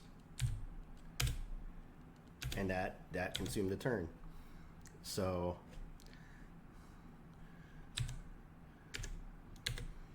and it did so let's go and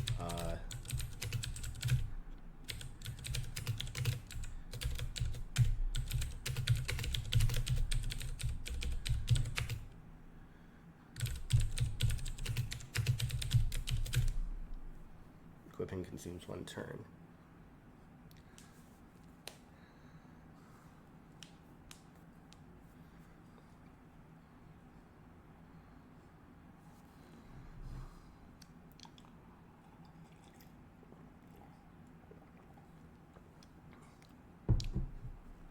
It would be nice to be able to toggle equipped and unequipped, right?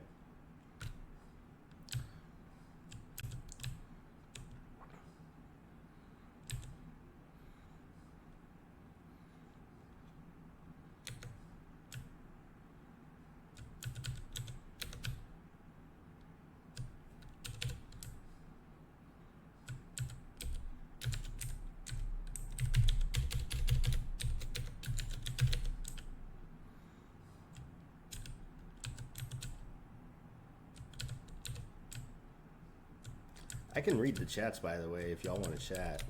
Like, hit me up. How y'all doing? Y'all having a good day?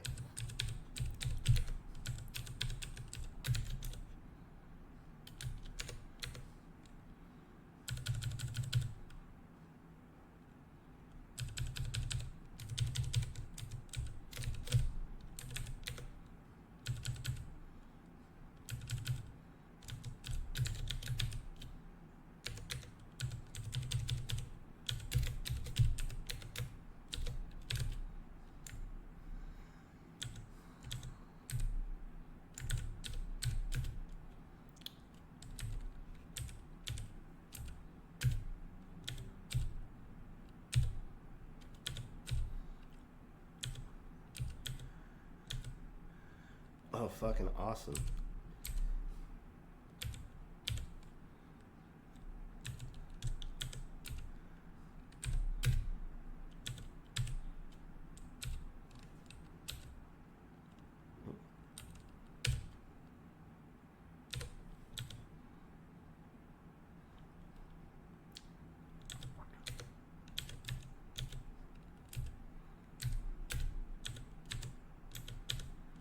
Okay.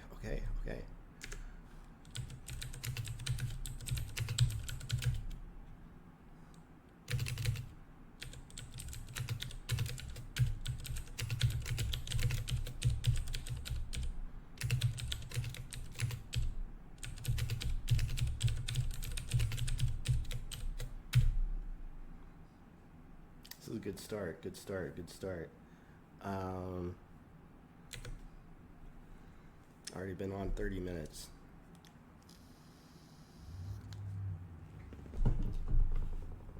We might have to take a break in a little bit, but you know, not a big deal.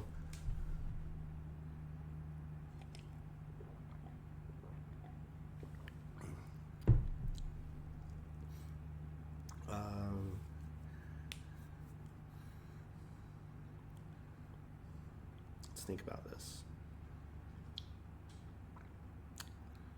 Okay.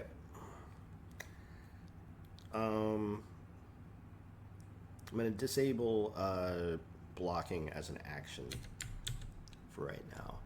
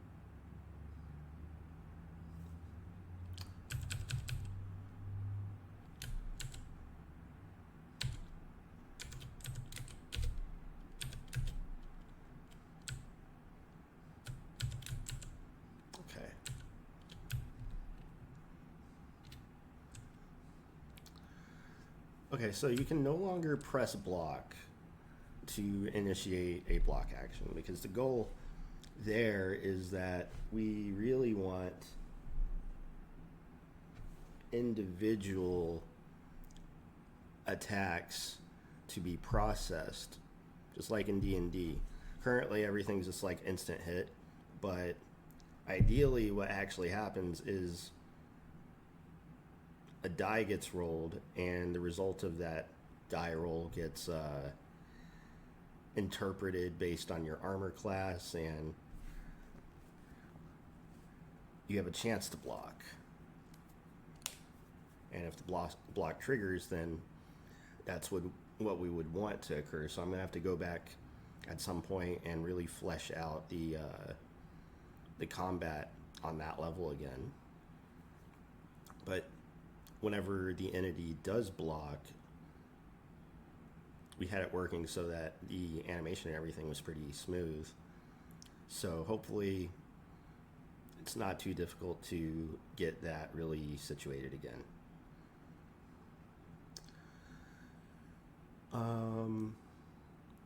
Not to mention, that would be a good opportunity for me to get other entities with the ability to not only pick up and equip items, but also get their own block action working properly, so that we can get some real good back and forth attack combat where the result of the combat's not always so predetermined. But I kind of want to fuck around with shaders a bit.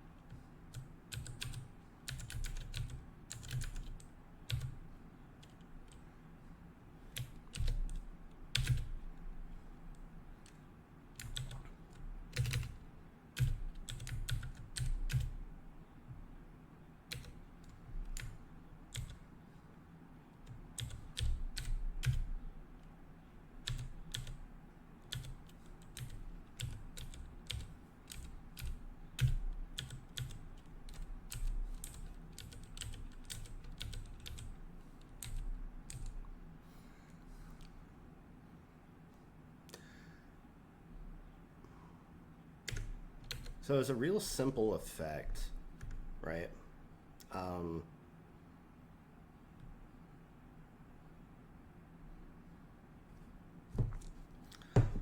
Let's take a look at how the shader system is supposed to work.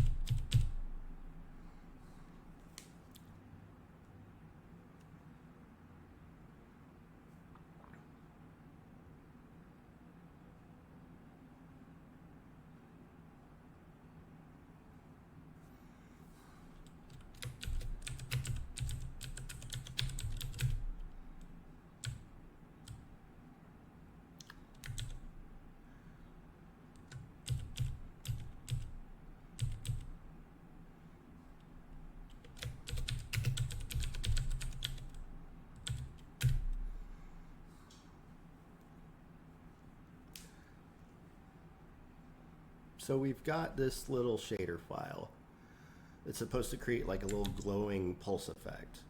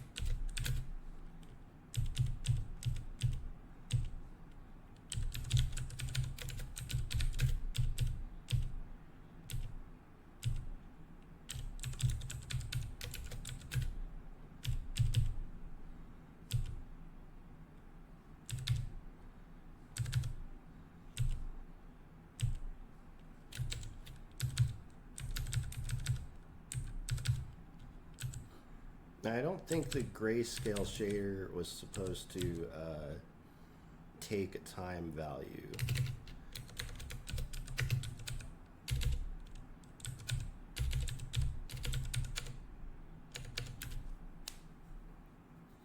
Yeah, this one does not really take a time value, but the tile glow does.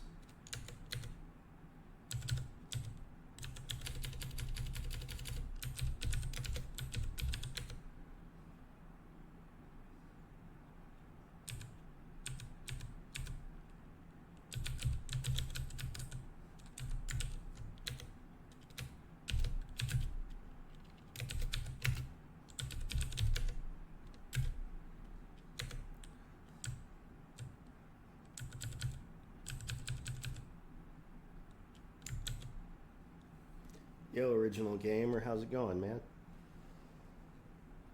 Hope you're having a great day.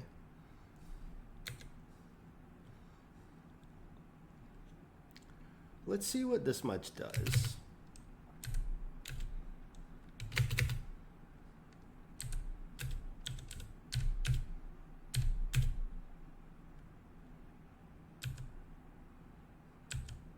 Yeah, see, I don't think this is being drawn in the right location exactly.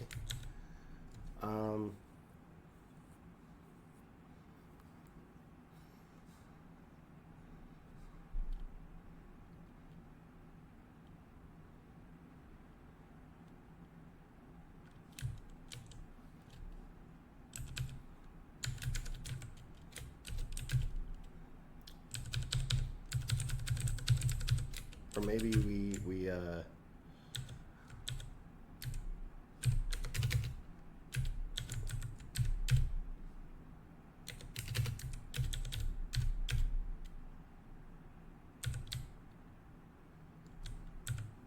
yeah, nothing's really glowing here.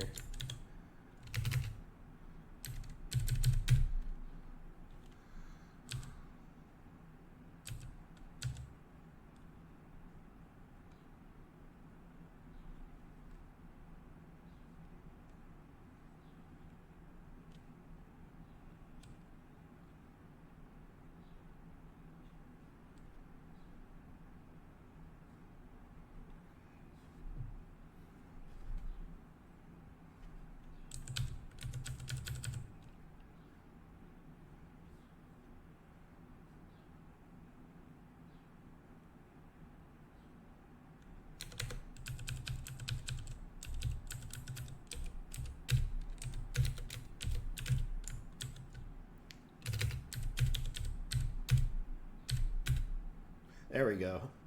Okay, hell yeah. Yeah, this is a basic shader setup here. Okay. Check it out. We got the shader applying the effect to the entire texture.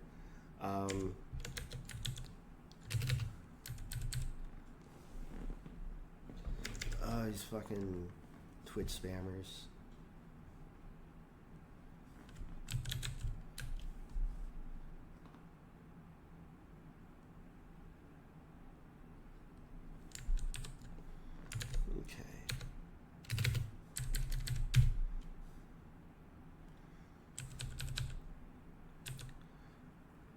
So tile glow is probably not like the most appropriate name for this. So this would be like a whole,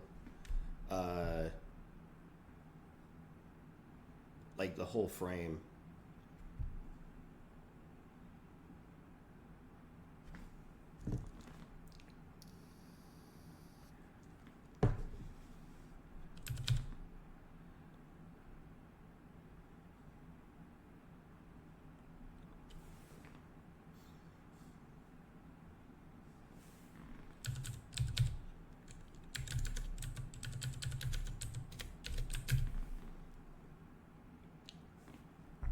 Now let's really think about this.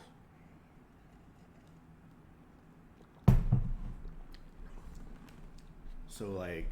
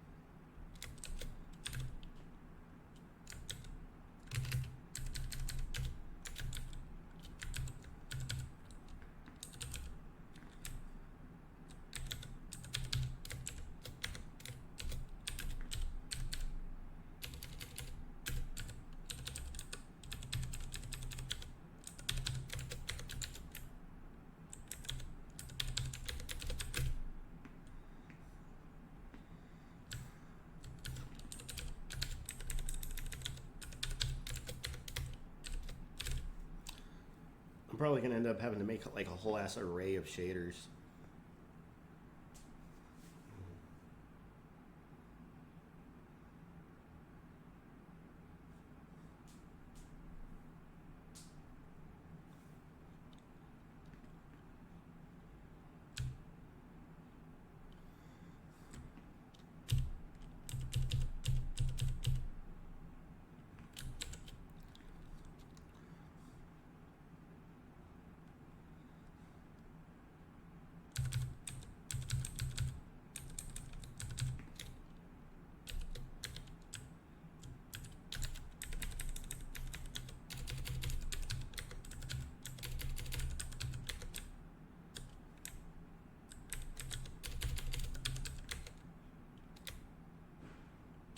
Yo, Duck D's, what's good, man?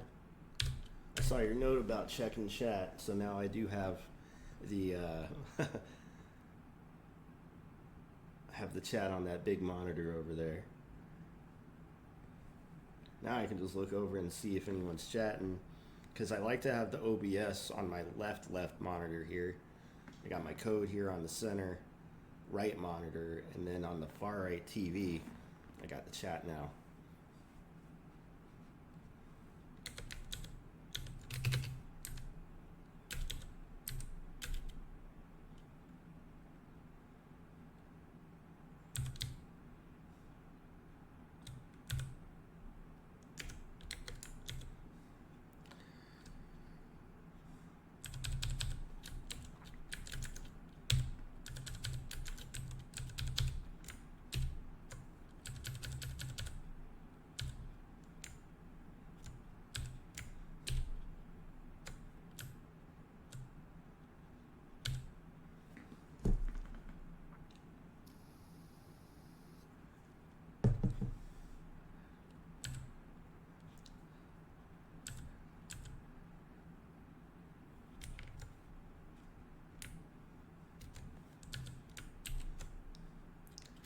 Okay, I have an idea for a shader.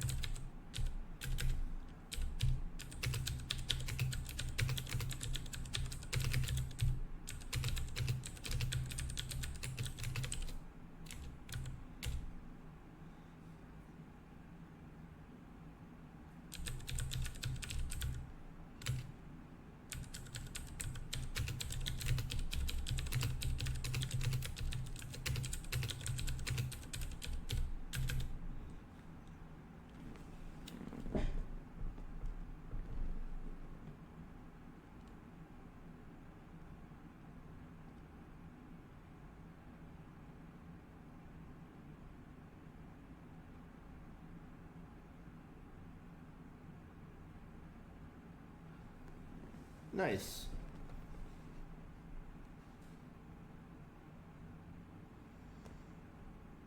Yeah, you have to be careful with feeding birds. I used to, I mean, a lot of people have the misconception that, you know, like for instance, it's a good thing to feed ducks bread.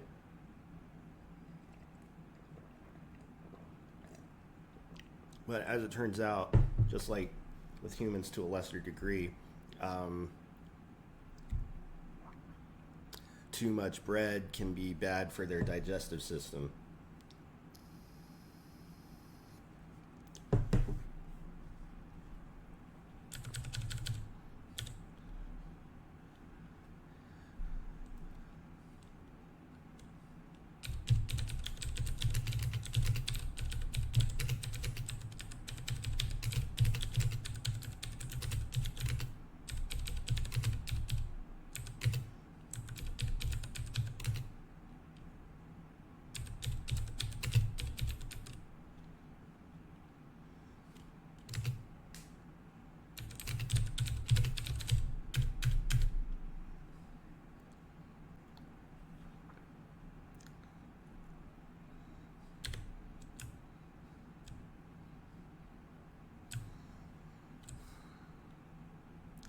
Oh.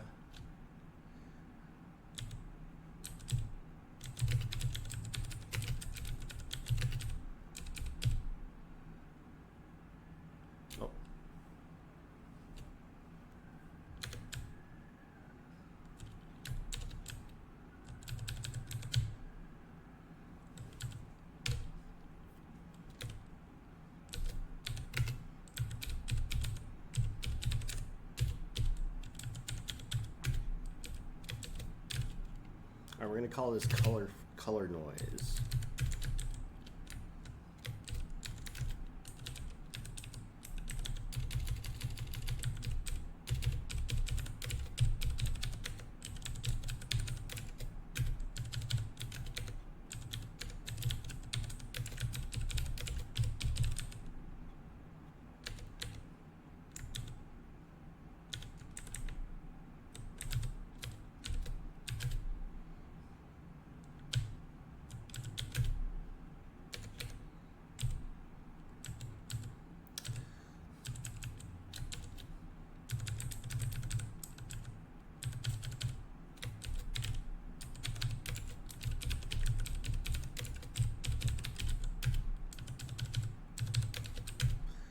All right, let's try it out.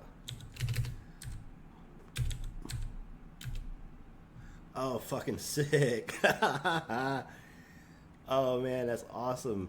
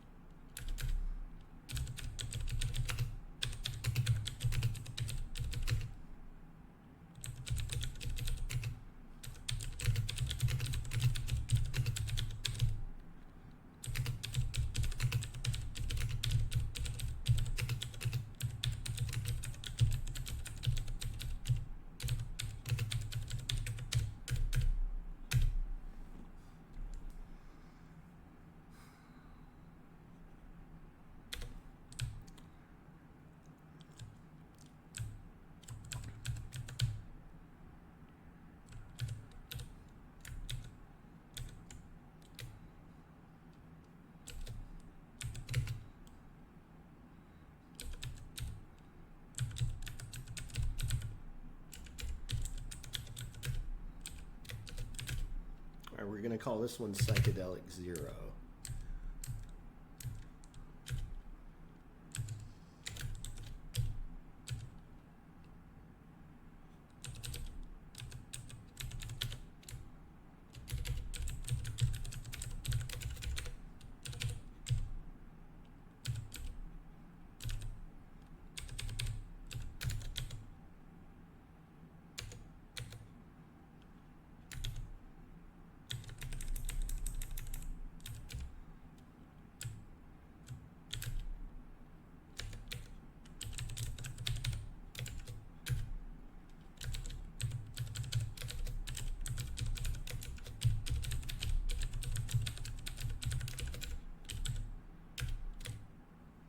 Yo, what's good, Dulce?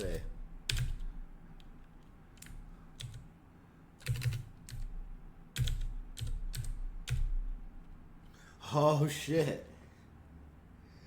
Oh my god, what the ever-loving Christ fuck is going on? Oh Jesus.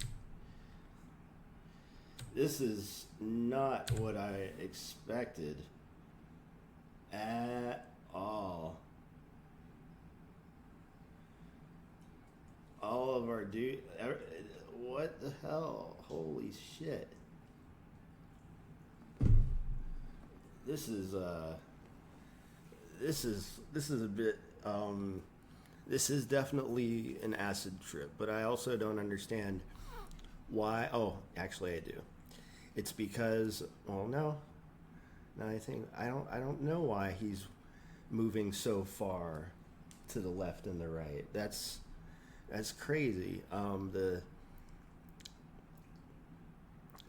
items are bouncing reasonably in place, but as you can see, they're also getting cut off a little bit right here. Wow, this is very unexpected.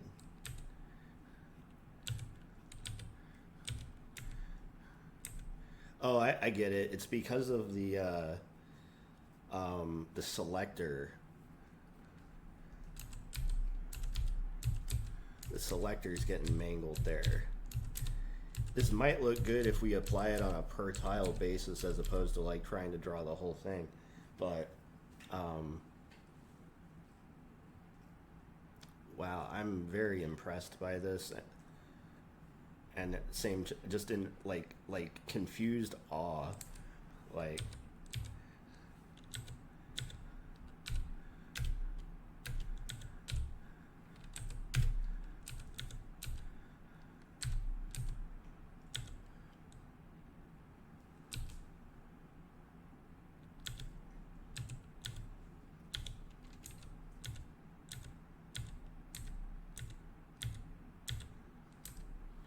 You know what this reminds me of is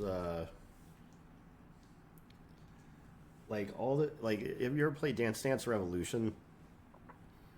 And they have all these different modifiers on the arrows so that you can make them wavy or appear like half invisible or reappear halfway through the screen or something like this. That's what this reminds me of. Wow, what a crazy result there. I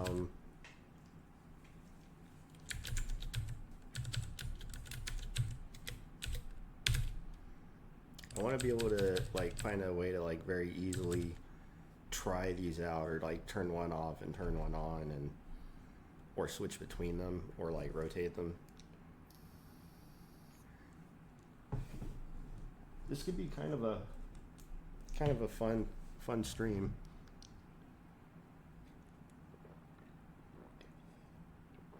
I'm gonna have to get more coffee here soon, and it's probably a good idea for me to take my baby out. So y'all sit back for a minute.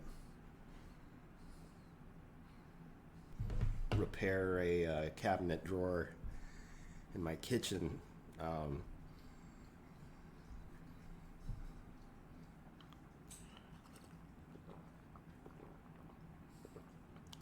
About time that they showed up, but you know, better late than never. So that psychedelic shader was kind of unexpectedly wild.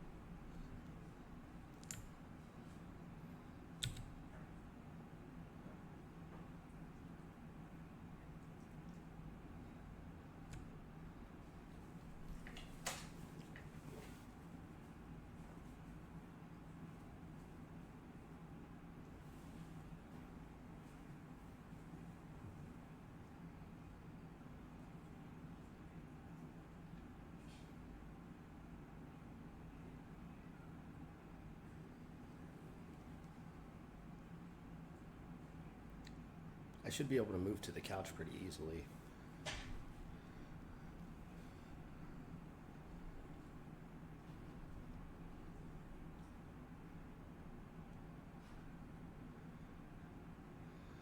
I am not very good at GLSL at all, but I believe in my own ability to pick up any new programming language or operating environment given enough time and practice. And you can never get good at anything unless you actually do it, even if you suck at it at first. It's really important. I like this quote in Adventure Time. Jake the dog says, the first step to being good at something is, no, sucking at something is the first step to being good at something. Yeah, my dog wants me to sit with her.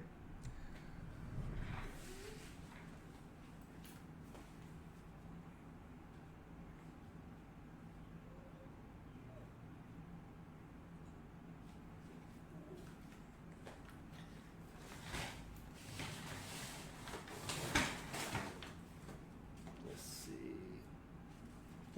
Hey, Grace. Wait.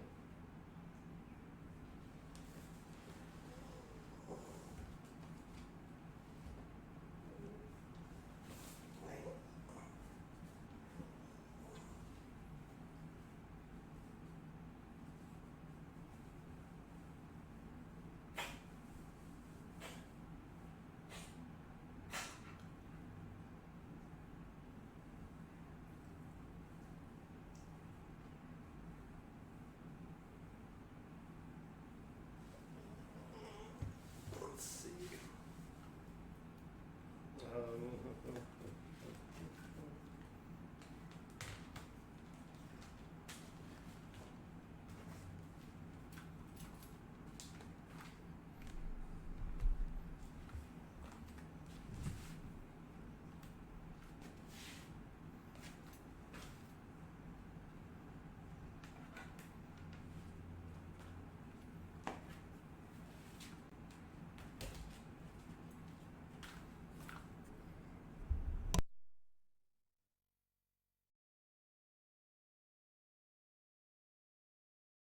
All right.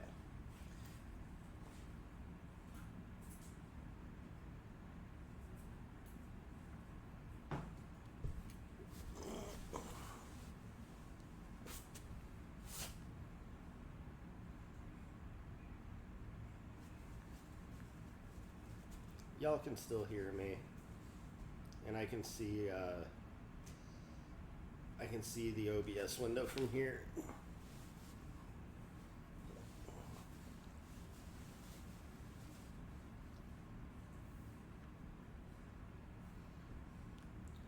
I could put the mouse right here, but I do have to increase the size of the text. I can't read that shit at all from here.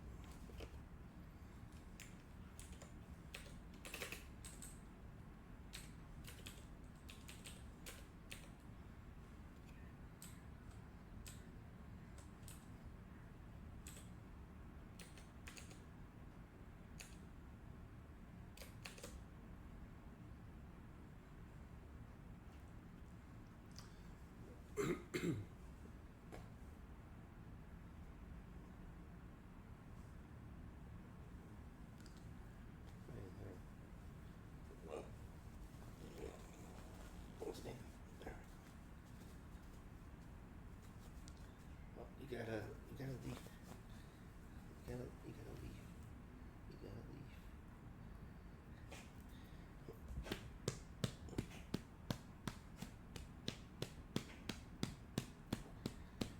Would y'all be interested in seeing me give my dog a haircut and a bath?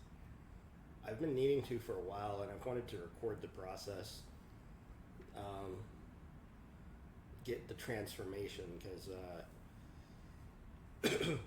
her hair's getting pretty long, and whenever we go outside, her hair is getting caught up with leaves and fucking grass and shit, and eventually it leads to dreadlocks that I have to cut out, and I want to be preventative about that kind of stuff. So, not to mention, I know she'll feel better at the end of it, even though she hates getting a bath, and she hates getting a haircut, and she hates her paws being trimmed, and she hates her nails getting clipped. But she needs all these things done, and I like to do it myself because I feel like she's a bit more comfortable with me versus like a groomer and all that kind of stuff.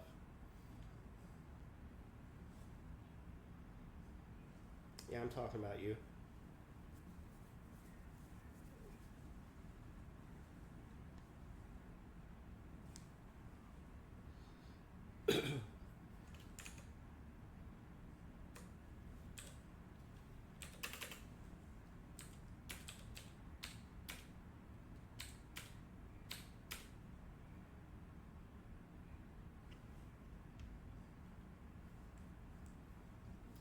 In my head, I keep imagining like Final Fantasy music starting to play at this point. Bum bum bum bum bum bum bum bum bum bum bum bum bum bum bum bum bum bum bum, you know, some shit like that. Doing it like Trevor Moore's John Williams style.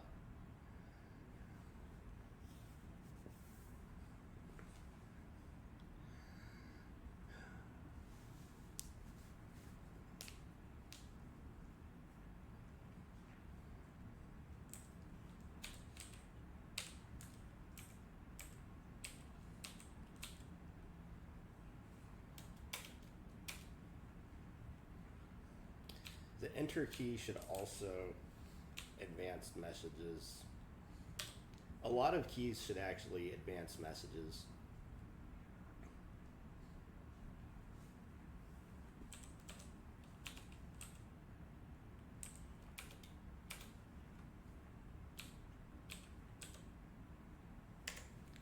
So that's another immediate next target that I can handle, right? Like,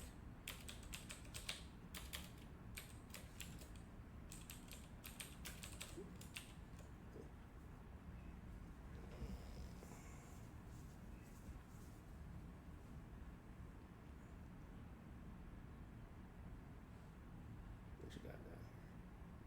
There you go.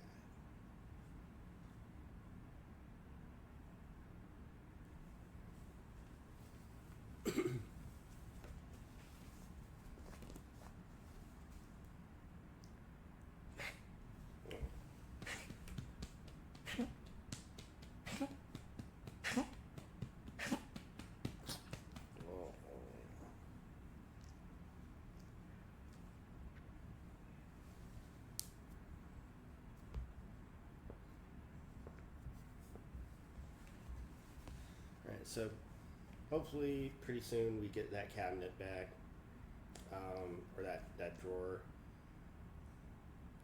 Also pretty soon, hopefully they fix the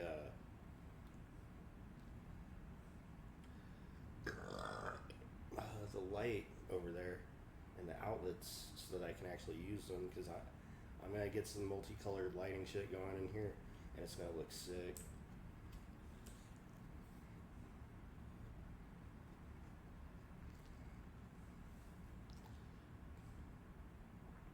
So we actually don't need to use attack and pickup here. We could actually handle this the same way that we're handling stuff in the inventory menu.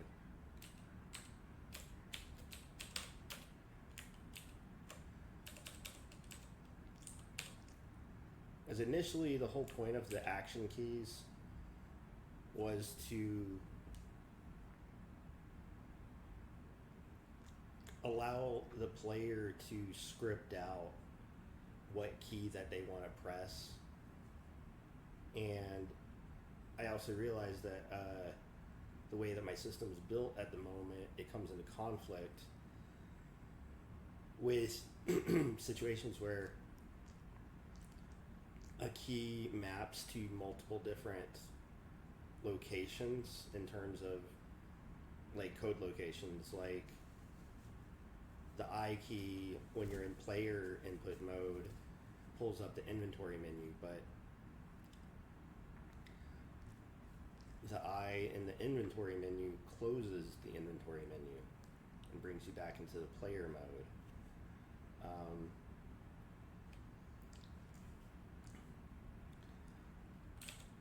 The way that the handling for the menu system or the message system at the moment, we're going to fix that right now. So instead of it just being attack or pickup only,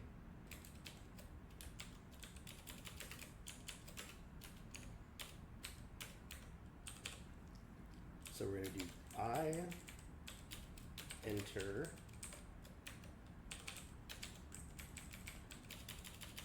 a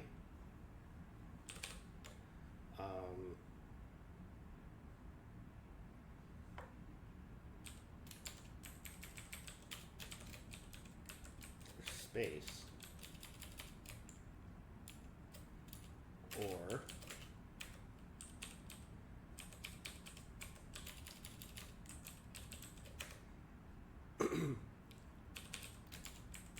comma or period.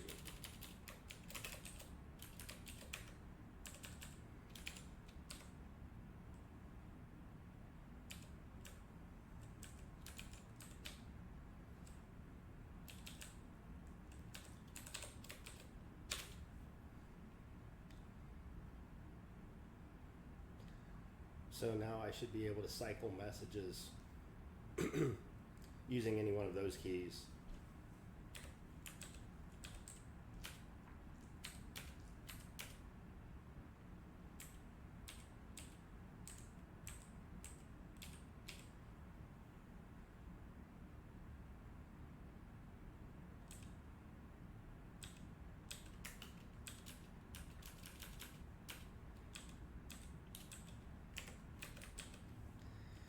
It didn't seem to grab key enter.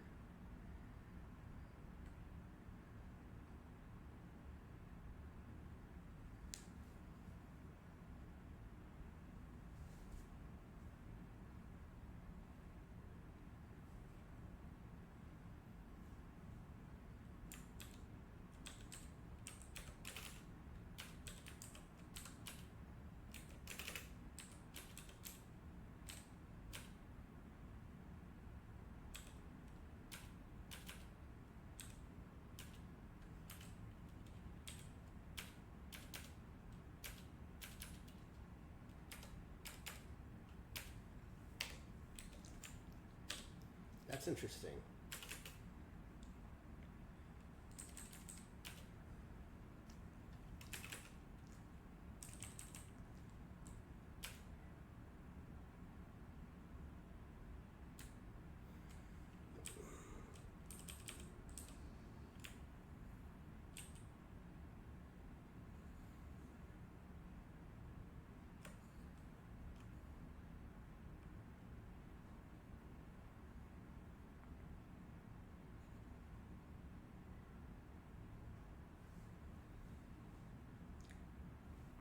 Let me check chat.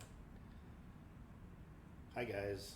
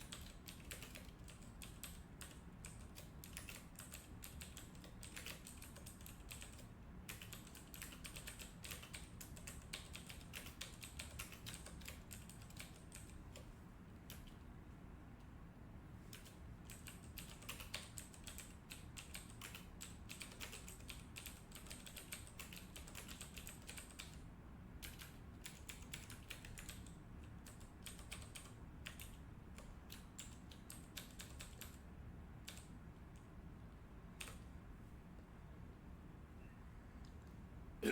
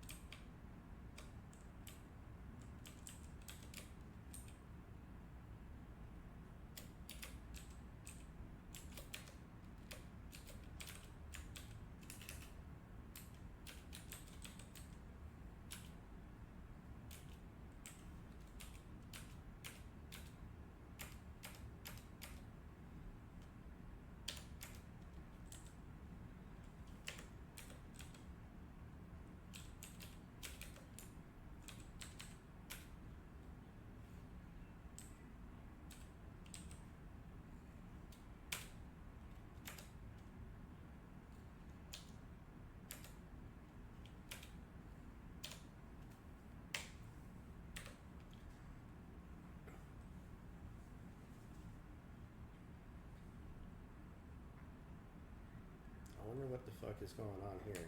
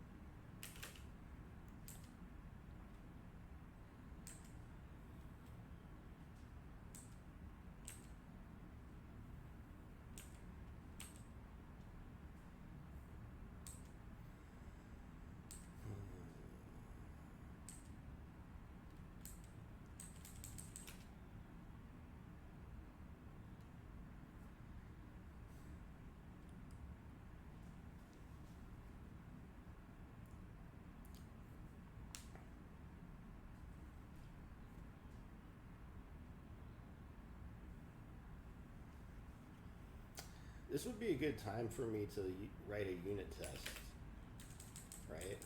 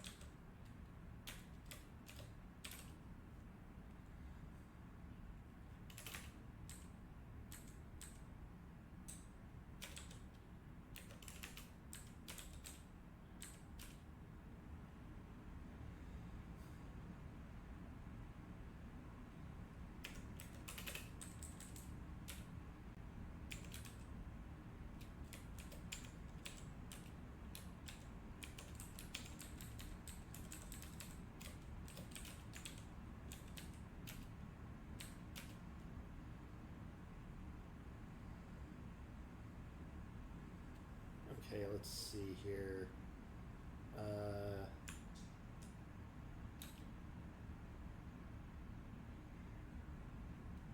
Yeah, it actually shows up. Key enter pressed.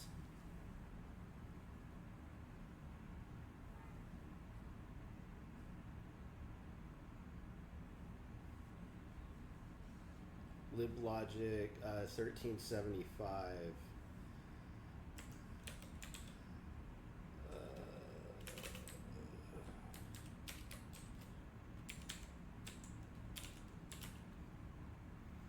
Oh, that's why. It's dying early because I haven't actually defined a corresponding action key, but as it turns out, we don't need the action key up here. So much is down there.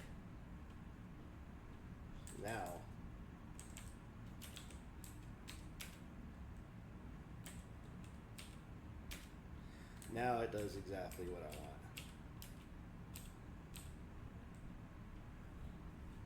want. Oh no. So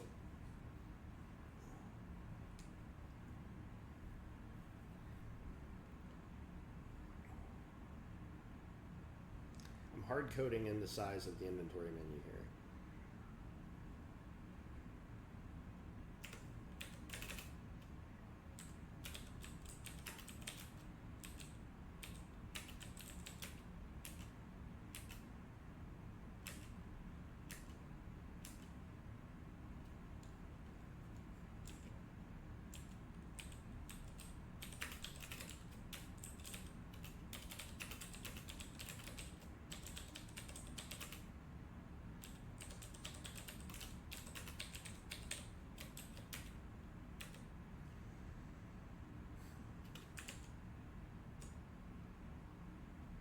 Wow, we got some people watching. Holy shit. How y'all doing? Everybody coming to just watch little old me and Grace Face just sit on the couch here.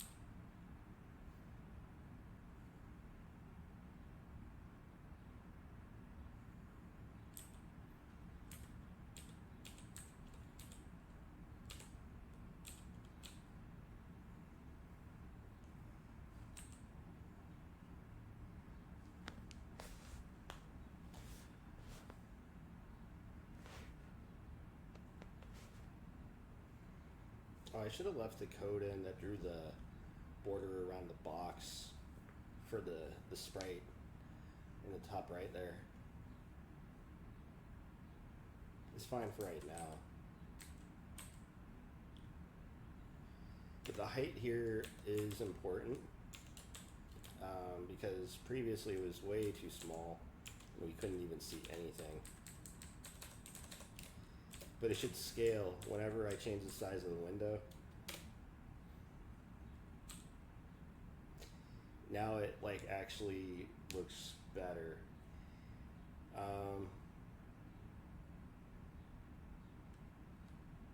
However, the font size is far too big at this height.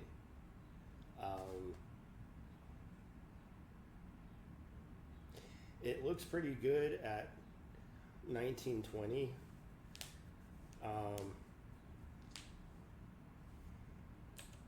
At the end of the day, you know, we would really want this to scale with the size of the window.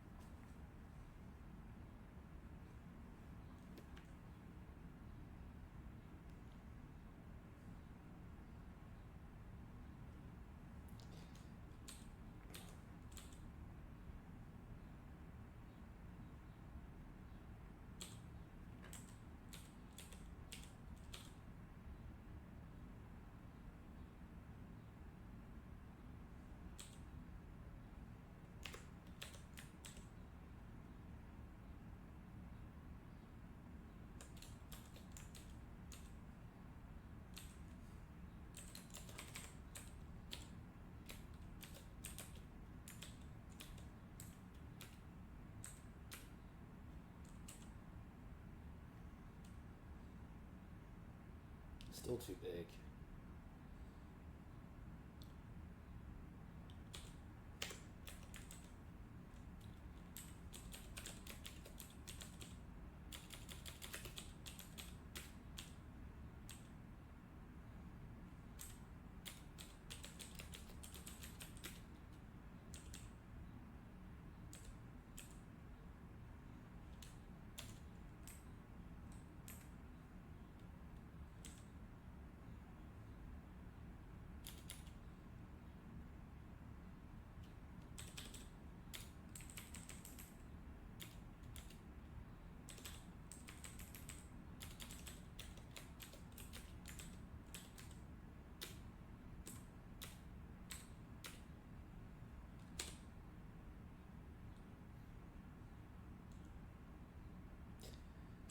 Maybe supporting at this resolution is not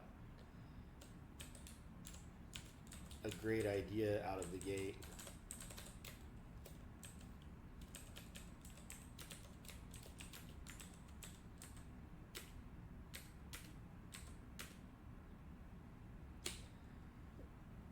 Does not look bad at 1280.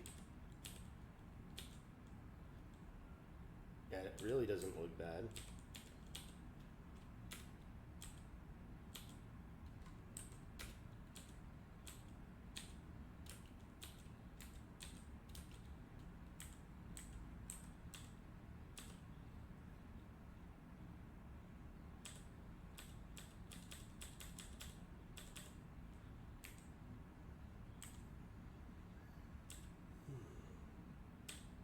You might want some transparency to the message history.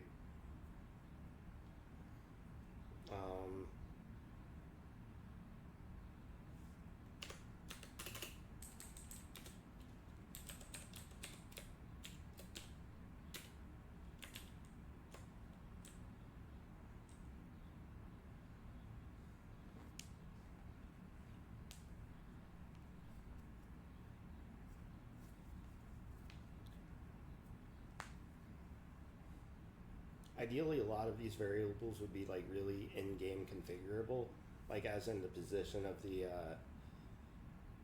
message history in terms of distance away from the edge of the window. Because like here, it's going to be the same no matter if we render the window at 1920 by 1080 or if we're doing it at 1280 or at whatever size, because we're hard coding it at 2020 here. Let's do 1010, but also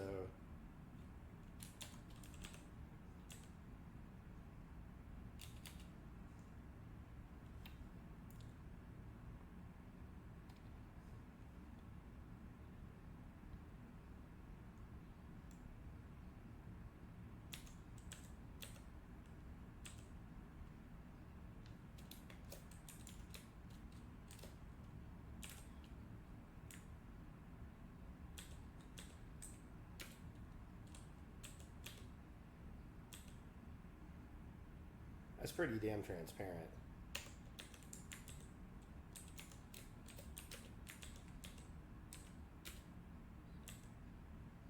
Yeah, that's a little bit less so. It looks pretty nice behind the inventory menu there. So you can still see the messages and the HUD a little bit.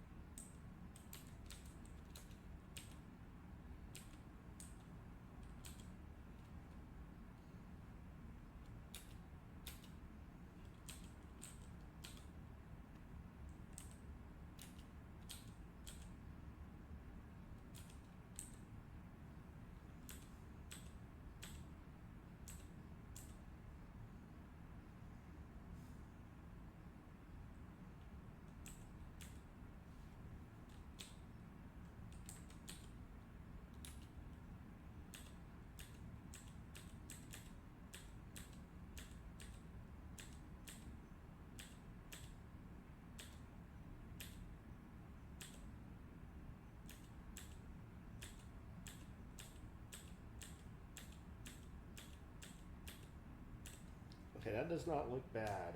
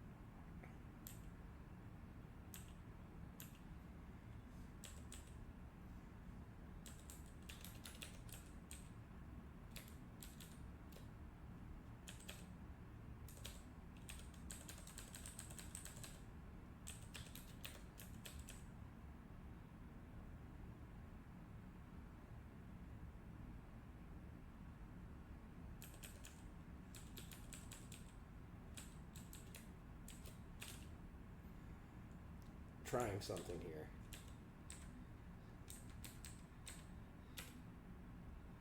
Okay, no.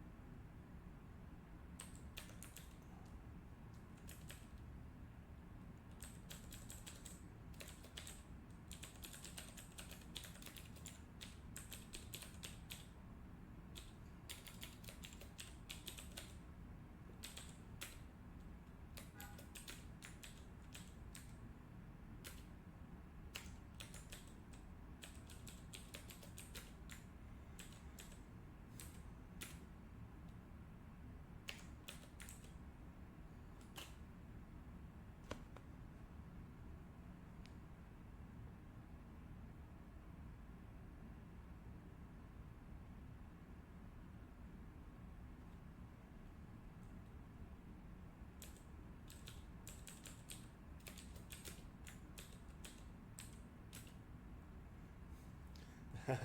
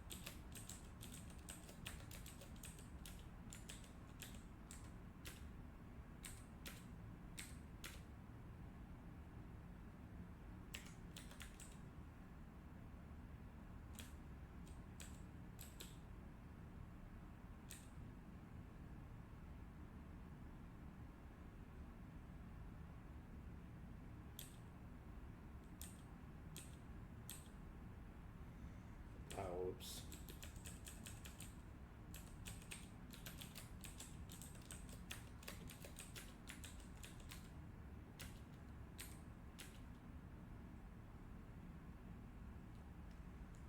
White background.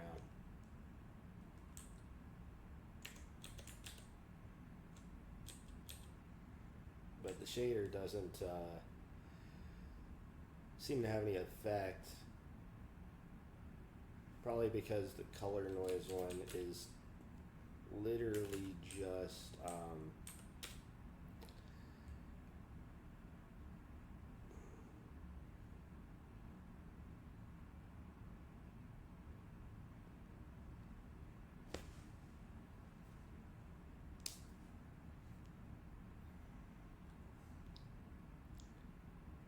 like if it's all white,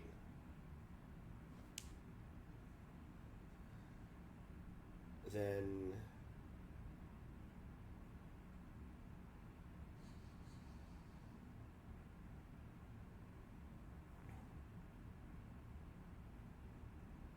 I don't know.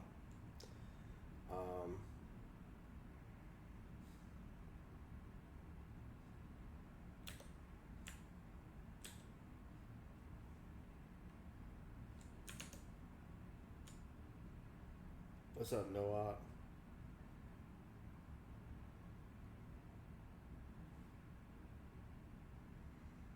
Well, okay, so actually a really big problem that I have with the font, which is a nice font, and it's the default font that's used on raylib, it does not scale well unless it's in increments of 10. So for instance, font size 10 renders very well. Font size 20 renders very well. And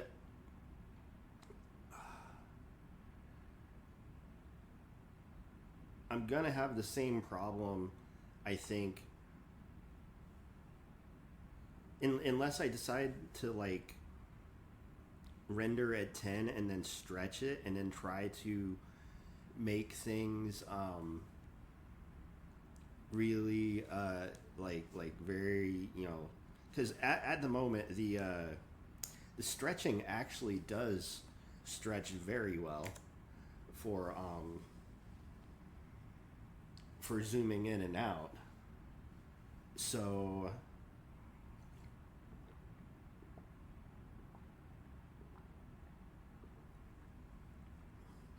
I don't see why we couldn't have something similar for the font system.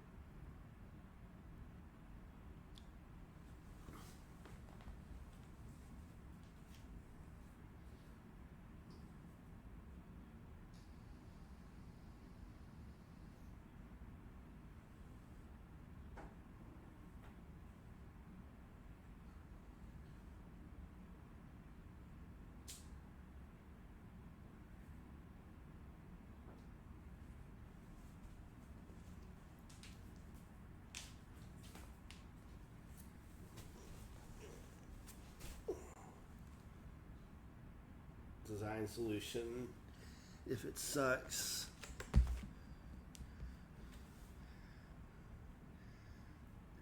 Yeah, no, for real.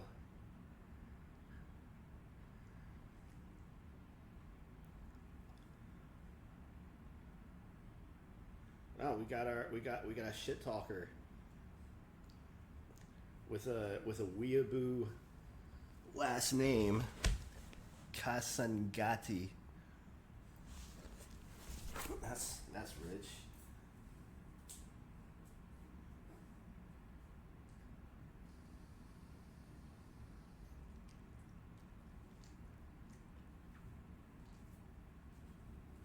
Last I checked, grandmas are some of the coolest people on the planet, and I'm very sorry if you didn't have a good one to keep your ass in line from doing such shit talk.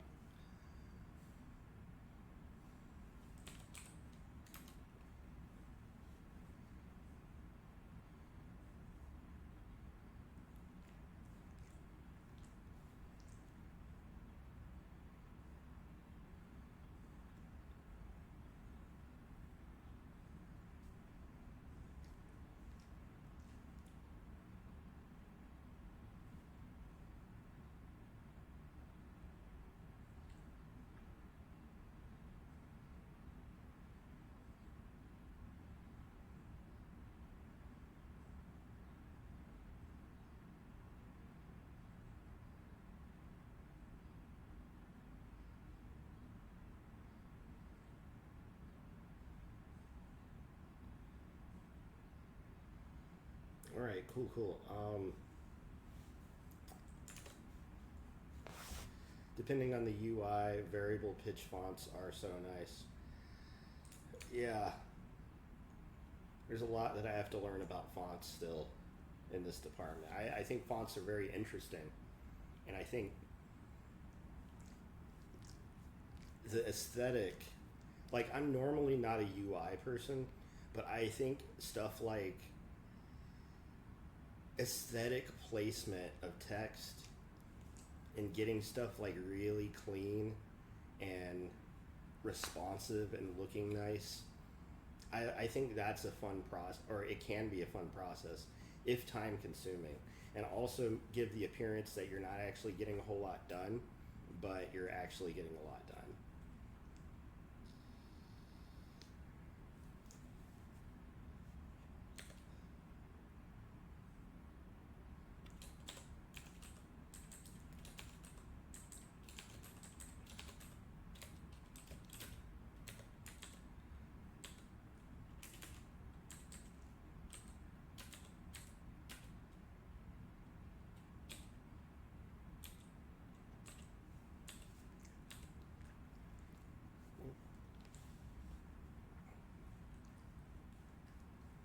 It's funny he says I code like a grandma on the couch.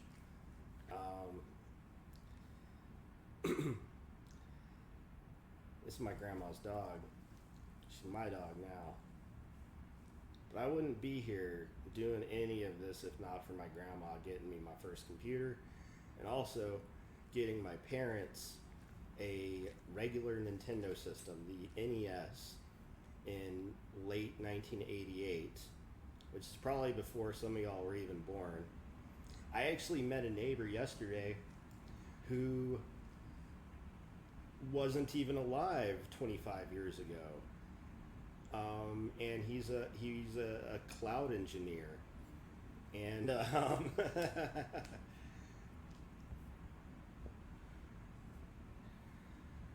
I've been programming for a very long time.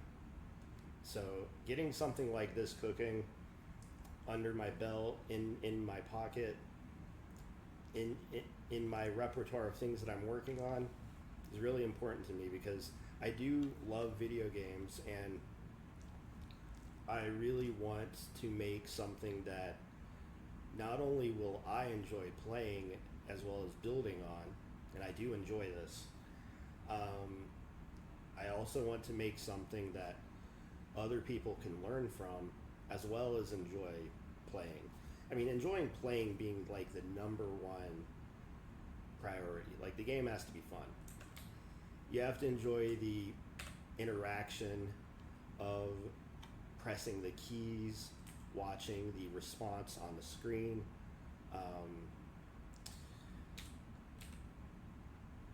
beginning the process of thinking about the next action that you want to take, in an effort to optimize your chance of surviving.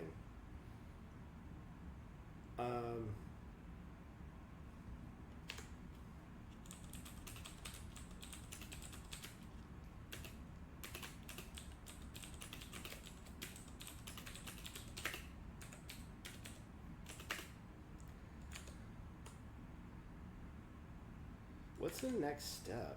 What are we doing next?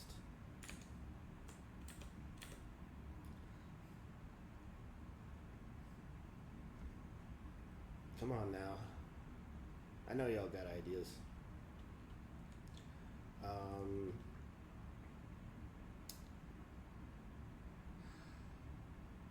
yeah.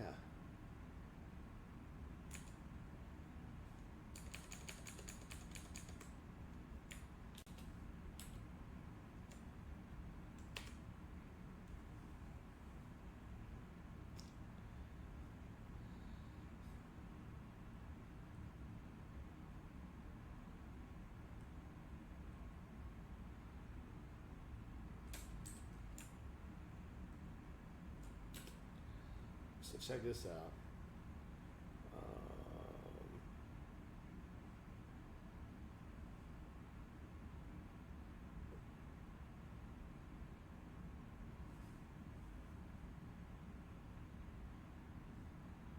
Here's a small potion.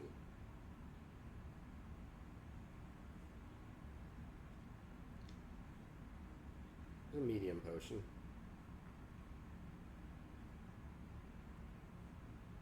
There's a large potion. Let's see how quickly I can get a potion spawning in the dungeon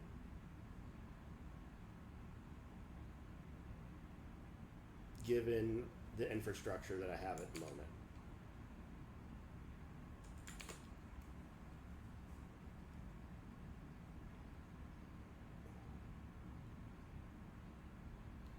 So maps will definitely be on the agenda soon. Part of the user interface stuff I have to work on is also, in addition to like an inventory screen, which I've got now, we also could use a stats menu so that you can take a look at your character's current stats beyond just what gets displayed in the HUD. Because there are things like strength and dexterity and a bunch of other stuff that we haven't even done yet. Not to mention there's going to be, you know, you're going to eventually be able to level up and assign stat points and have your attributes scale appropriately. We got to get a lot of that cooking at some point. But we're going to place a potion because since I disabled block, I'm going to have to go back and work on the back and forth of combat a little bit in order to get like chance of block working when you have a shield equipped, have the automatic shield block occur when the block is successful, and then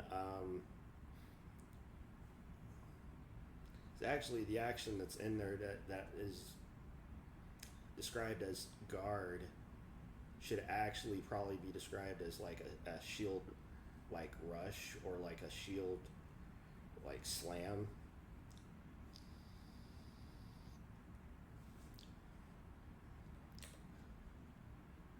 But alright, we're placing potions, right?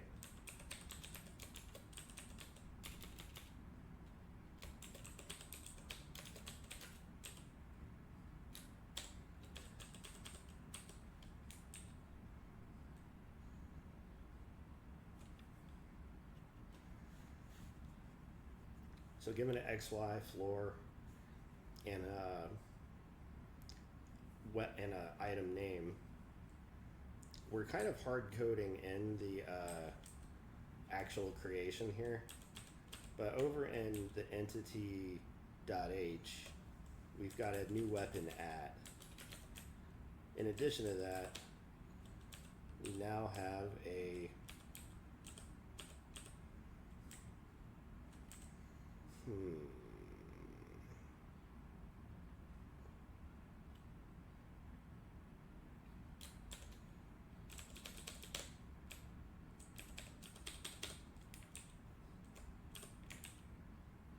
Alright, so we got a new weapon, but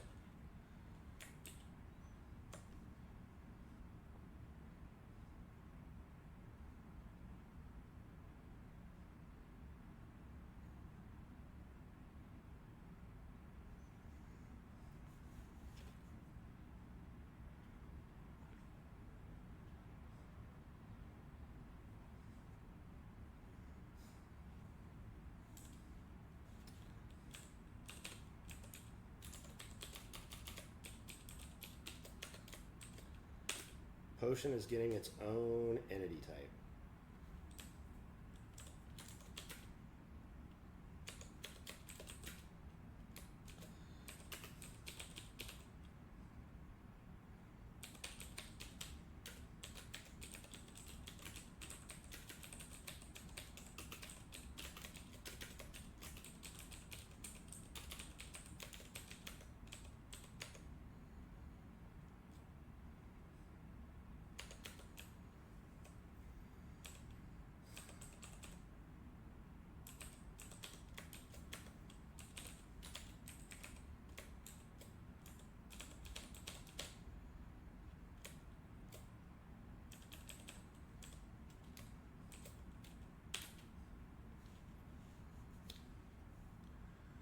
Alright, we're going to start with this much, right?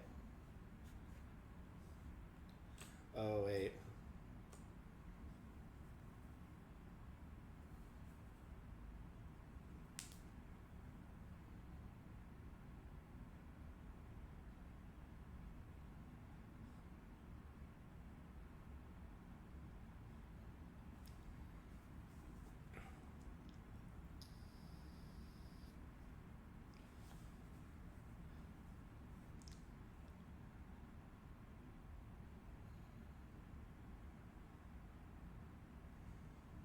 I want to be able to handle for like complex potions, right?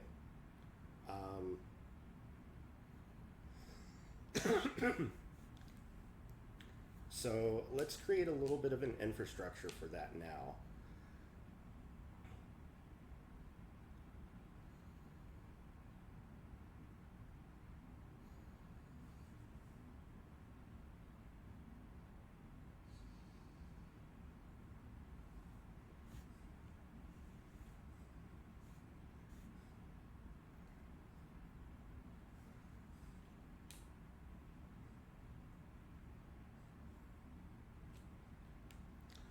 Well, we have 3 different sprites, and in general, the amount of HP, for instance, that a small, medium, and large would return is different. But I don't necessarily want to hard code each one of those, right? I'm just thinking out loud here.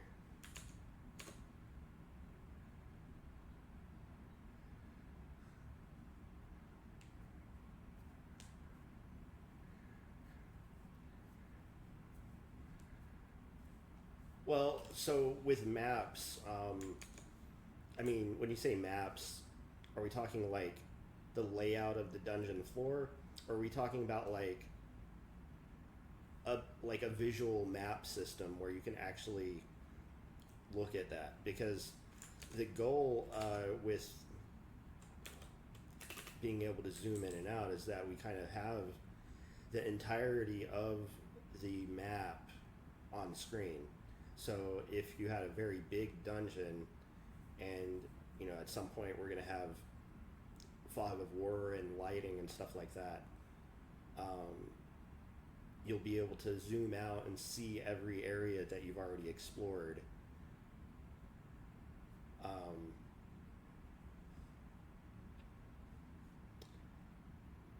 But there might be a separate map system required or necessary because the lighting system might be such that you can't actually look back and see previous tiles anymore.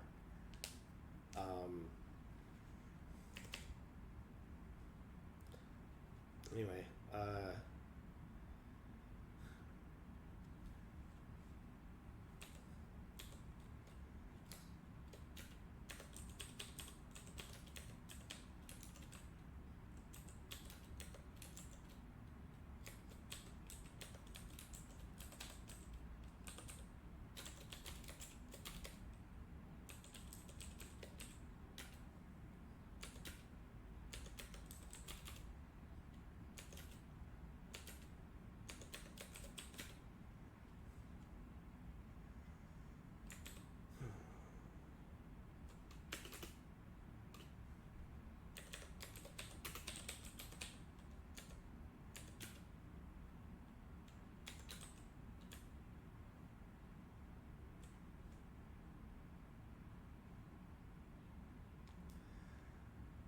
know. The stats could be attached to the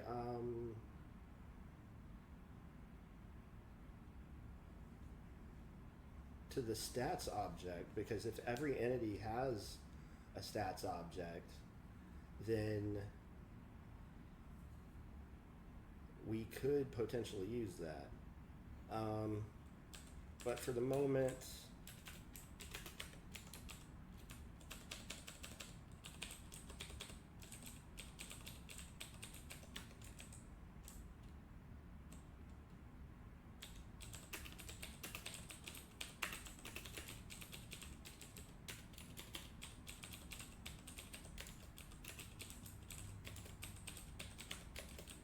it'll have a potion type.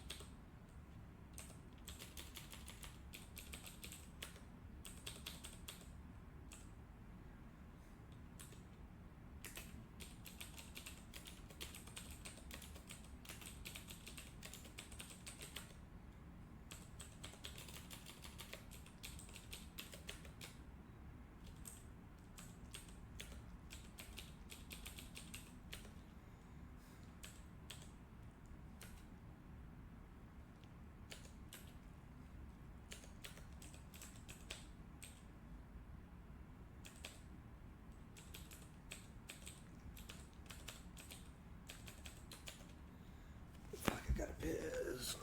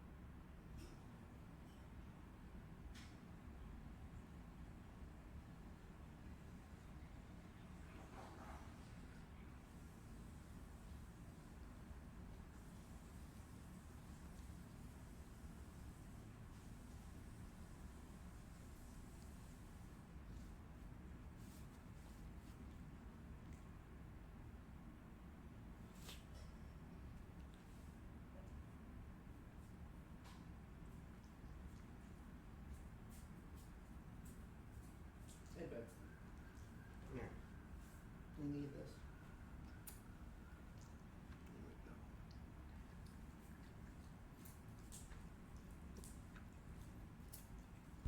Okay.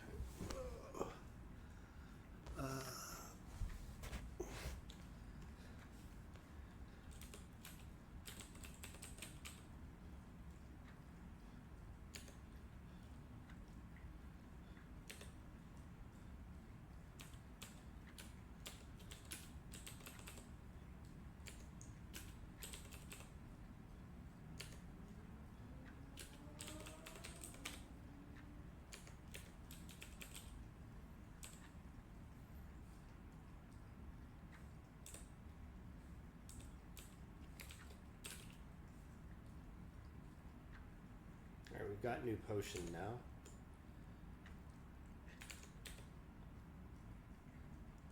Time for us to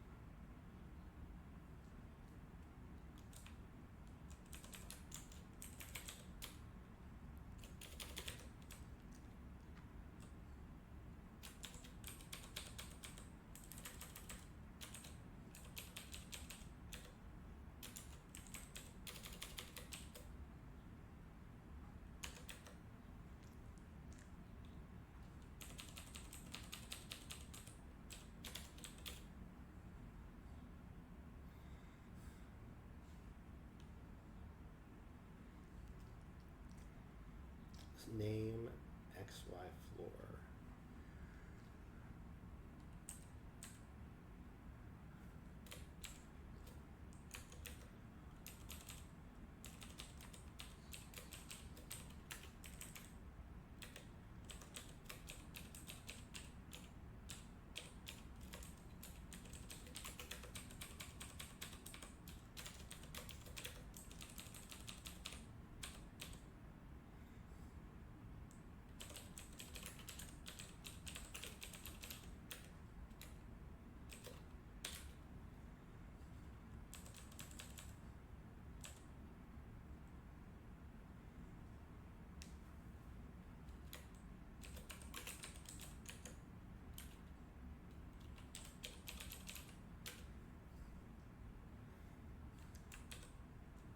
So the texture should definitely get rendered. Well, it's loaded rather, but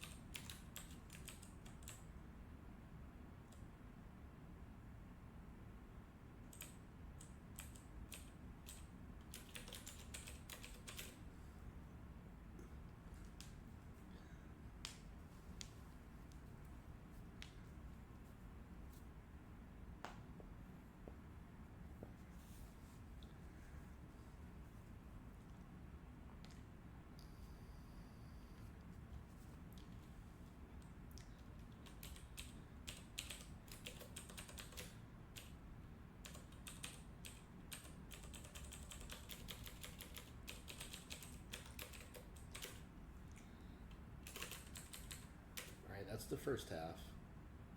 Now the second half in create SG by ID. If it's an NPC, we do all that. If it's a weapon, we do that. If it's a shield, we do that. Else, if E, look at her. She's got her head on my leg. I love you, baby.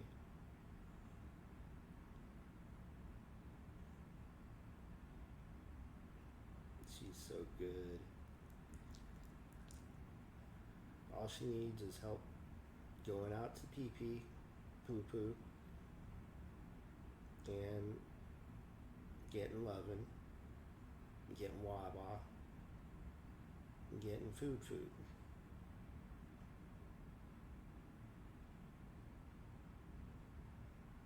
All she wants is for someone to be by her side. She's been one of my best friends ever since I got my adult career start. It was a little bit late getting cooking, but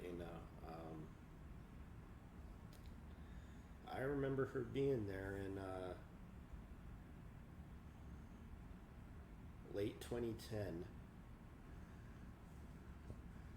So she's going to be 15 this year. She's still doing good.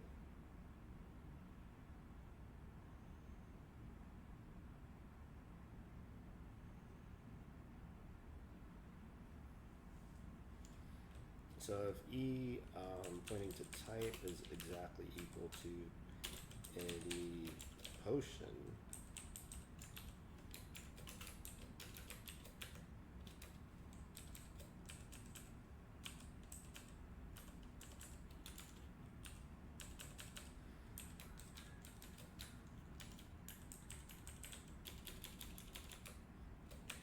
So now we're going to have to actually look for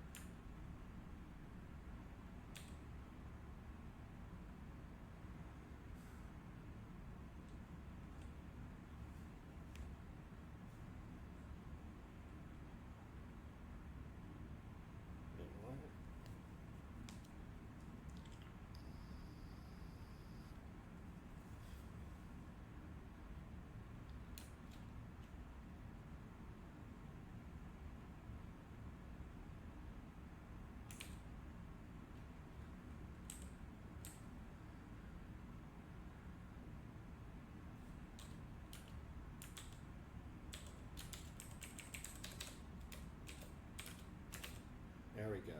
Okay.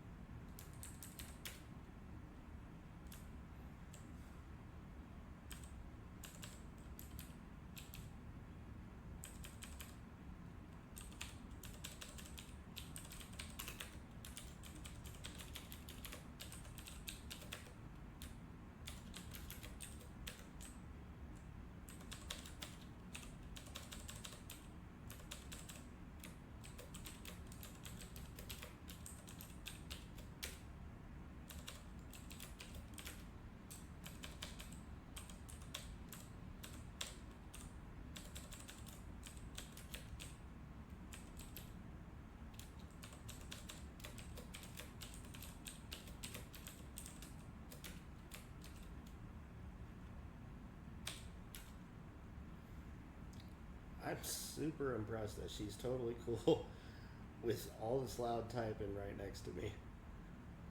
Or right next to her.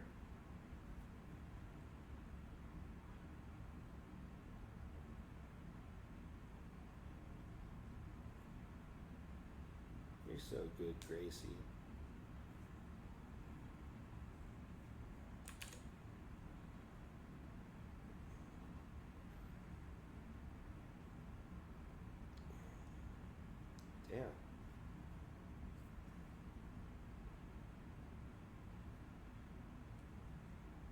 Yeah, I've implemented Game of Life a number of different times.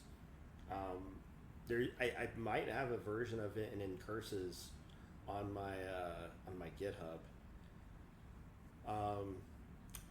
For dungeon floor generation and like maze construction, I plan on doing research. There were some really, really good old blog posts that I'm going to try and dig up, and they kind of get into the meat of how they generated their game, and I'm not too far away from that now.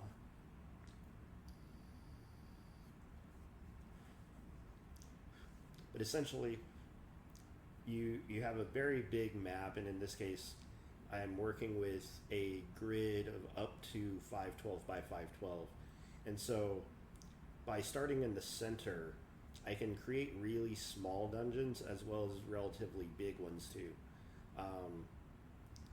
512 by 512 ends up being a very big area when you zoom out, and it gives a very, like we're going to be able to create some very big maps, but I also want to be able to create very intricate and explicit and highly polished and detailed decisions on a tile by tile basis.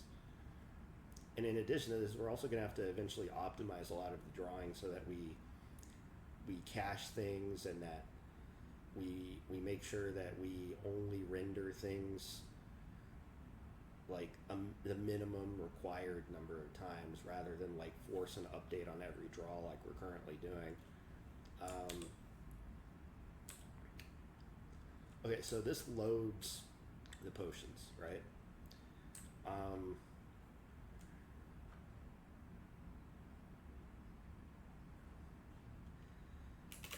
I don't think there's anything else that I have to do.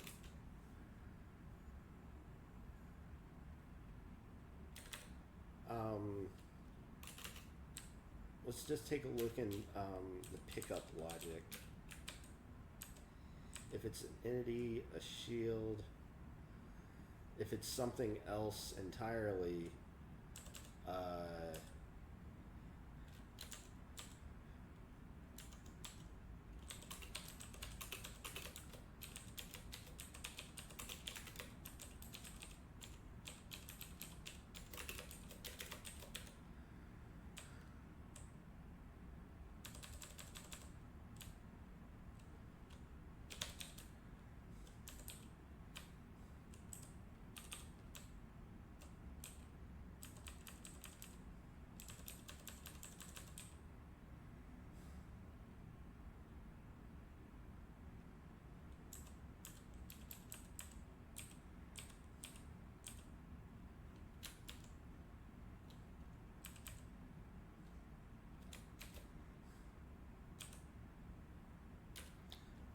because the process, like we got rid of the auto equip, the process is effectively the same now for all three of these situations.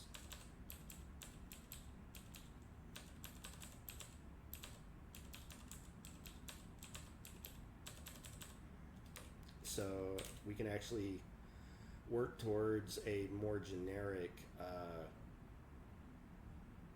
implementation here. So, because like these lines are all the same.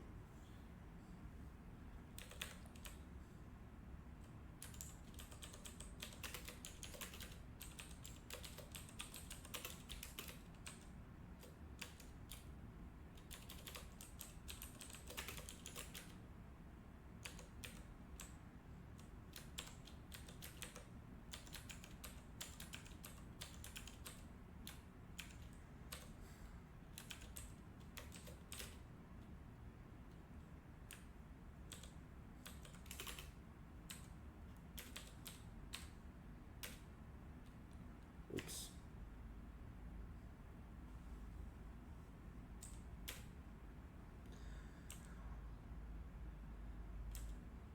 Oh wait, hold on.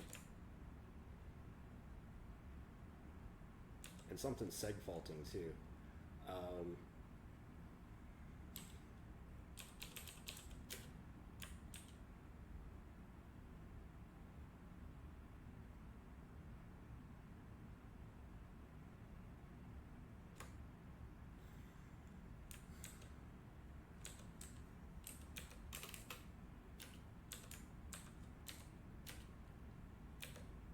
Oh shit, something didn't compile.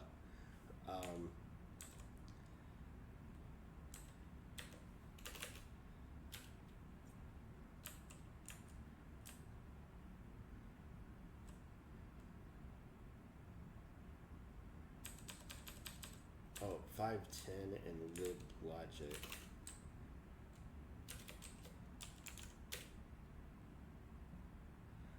Oh yeah.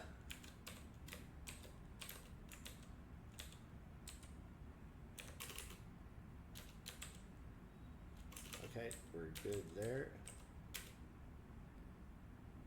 Uh-oh. Sprite group is null.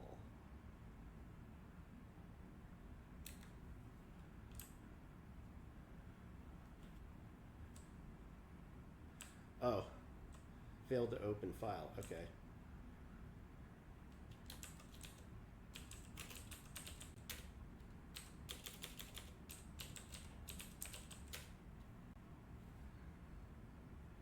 Potion HP large.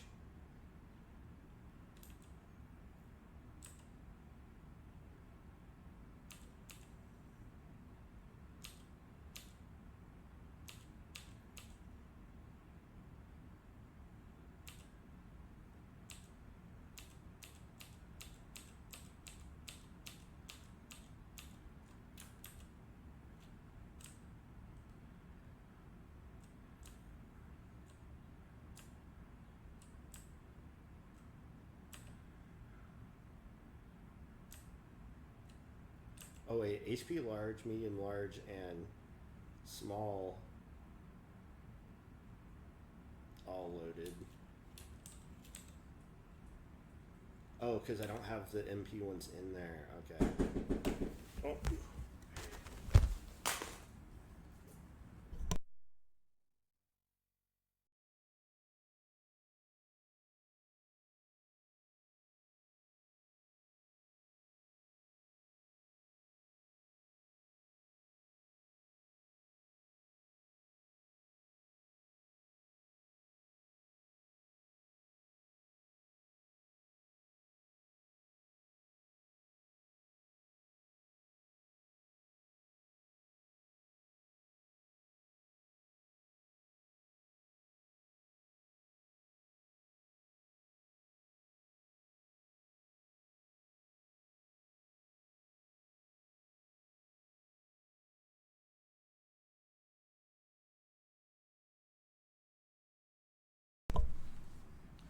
Okay, we're back.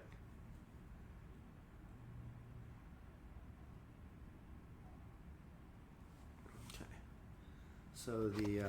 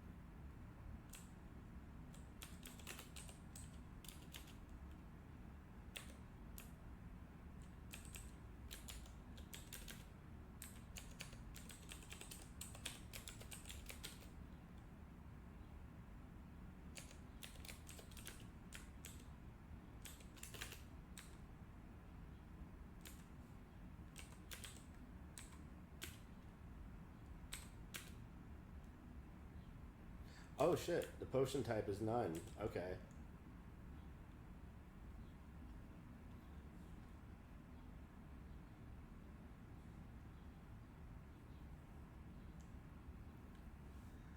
Um,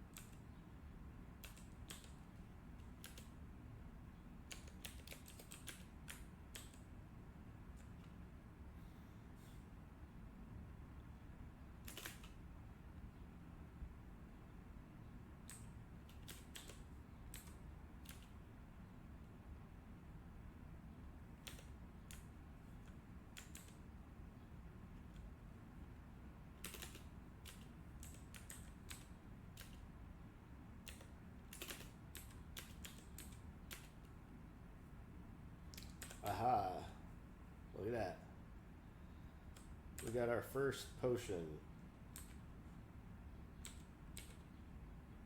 Picked up a small healing potion. And it even displays in the inventory menu. Fucking nice.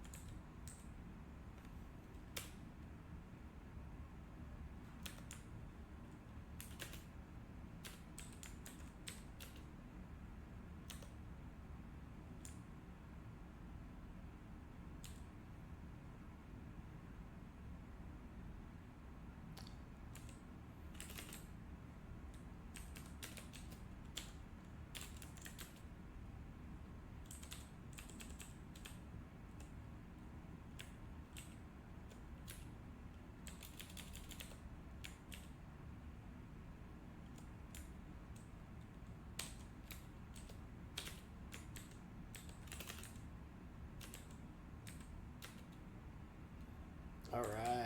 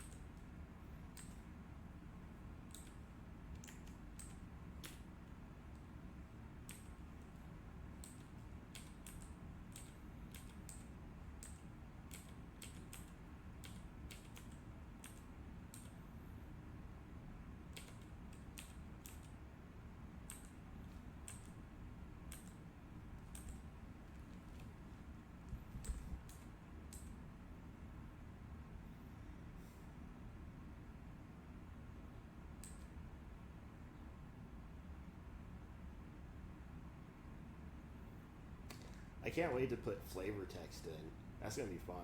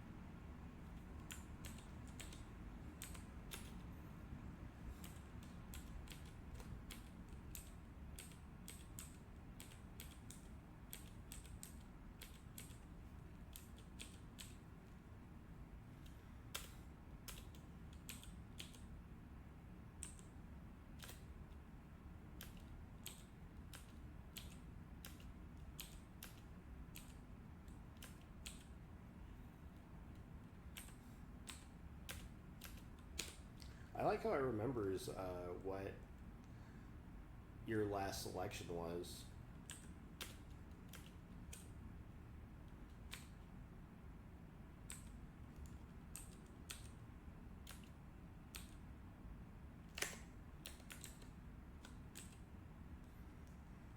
Also, we want to cycle messages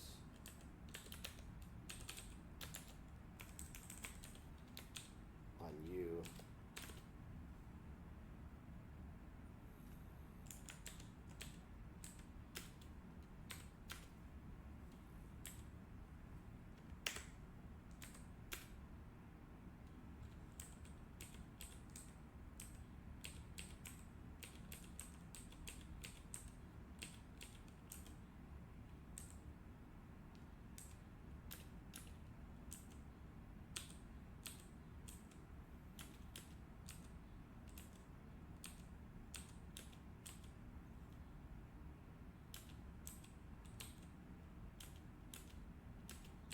If it's already equipped,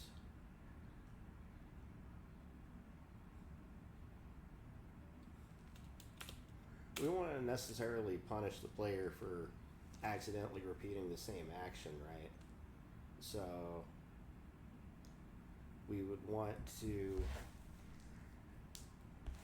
at the time of attempting to try and equip, if it happens to be the item that you're already equipped with,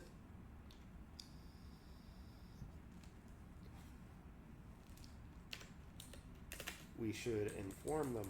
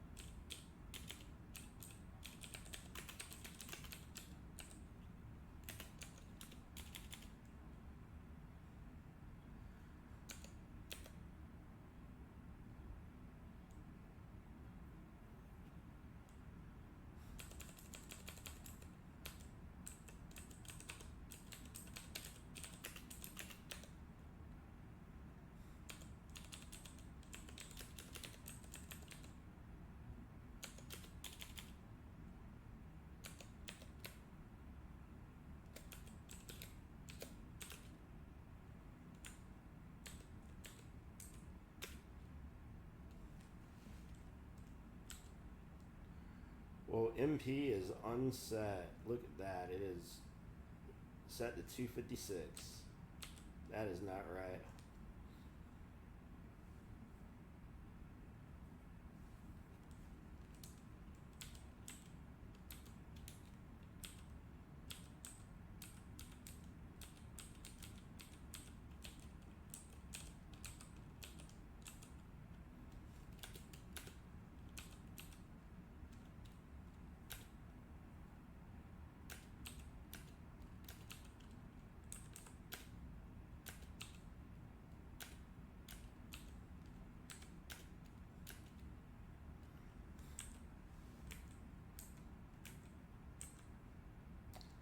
All right, this feels pretty good. This looks good. We're slowly making progress. Though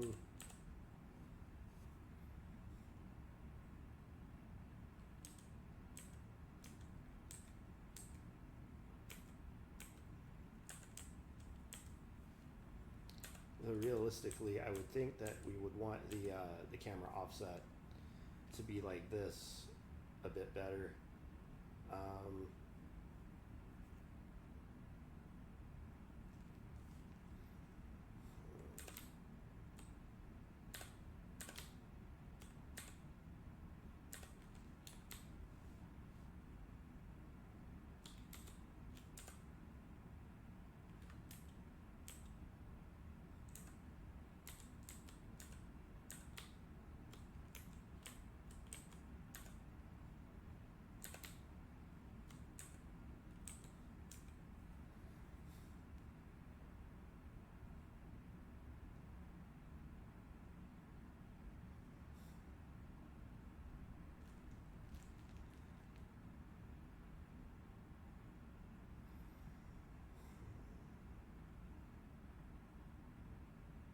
All right, this is a good place for us to take a break. We've gotten a lot done.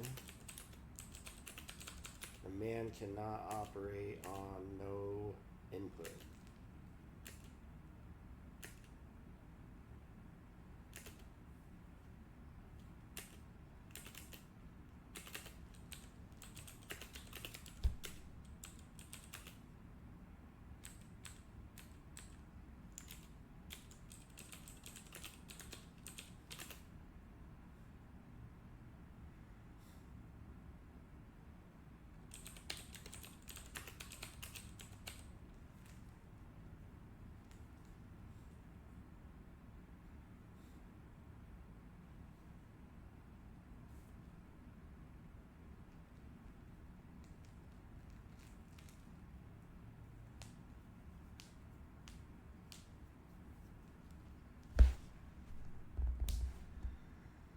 What was the other thing I did?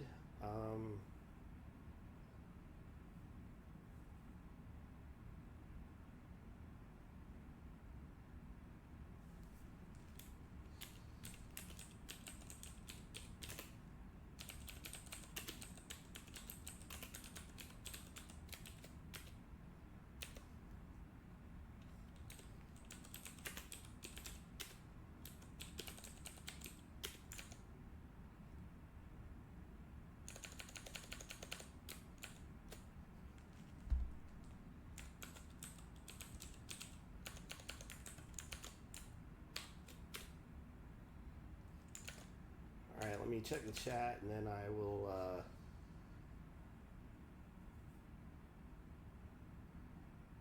Let's see.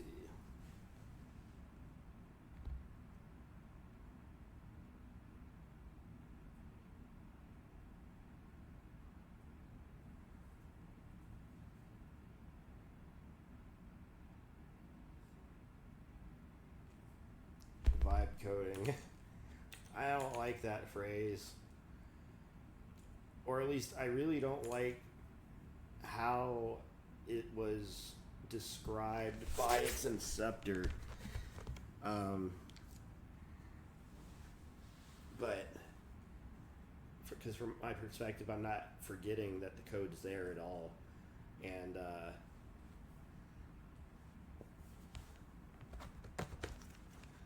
how many lines are we at? 6887. Yeah, there's a lot of so if it gets to the point that we blow up to 10K, I'm gonna I'm gonna use that as a hard refactor statistic, where if we cross 10K lines, I will halt feature development to go over the code, clean up, and without harming the readability or the maintainability, attempt to reduce as much as I can before we continue.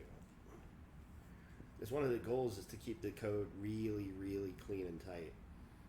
I absolutely want to, and there's plenty of spaghetti code, but I'd like to avoid that if I can, where I can and when I can.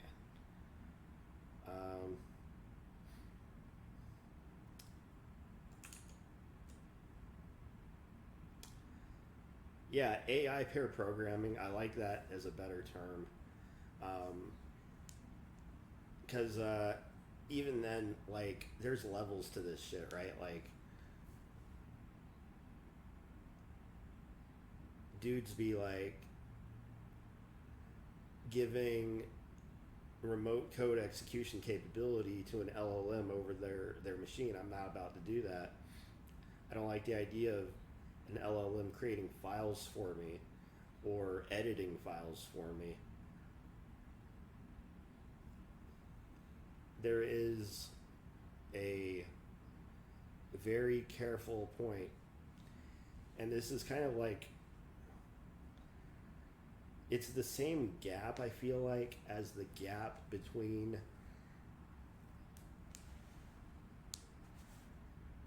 printf style debugging versus using GDB for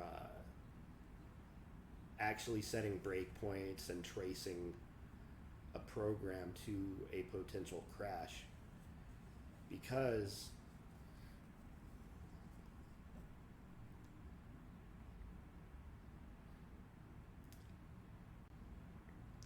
even if you were able to one-shot a LLM to begin the process of building something, and it were to do its own think about something, generate instructions, execute them, observe the output, update its knowledge base, and then repeat the process kind of loop, at some point the human has to take a look at where the AI is in the process, and then you have to go, well, hey, you're not headed in the right direction. Now I have to steer you in this new direction, so now I have to do work. So that completely ruins any sort of real ability to fully automate something. So you, at the best, you can really only automate little small chunks. And so when working with these chunks, because a lot of what's happening is people are attempting to glob in entire code bases, right? And I've done this too, I'm guilty of it. But what I've had better success with is bootstrapping it with information and then feeding it small chunks.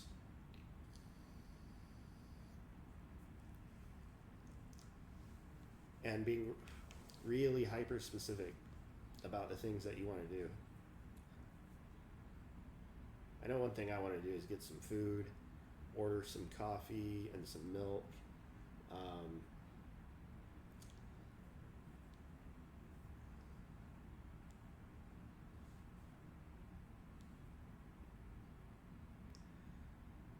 But there is so much to do still.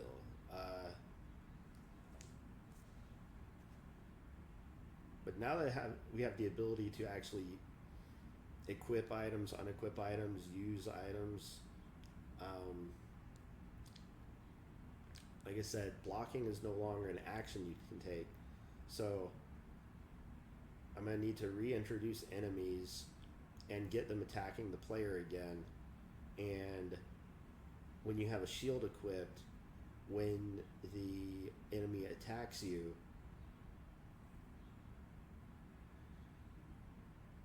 we're going to have to calculate a chance of block, and if the block is successful, process it as such.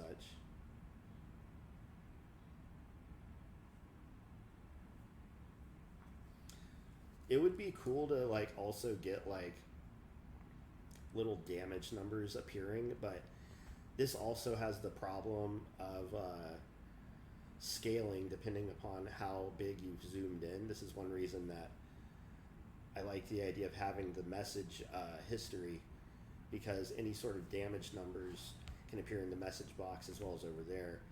And like message pop-up, like little damage pop-up numbers work well if you're at like a fixed zoom, like a fixed like size for all of your assets. Like if everything's uniform, then you can pretty cleanly place stuff like that. But with my system, because I offer the ability to zoom in and out, because eventually the dungeons are going to be so big that you'll need to do this or want to.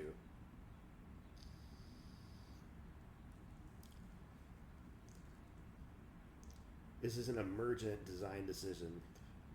It's not something I've necessarily planned on, but a lot of these decisions too I'm kind of making as I go, as I get these individual systems working and in place, because ideally when the systems are in place, we can tune a lot of these, variables in whatever direction or way that we want, which would offer a lot of customization opportunity.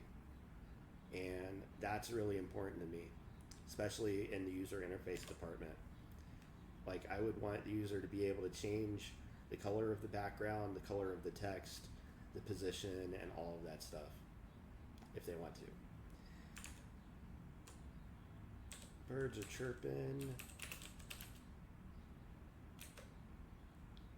It's Tuesday, 29th. We at the end of the month. So there's a raylib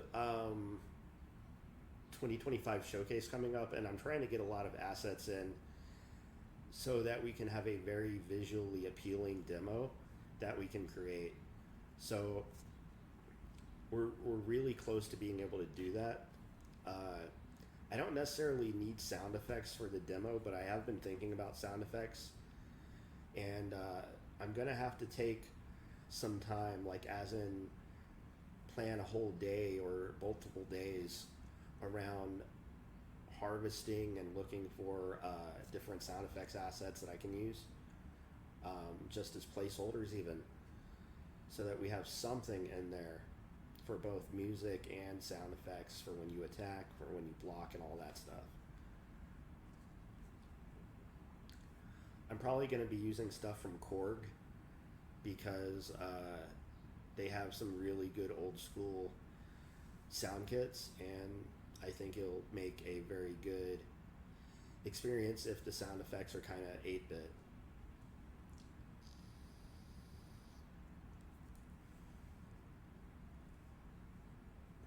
What's the last thing I want to think about here? So we got elves, we got dwarves, we got halflings, we got orcs, we got goblins. I also have the assets for the wolf and the bat, I think, loaded, but I haven't actually sat down to drop them in yet. But we'll probably want to have some monsters ready to go. I might want to also get some more tiles. A big overhaul I plan for tiles in the near future, because at some point I'm going to want animated tiles. I'm going to have to redo how I'm currently loading and drawing those, because at the moment I'm literally just pulling straight from the texture, as opposed to like using a sprite that I've created. But assuming that the tiles themselves do not require a context like all of the other sprite groups do, I should be able to just create an individual sprite for each one of those tiles, load them into a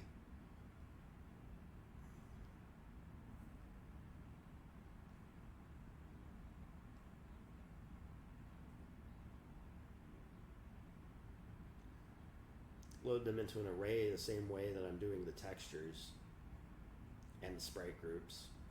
Well, the sprite groups are actually being done using a hash table. So the hash table, it's entity ID to sprite group, but in this case we could probably get away with mapping individual tile types to different sprites, because that's really what I'm doing right now, is like, depending upon what the tile type actually is, depends on which texture we end up selecting.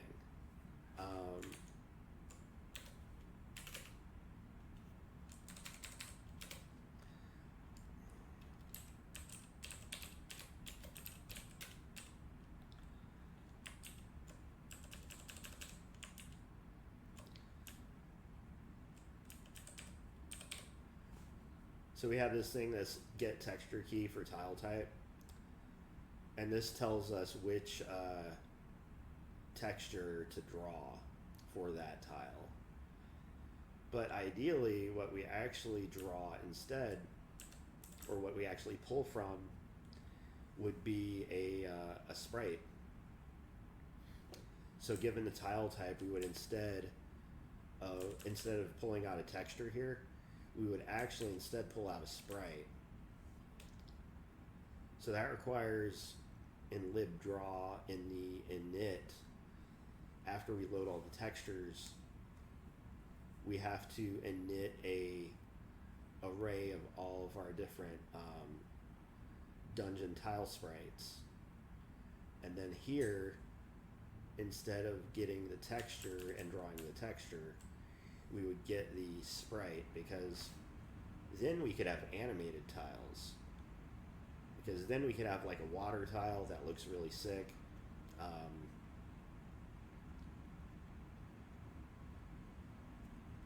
And that's not a terribly difficult upgrade to do. It is a little bit nuanced. That's why I'm thinking about it out loud, because I've been thinking about it for a few days now. So, like, I'll probably end up implementing that off stream. This might be a little bit boring, but it'll look cool when it's done. And yeah, sometimes my best work is actually done when I'm not even at the computer, when I'm dead ass doing some other shit, like cooking or cleaning or whatever. Since I actually say that out loud now I think about it, I do need, or I would like to make spaghetti in the near future. Oh fuck, I need a colander, man. God damn it.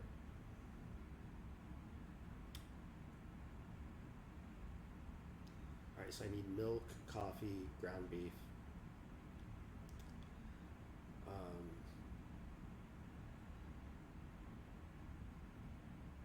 I got a bunch of avocado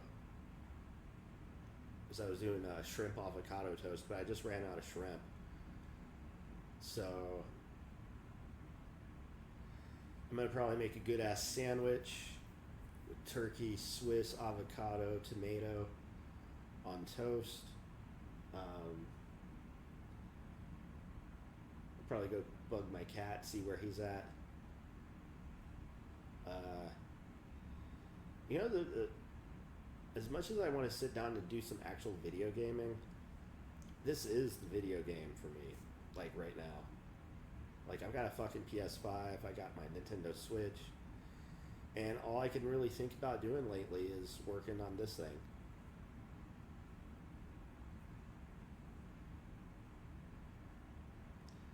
I don't really get a whole lot of viewership when it comes to playing games, but I do get a lot of people watching me do this.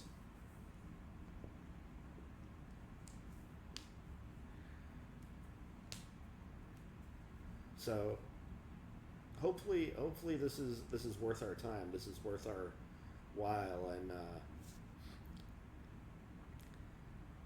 yeah, like playing video games, I think for me off stream is more of a meditative, like, recharge practice. But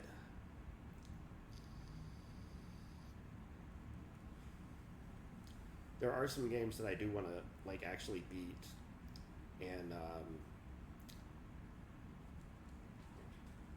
I might, I keep saying that I might, but I really might actually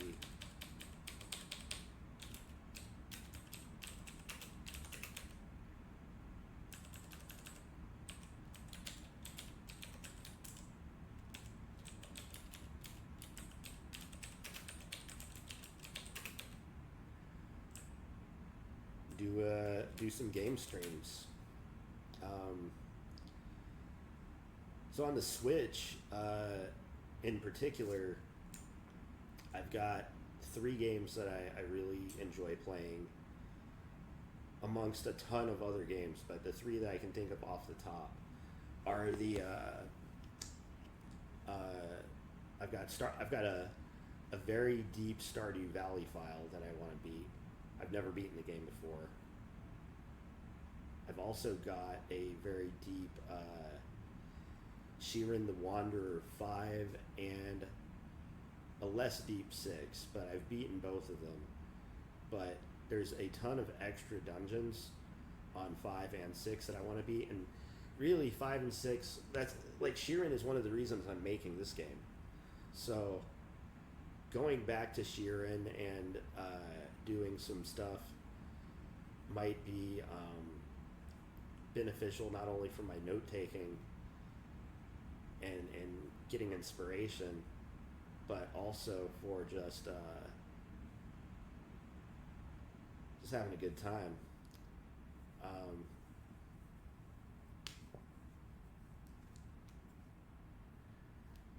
Even if nobody watches it, it's still a good time.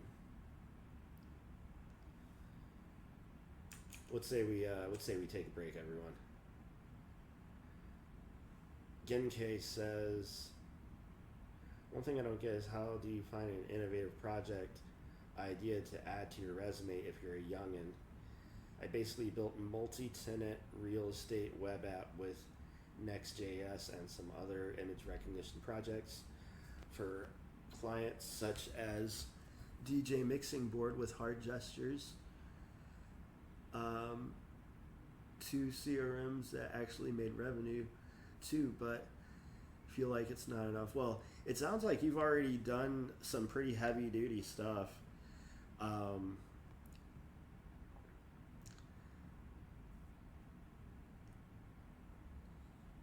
Innovation is kind of bullshit, honestly. Like, the way I think about innovation is, you can't really innovate until you have walked the same path that everyone else has walked. like,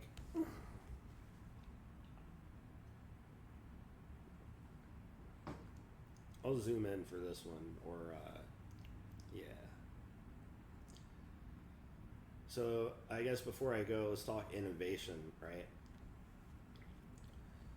What is innovation? Why is there such a fervor for people to come up with the next big idea? What's wrong with copying other people?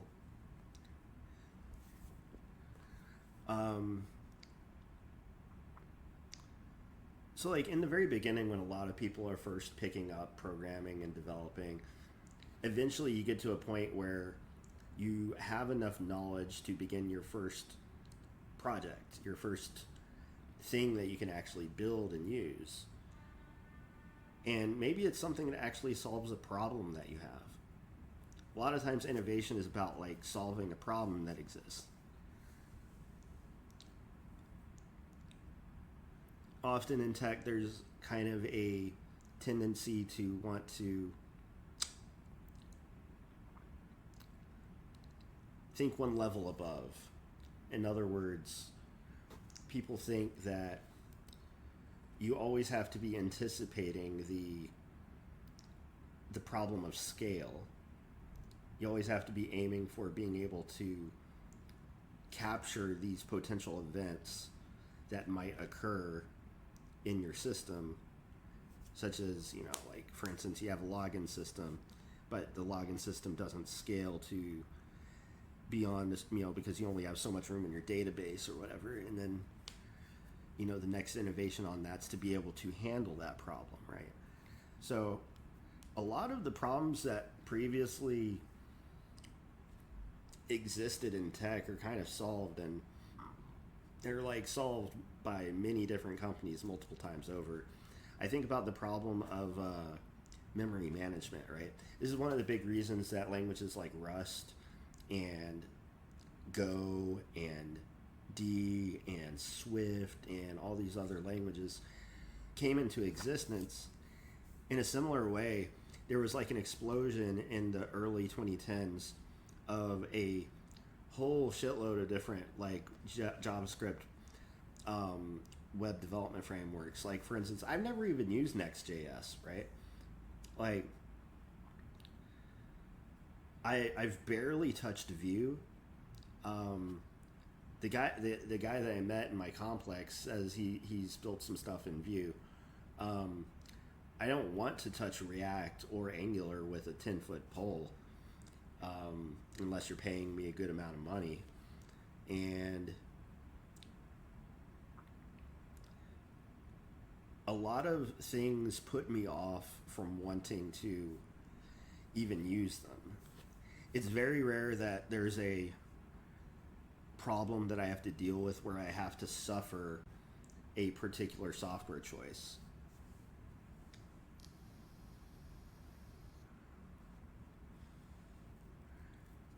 Feeling like it's not enough is part of the well, first of all, I mean it's a really interesting and weird and possibly bad time to be a young developer for a lot of the reasons involving the LLMs and AI and stuff. We are in a bit of a transitory period where you are probably going to be best served by learning how to use these things as quickly and as best as you can as possible. You need to be good enough at programming and problem solving to not only be able to put these new LLM tools to their best use, but also to be able to operate without them if you don't have access to them. Being able to be that dynamic is going to be super, super important for anyone entering the space at this point. It's not going to be a question of developers being replaced by AIs so much as a lot of grunt work is no longer going to be required by humans. So stubbing out web applications, totally gone. Like introductory web developers are fucked. Absolutely bananas how bad that situation's gonna be, like, real soon.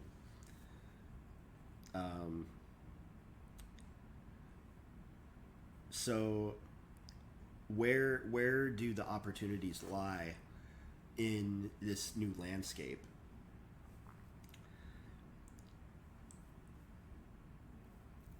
Building things that utilize LLMs is definitely one avenue that can be taken. I mean, if you're looking for innovation too, you could also look to the LLMs themselves for inspiration. Sometimes figuring out what to build sometimes takes, like as an example, the way that I update my website is through a Python program that I wrote. It is effectively a markdown based HTML static generation engine, and I built it because I decided I wanted to build a blog and that there was a certain workflow when it comes to my own writing that I particularly enjoy. And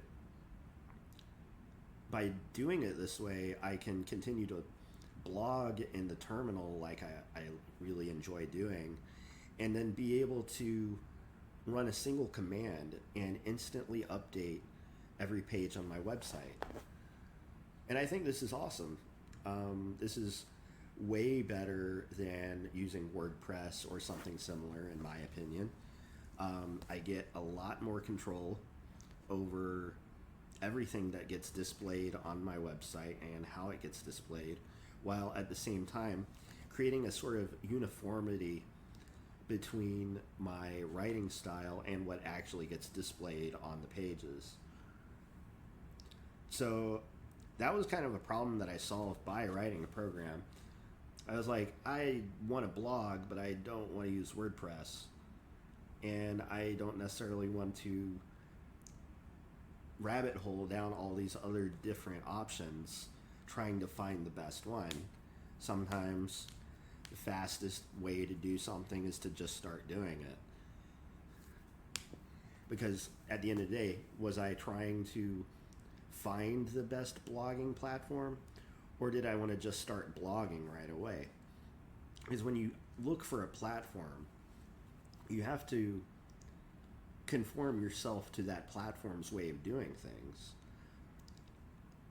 That's just by, nature of Gödel's incompleteness theorem, right? Like, no self-consistent logical system can prove that it's consistent and logical within its own system, right?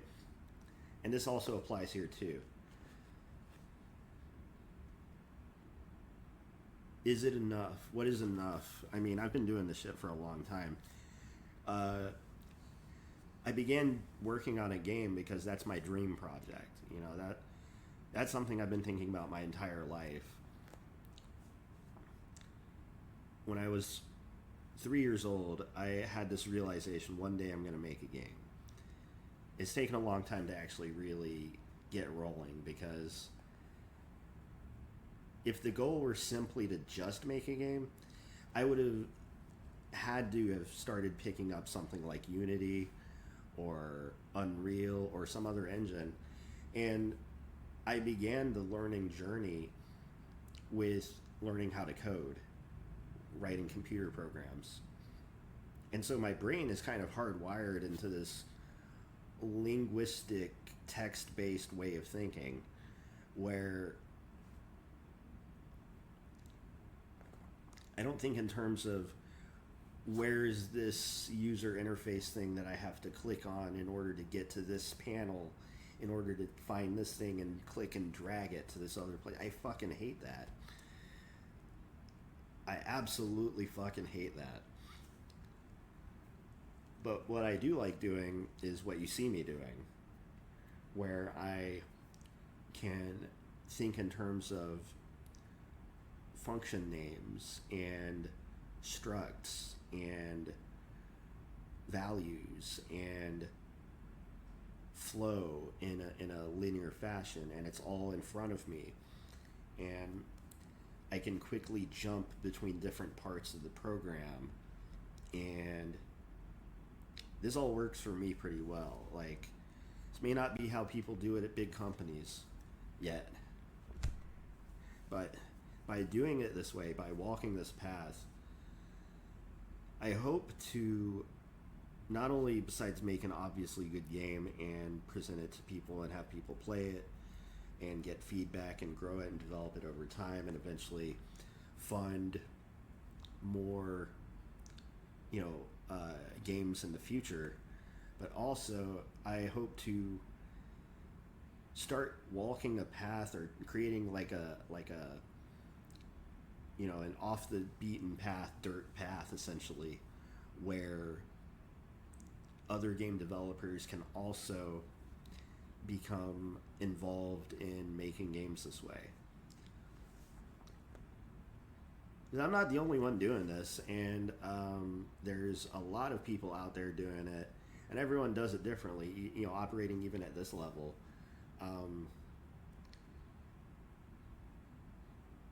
I mean, there's several problems that you as a developer have to figure out before you can even get to the first really good project that you're going to make. And you're going to make a lot of really crappy ones using tools that you hate before you get there. And if you're lucky, you aren't put off so much by using certain tools like I am. And you can just kind of like grin and bear it out and just knock something out of the park and make something really good using what everybody else uses. Because if there's one thing to be said, in the positive favor for things like Visual Studio Code, even though I'm not a big fan of it, is that because it's the most popular, it also has the most support. And we're also living in a world now where more and more people are using Linux as opposed to Windows, because they also realize that they want to be able to do things certain ways on their computer.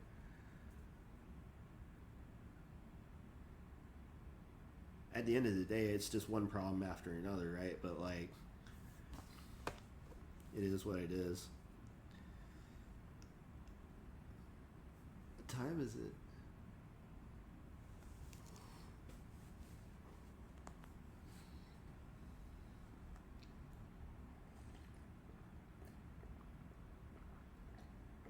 Anyway, Gensei, I don't know how to pronounce your name, Gensei Kazim. I hope if you're a young person, don't let yourself feel stressed out by feeling like what you're doing is not enough. So long as you're doing something every day, that's better than most people already.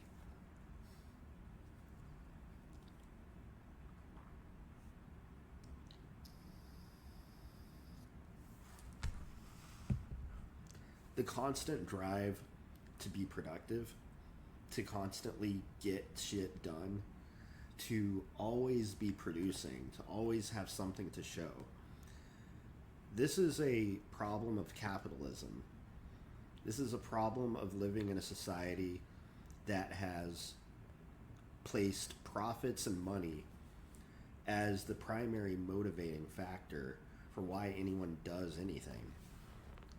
And one of my longtime theses with regards to software development is that good software development is in direct opposition to capitalism. And the reason being is that software development is very expensive, not just financially, but also from a time perspective. Actually, not just financially, but like, for instance, I'm working on this game, right? Like, all this stuff that I'm paying for here, it's coming out of my own pocket. I'm very lucky to be able to do this right now. And I hope that we can really launch it into something fucking amazing. But at the end of the day,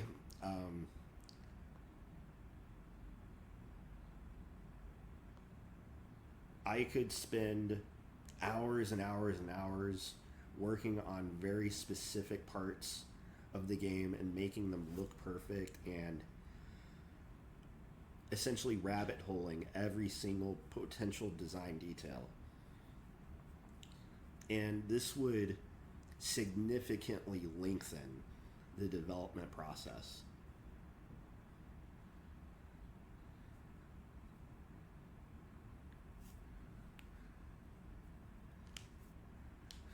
Bro, I'm learning programming as a joke just so that when I learn it, I can tell other programmers they're not as smart as they think, and I can tell non-programmers you're not as smart as me. Well, that's kind of funny, but knowing how to program just straight up doesn't make you smarter than other people. I know this personally because I am a great programmer and pretty generally good computer person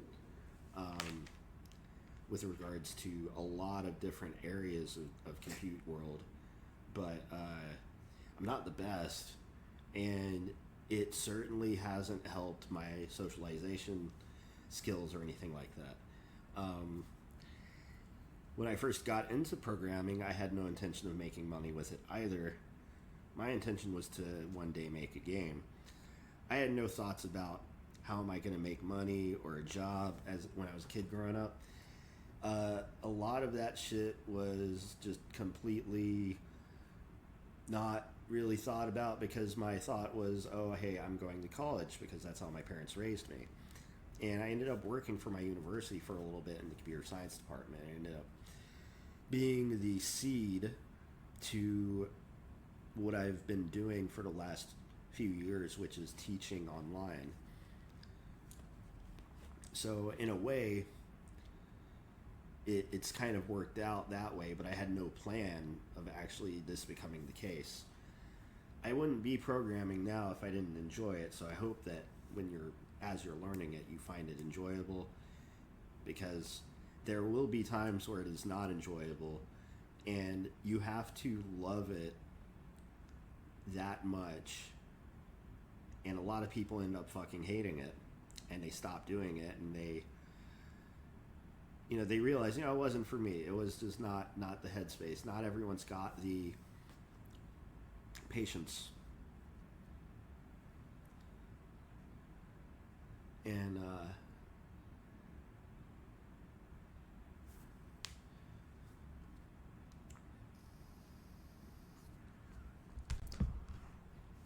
wise is he who knows that they know nothing.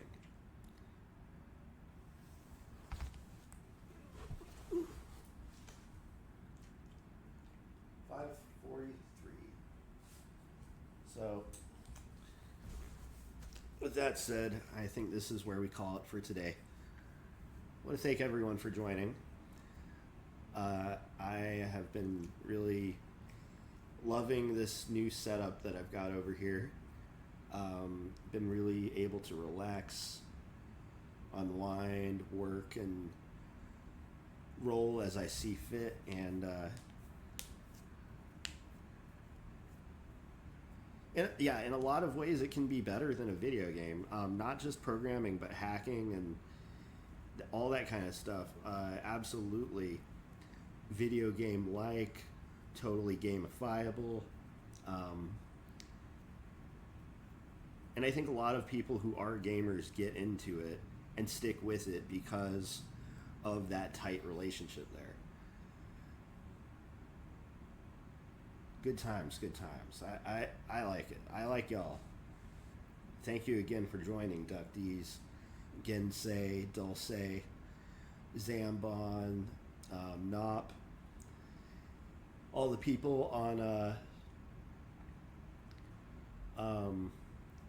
Free Earth, as all the people on YouTube and Twitch. Man, I'm blurry as fuck from over here. Take it easy.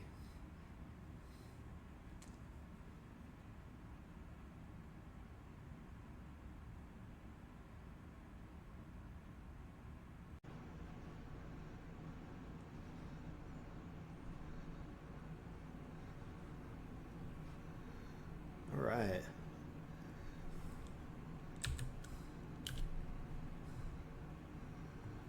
I'm gonna get down with some nitty gritty.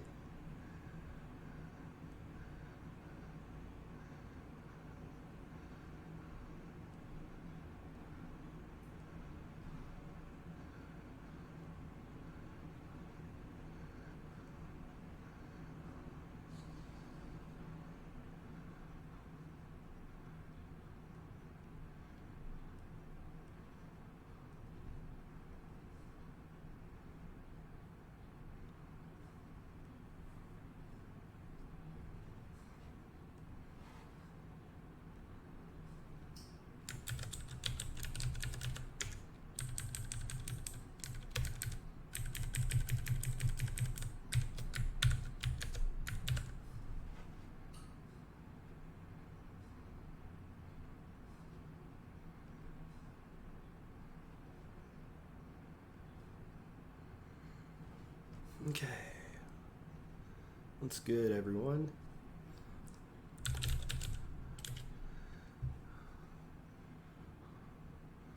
Welcome to the dojo.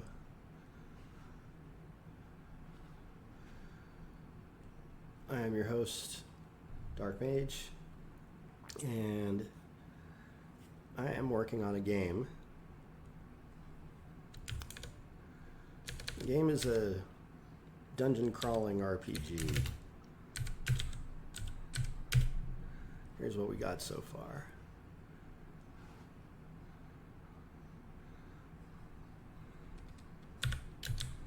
Say what we got, but really what we have is an infrastructure.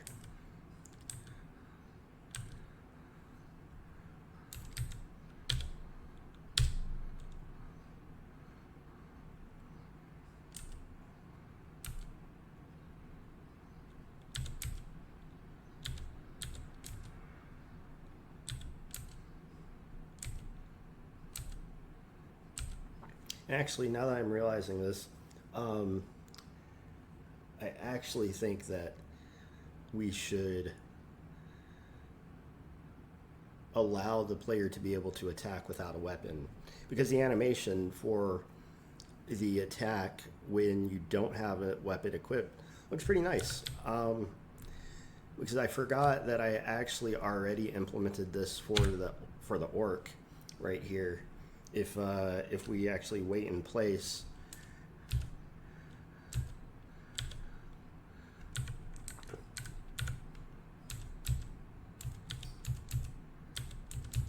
it does not look that bad. So this is actually something we could use right out the gate.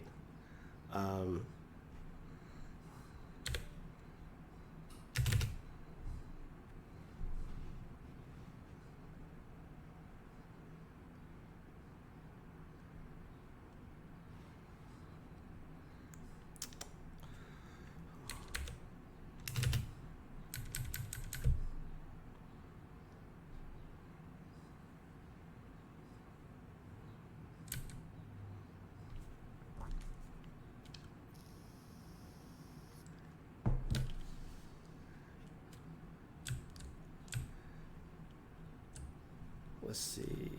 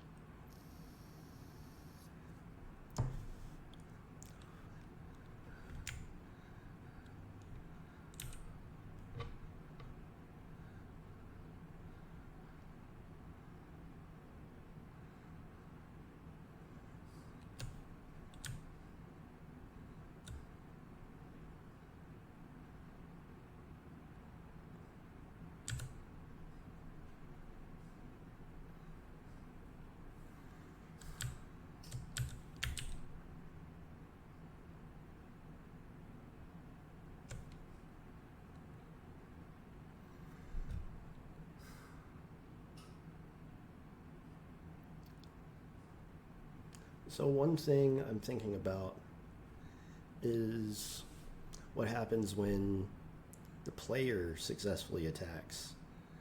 Do we actually want to have a message?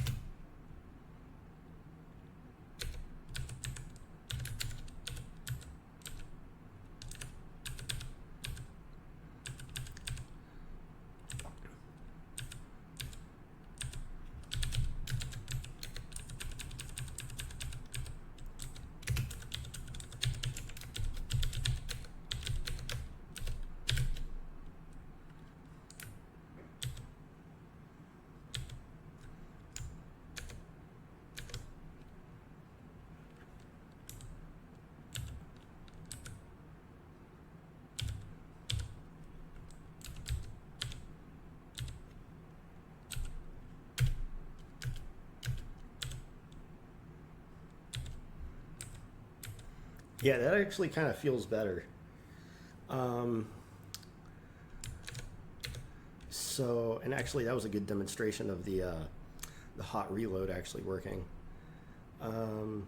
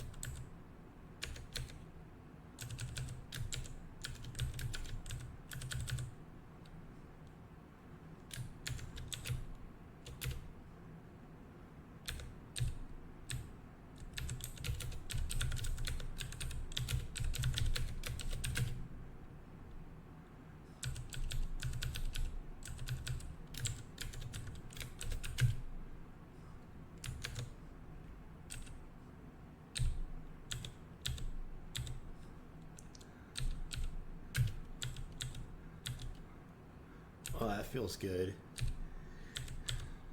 I can attack without a weapon and with a weapon, and it actually reflects me equipping the weapon and all that good stuff. That feels good.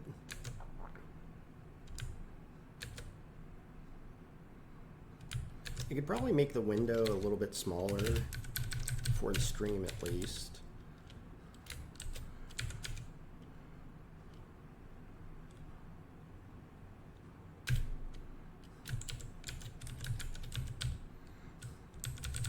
Let's just see how it feels at this height.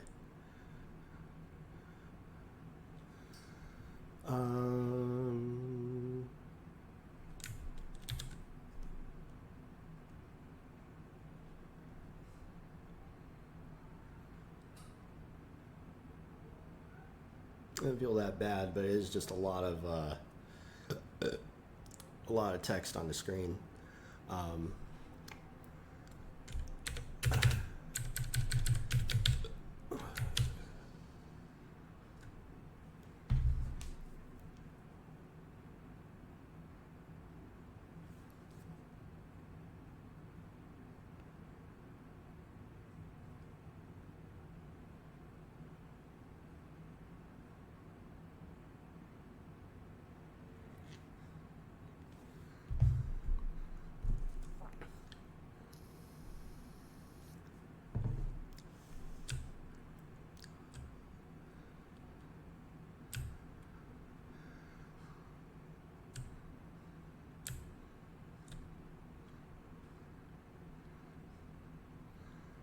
That's inventory.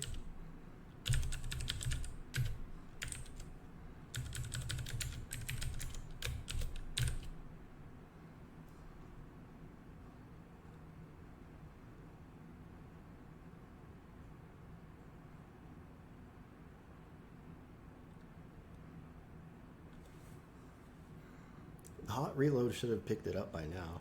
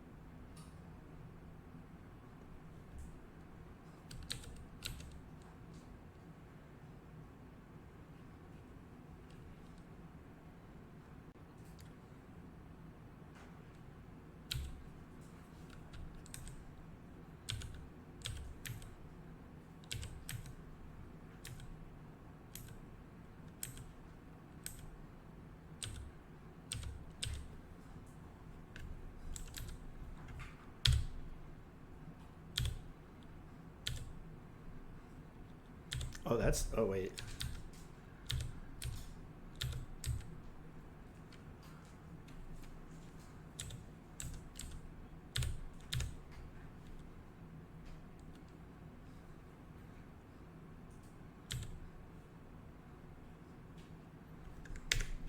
Oh wait, it's, I messed that code up.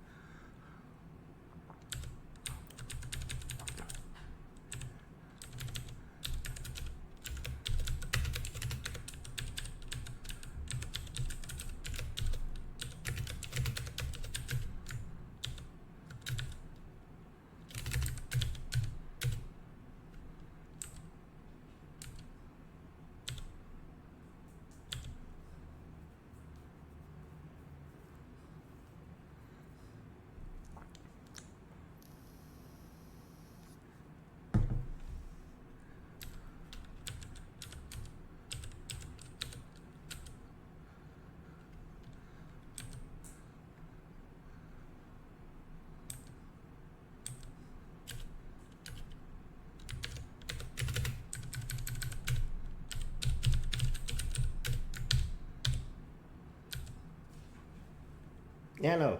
Oh, okay. He's playing with some actual string. He's been. I mean, he's obviously playful because he's still a kitten. But I can't be having him chewing on my cables.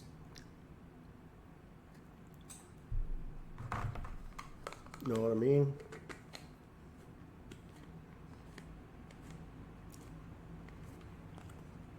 Yeah, I'm talking about you. Come here. Hey. Come here. Get up here. Come on. Come on. Come on. Come on, buddy. There we go.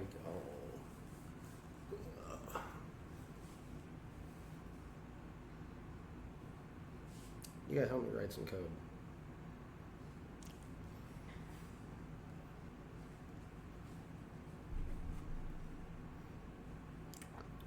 Yay, as soon as the cat gets in my lap, people show up. That's awesome. You are good luck, buddy. I don't know how well y'all can see him, but he's right here.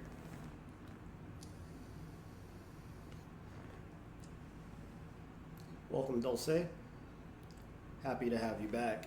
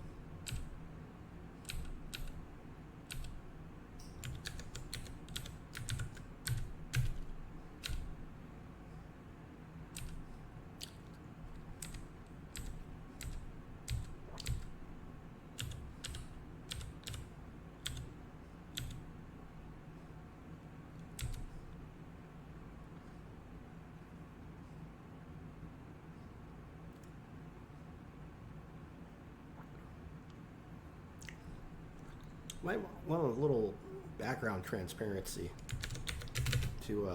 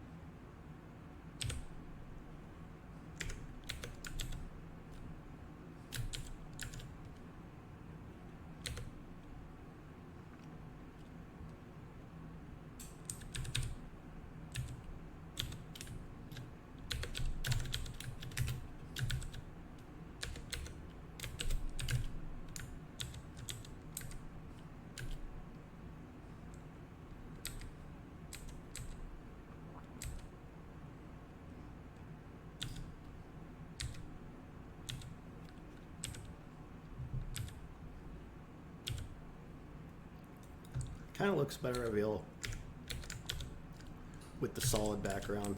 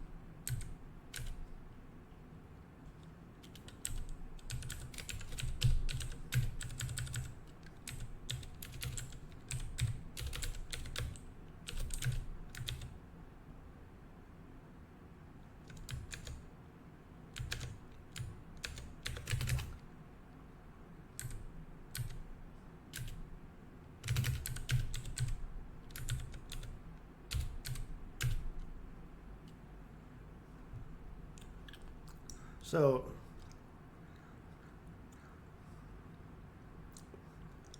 one of my goals for today was the following.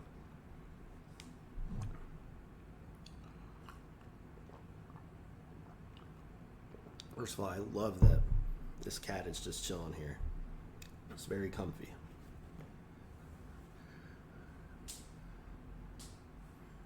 Normally this would be where Gracie used to sit a long time ago.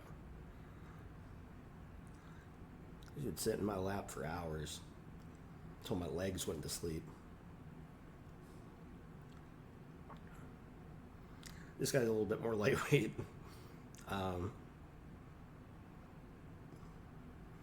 But okay, so goal for today, because I disabled blocking as an action, we still need, or at least would like to have, some sort of automated mechanism that when you're attacked, if you have a shield equipped, there's either 100% chance to block or some other percent chance to block. In the very beginning, we can make it 100% just for testing purposes. Eventually, the percent chance to block will be calculated depending upon different statistics, such as your dexterity, such as the armor class of the shield, etc. So when I pick up and equip the shield and then I'm attacked, what we want is for the previous blocking mechanisms, which you had to activate manually. You had to tell the game, hey, I'm going to put myself in the blocking state. And then the game goes, okay. And then the NPCs go, I'm going to attack you. And the game goes, well, this guy's blocking right now, so your attack is deflected.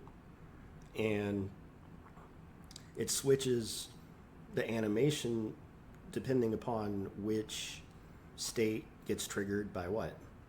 So everything was working pretty much correctly.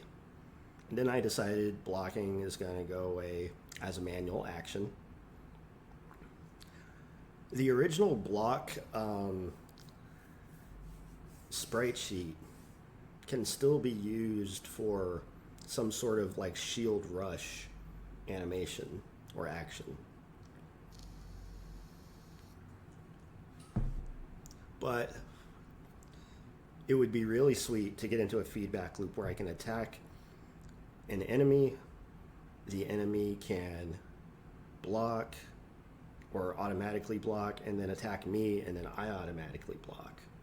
Getting that sort of back and forth infinite feedback loop working, to me, represents a really important point in this game's development, because that's essentially the primary combat feedback loop in full, which we're very close to at this point.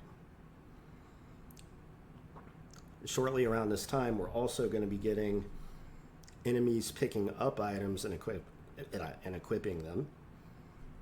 And that way, because for instance, since I implemented the new orc attack animation, I have not implemented the corresponding what happens when he equips an item perspective.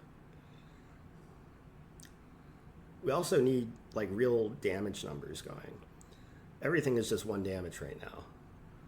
We would want to have real calculations occurring depending upon attributes that get set and measured over time.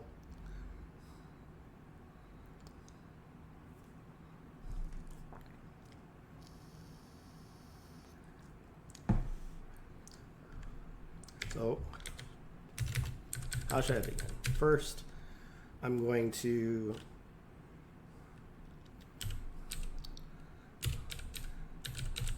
disable the potion test for right now. And temporarily, we're going to turn off works as well.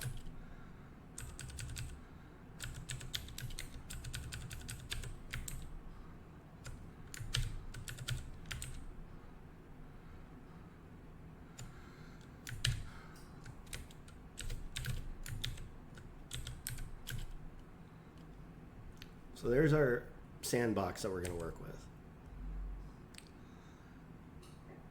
To make things even better for testing, it would be very useful to programmatically be able to create and equip items before or without having to place them on a floor.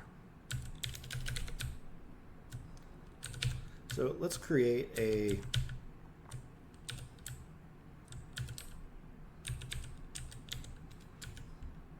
net weapon test 2. We don't have to create a random location anymore. However,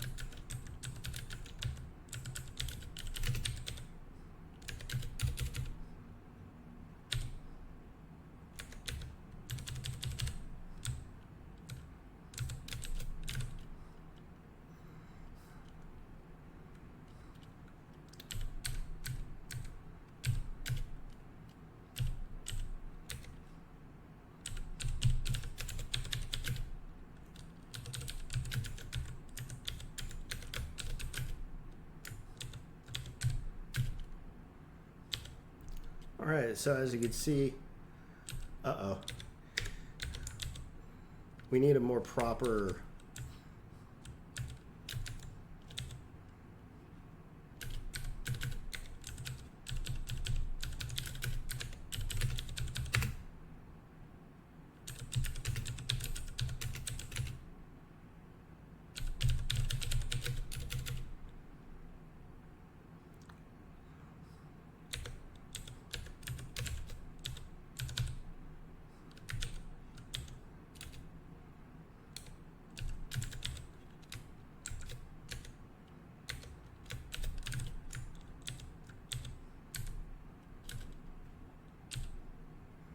as you can see now, the sword shows up in our inventory already at the game creation.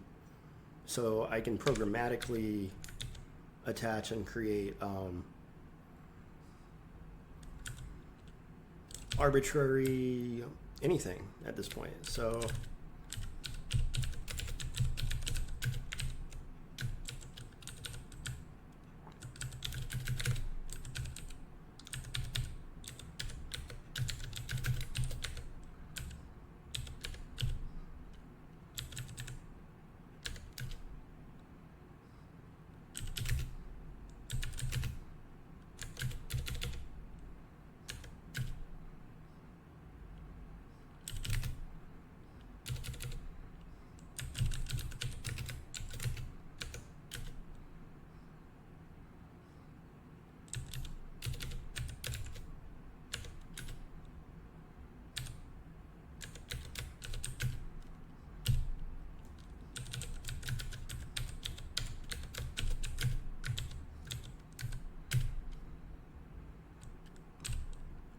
all right, so now we have a sword and a shield equipped already straight out the gate.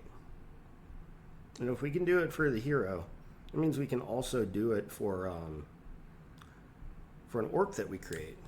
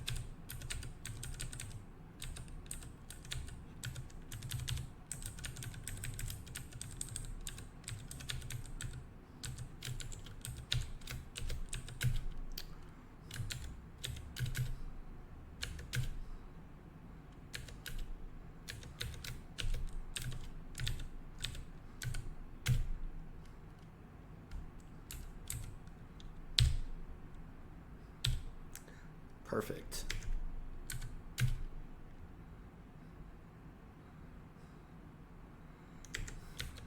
We can even make this space like tighter.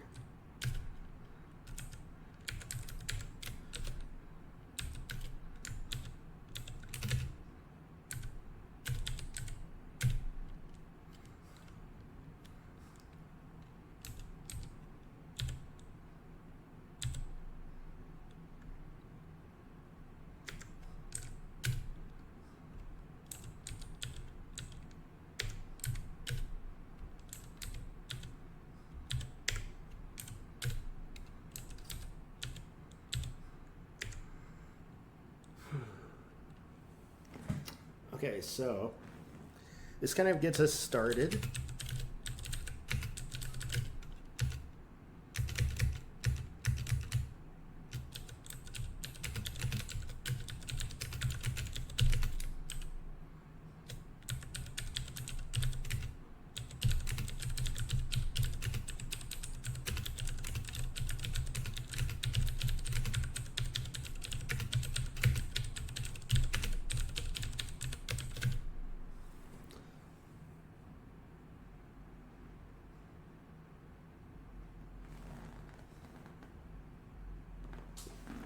Oh.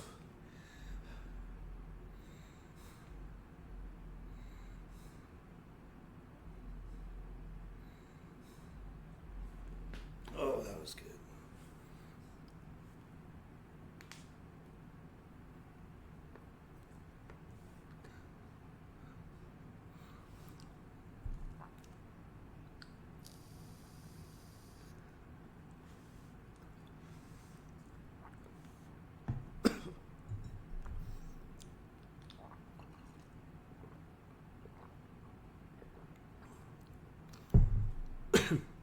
No, I have not tried Gemini Pro 2.5 yet. I started playing with some of the API stuff that they have. I'll have to go back to it. The free tier is absolutely terrible. Absolutely off-putting in how bad it is. I was actually getting so mad I had to stop using it. I like exploring a lot of the minis, the nanos, the fast tiers, the cheap tiers. I especially like API access because, of course, I like being able to do things over here in the terminal. But that said, though, I should just try it out. I am a little bit off put too that because they give some Gemini access to Google One members, but Open Router.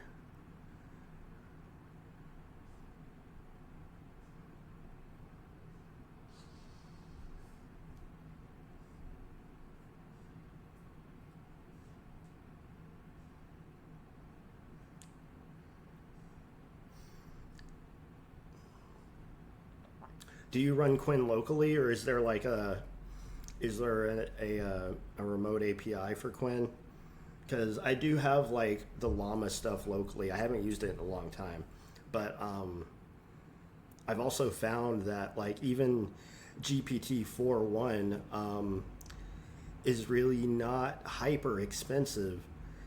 Sure, it's significantly more expensive than Mini or Nano, but it's also really good. Like the inventory menu stuff that we got cooking the other day, we did using GPT 4.1, and I was rather impressed.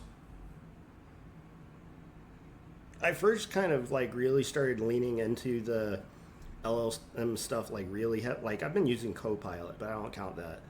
I started leaning into a lot of the chat completion stuff with grok to begin with, and then I began going back and using the others. I mean, I started using GPT a long time ago, back when it was really fresh. I'll check out OpenRouter if that's the case.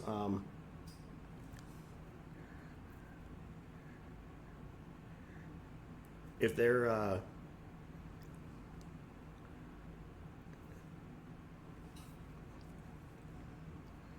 if they've got good API access that like uses OpenAI's pip API, for instance, then that would be a really big selling point, because I could very easily add it to my scripts and then try it out just the same way as I use all the other stuff currently, and that would be cool.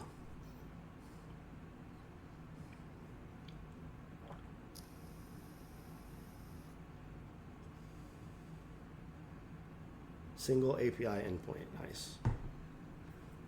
Yeah, I'll definitely have, there's so much to check out. Well, if everyone uses it, why are you the first person that I've heard of using it? Next you're gonna say, oh, you don't talk to anybody. I'm like, bruh.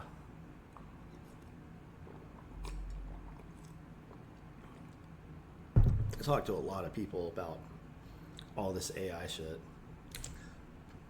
They're just coming out with shit so fast. It's genuinely impossible to keep up with.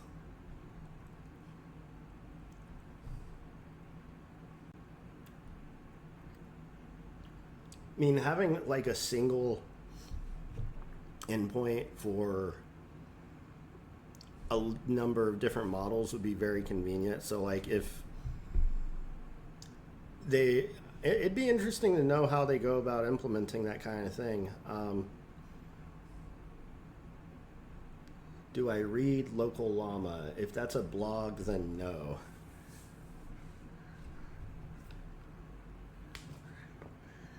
Like I said, I've got Llama CPP. I've got a ton of different AI models downloaded. I've got a good, reasonably good, graphics card with reasonable amount of video RAM. I don't think I'd be able to use that while I'm streaming unless I use a different version of OBS or change shit, because the version I'm using, like while I'm streaming, I'm actually using the GPU for encoding. So anyway, I'm getting sidetracked. Let me get back to what I'm doing here. I forgot what I was doing. Oh yeah, we created this little testing environment where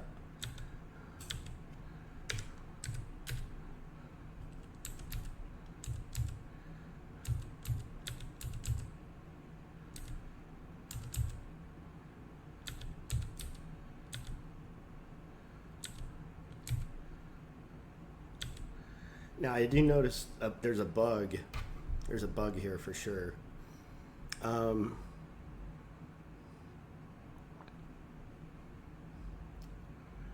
So the in the same way that we updated, like we had a problem with the shield direction a few sessions ago, and it's the same problem that the orc here is facing. But fixing it here will fix it for all of the future occurrences of this bug. Essentially, the direction that he's attacking, it appears to be the incorrect direction.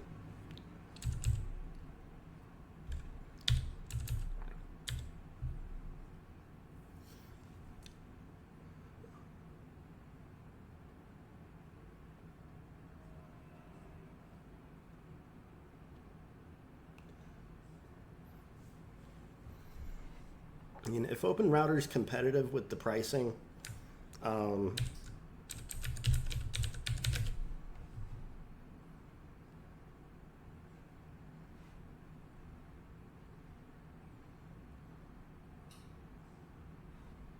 credits can be used with any model or provider. They give you an API key. I'd like to know how much credits translates to in terms of tokens.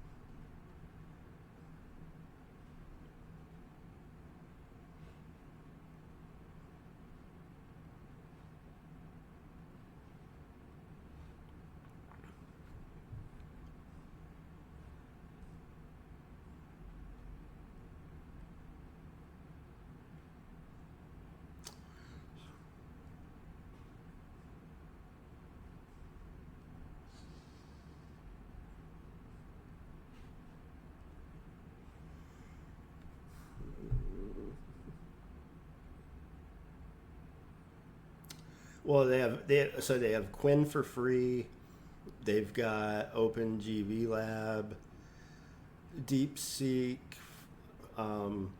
Prover V2 free. Let's see, GPT.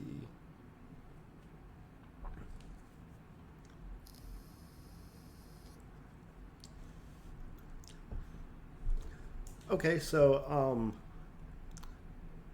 to compare prices of 4.1,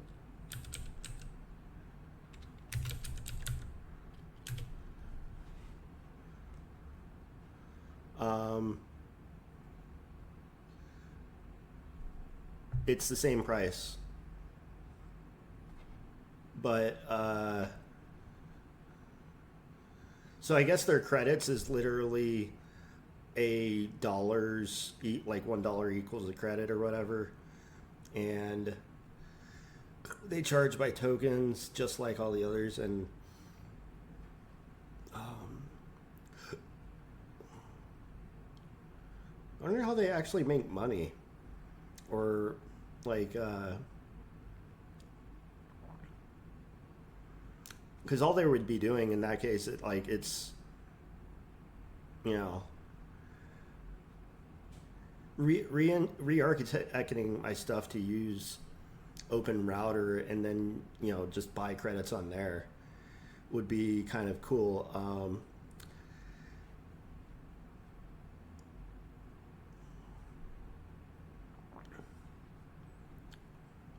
Because then I could rotate through a lot of the other stuff.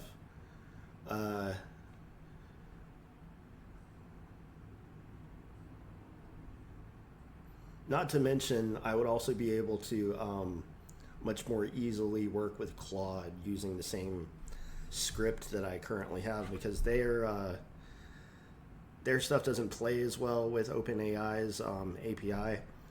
So I have a completely separate script for Claude.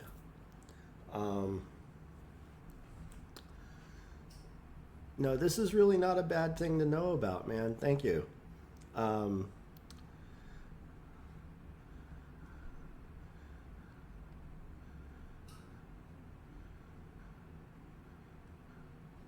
I'm not going to sign up for it right now, but I'm leaving the tab open because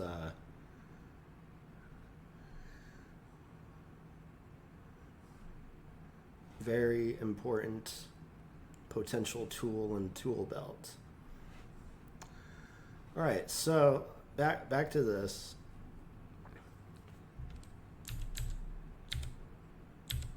We got a bug.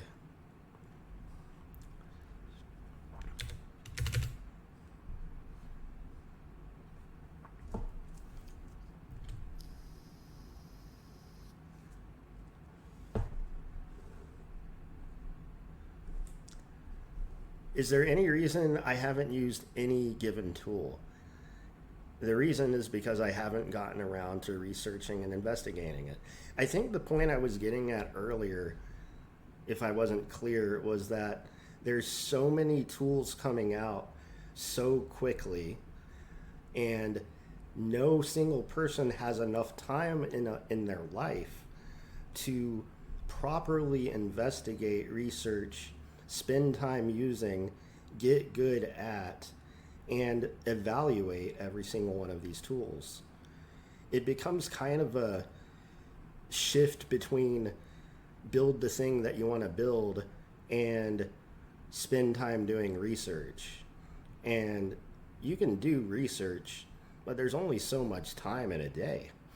The simple reason that I haven't used Aider yet is I haven't used Aider yet. Similar to how, when I spent 5 minutes trying out Cursor, I realized, you know what? I'm going to have to spend a lot of time figuring a lot of stuff out again.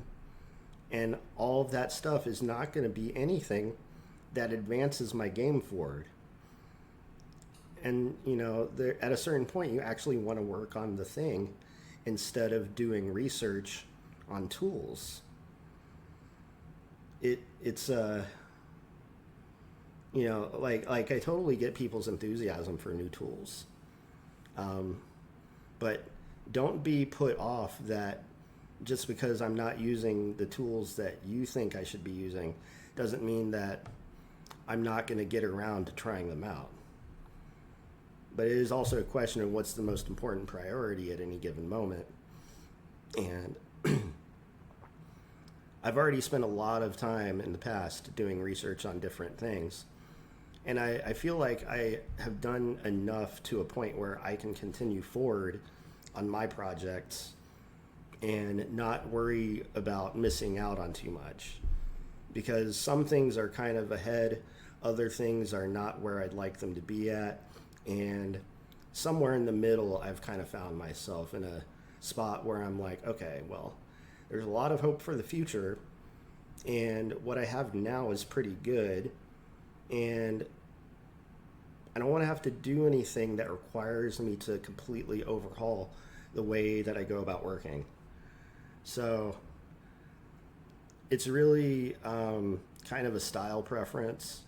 It's also kind of sometimes I want to sit back and wait for things to kind of play out and see which technology is really going to emerge as the victor. Like, for instance, I really question Claude's dominance as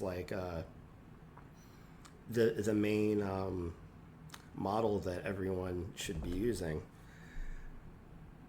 And only because it's accepted as a de facto, not because I have any evidence of it being bad or anything, but simply because when I see a lot of people adopting this sort of, from my perspective, it seems mindless. It seems like just do what everyone else is doing. Don't think about it. And I think that's exactly how the machines take over. And I think there's a happy medium where we can actually live in a world where these new tools exist without them becoming the really dominant force. And this all requires just patience, careful thinking, and excitement is certainly warranted, but I'm not about to overhaul my workflow or style of operating a computer just so that I can conform to some other new tool. But if there's some feature in a new tool that's really kind of awesome, and that's one of the reasons that I do the things that I do in neovim, is that some of the things are cursor-like in that, sure, while I'm not really cool with the AI or the LLM creating files on my computer or executing code for me, or even editing files for me, for that matter, I am okay acting as a go-between between the prompt engine and whatever it actually spits out and my actual projects where I might want to integrate them. And a lot of my approach is about very careful tactical use of when to actually provide code. I have not been as successful as I'd like to, although sometimes it can be helpful globbing huge files and dropping them in. But lately I've been attempting to be a bit more surgical and tactical about how I actually provide input.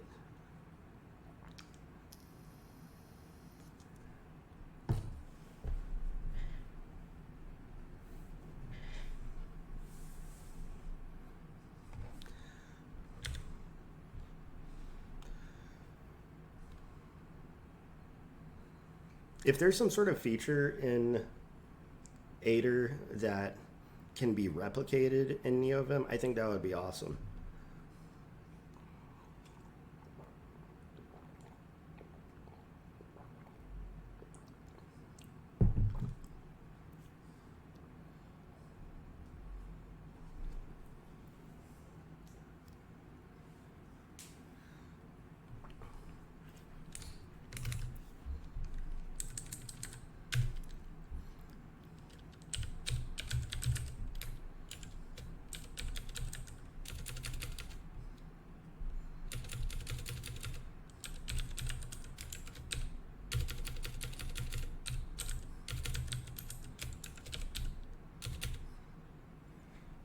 Are you watching me type? My cat's tail is like literally across my left wrist right now.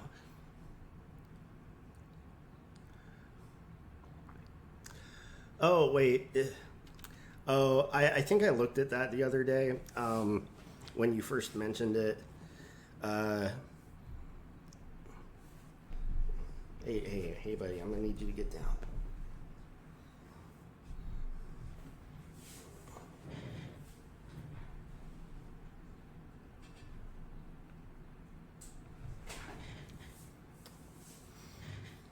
Let there be life.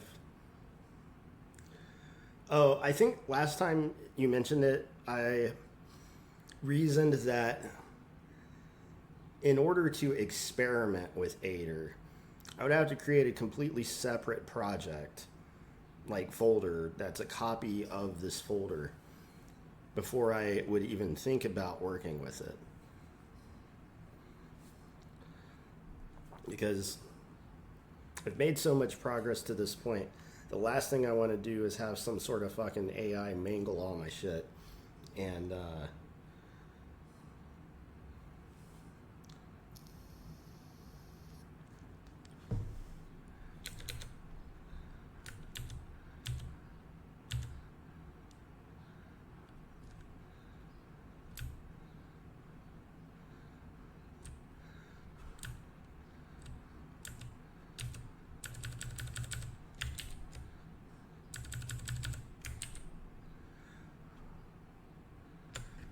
yes, here we go. In fact, I already had the line of code written in anticipation for this point.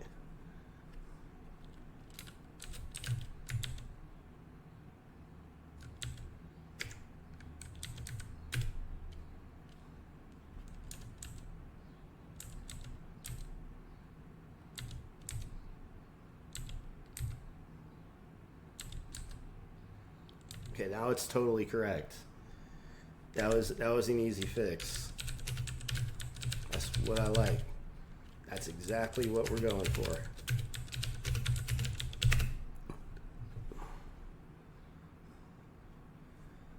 See, the last thing that I want to do is get into a yelling match with the LLM. I've actually experienced enough emotional turmoil over dealing with these tools that I am very careful about how I approach actually working with them.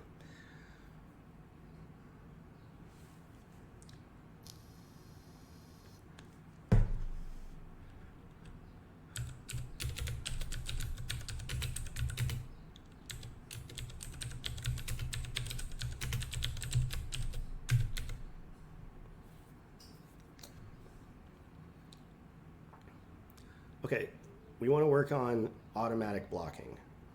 So we have to take a look at how blocking previously worked.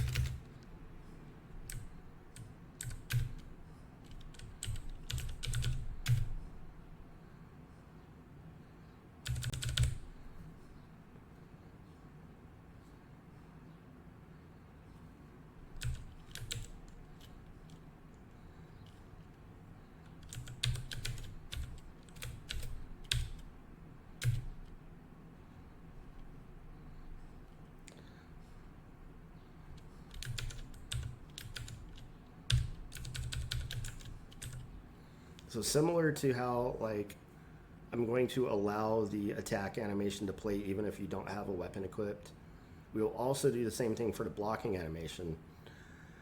So you could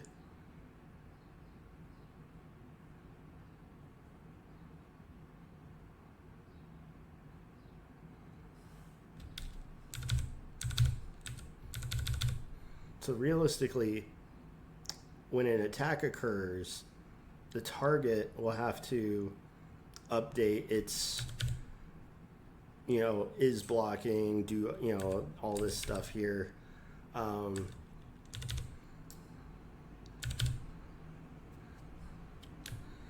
Realistically, this function's not called anymore, so I'm going to go ahead and comment it out.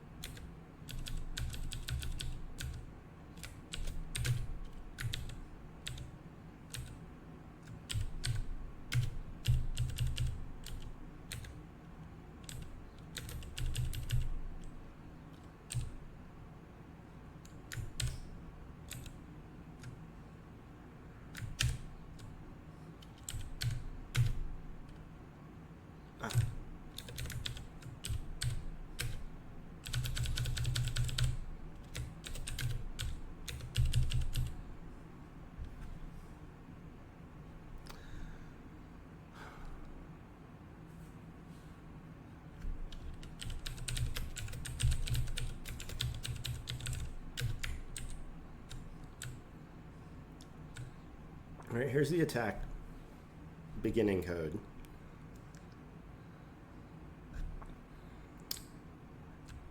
Given the attacker ID and the target X and Y that they actually happen to be attacking,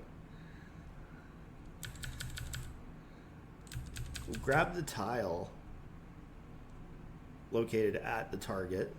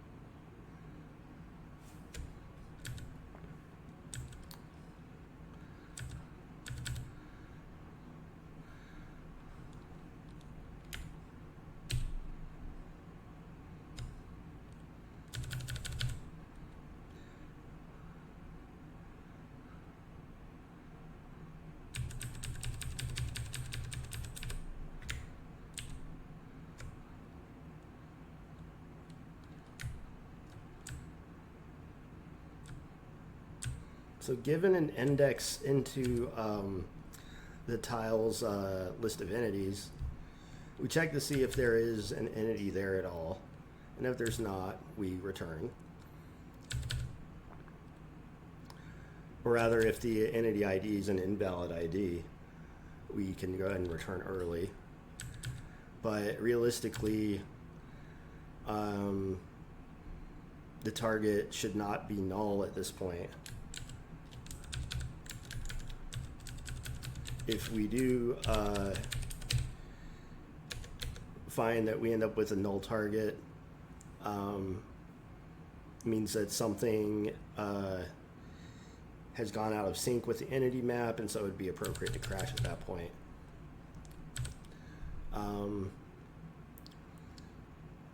If we check the type of that entity and it's not the player and it's not an NPC, we don't really want to be able to attack it yet. At some point we might be able to do things like break pots open or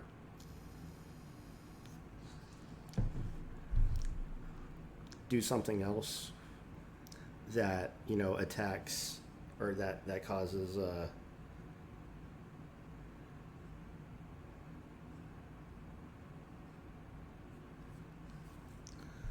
something to trigger as a result of an attack.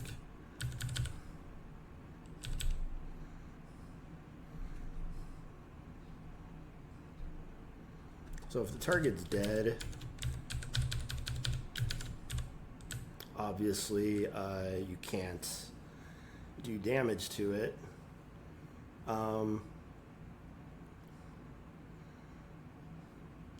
So now, if we wanted to try something,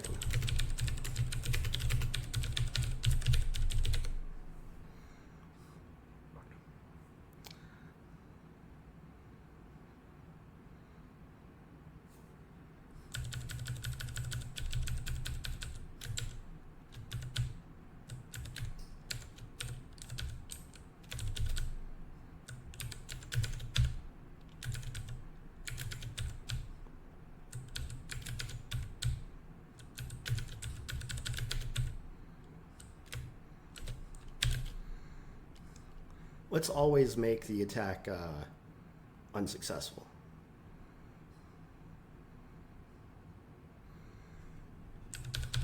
Better yet, instead of if target is blocking, if target shield not equal to entity ID invalid.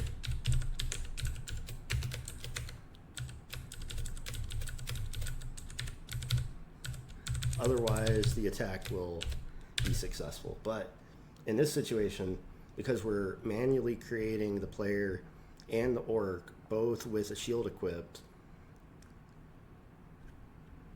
this should never actually trigger, and it should be successfully blocked every time.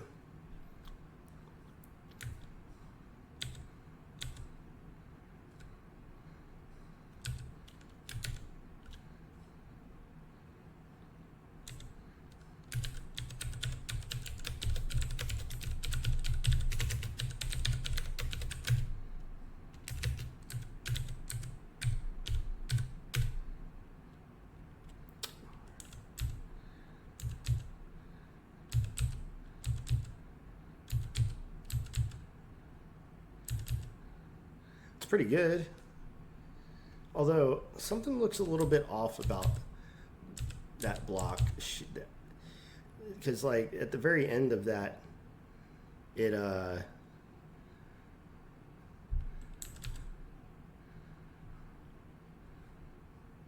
still has that little, like that little wisp of like wind that appears on the shield at the very end.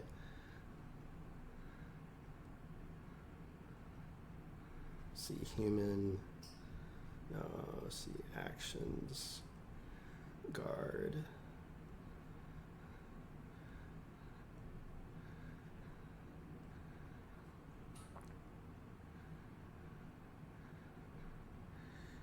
It's like partially playing the end of an animation that shouldn't actually be playing.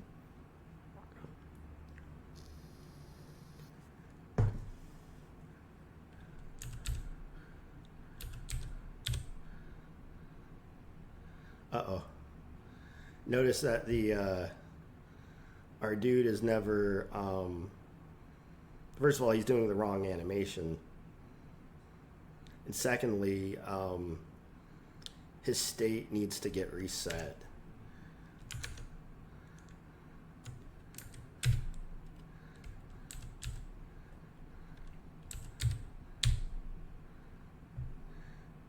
And it also needs the context for the shield to get updated correctly.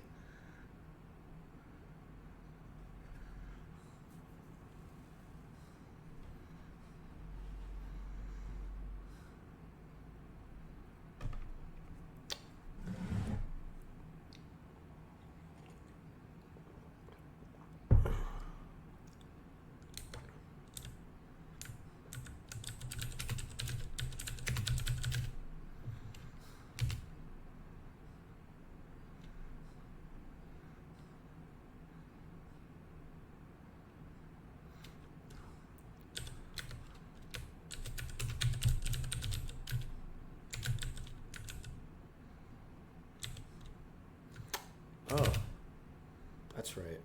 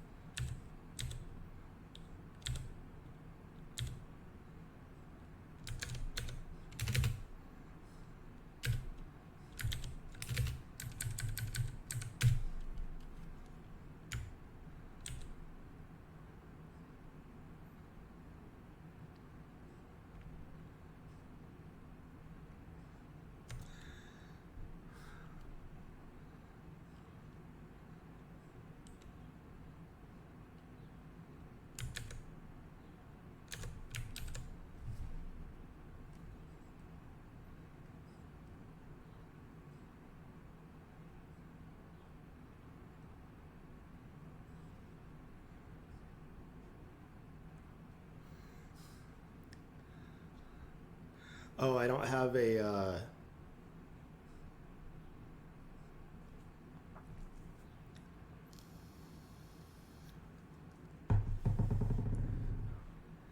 wait, yeah, I do. Orc guard success.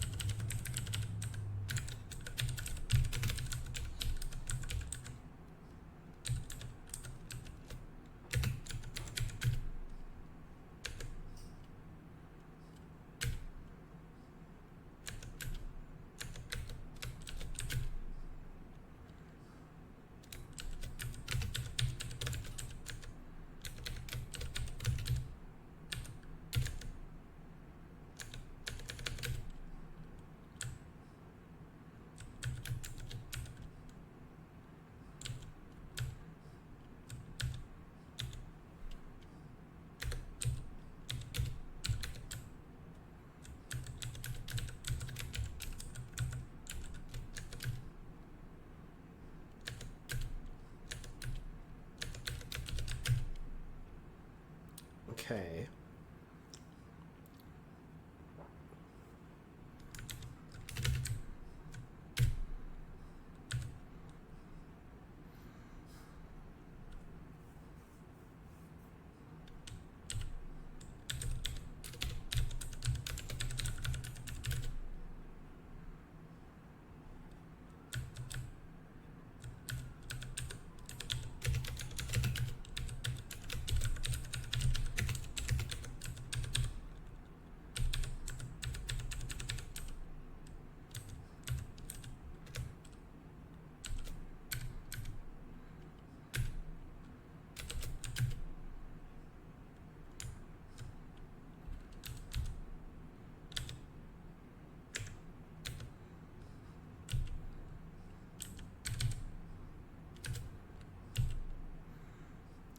Oh, okay, yes.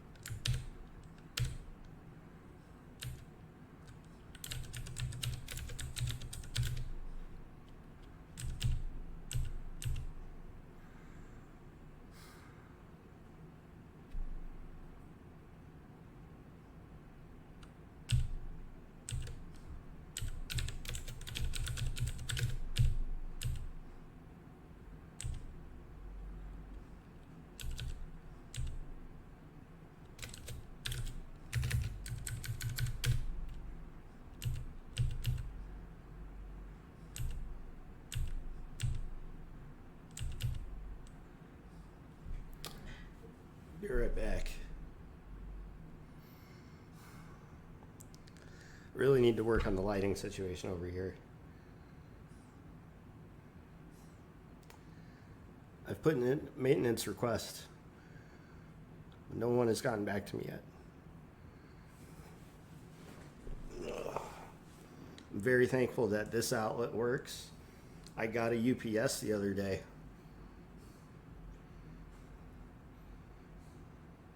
Because I'm that paranoid.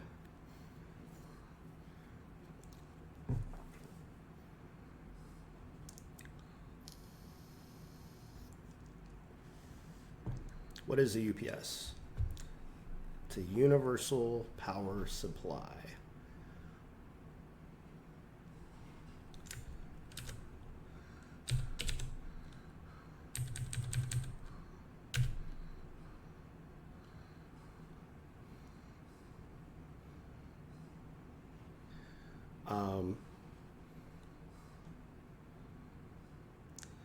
And up.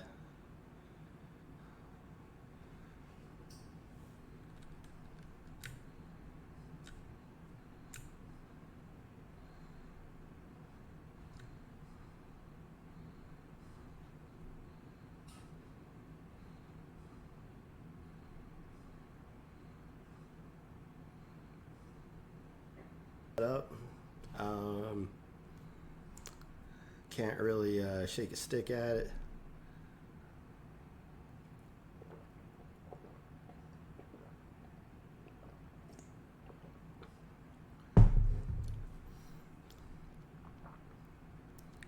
That said,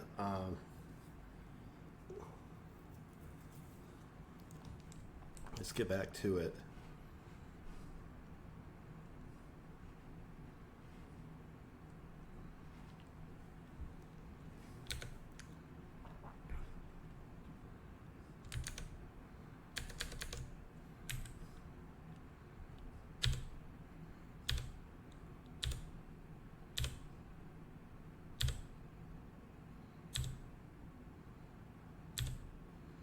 I don't know what I did to fix it just now.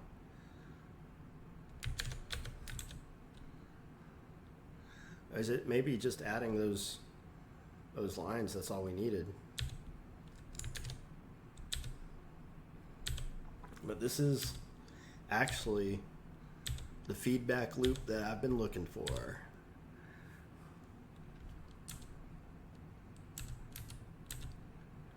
Although the orcs not getting set in the right direction either. So there's definitely some context switch or context update. I feel like I had this problem with one of the previous animations. So yeah, it works pretty well from down there.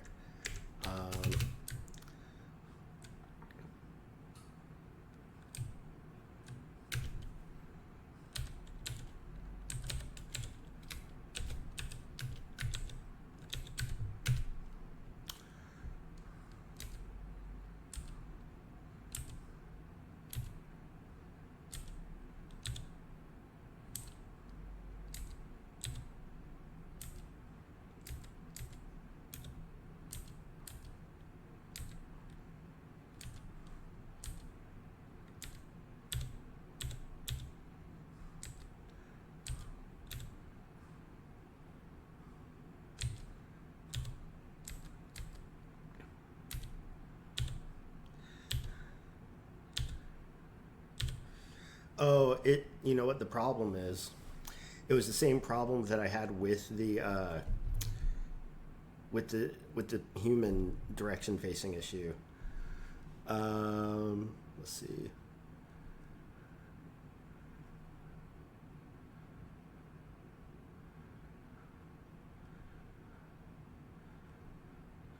All right, so back over in Asprite.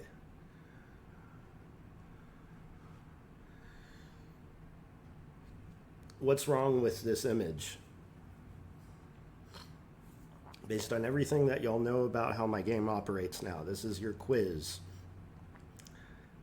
For those of you who have been officially showing up to class and attending lecture, now is your chance to show you how much you've been paying attention. Pop quiz, hotshot.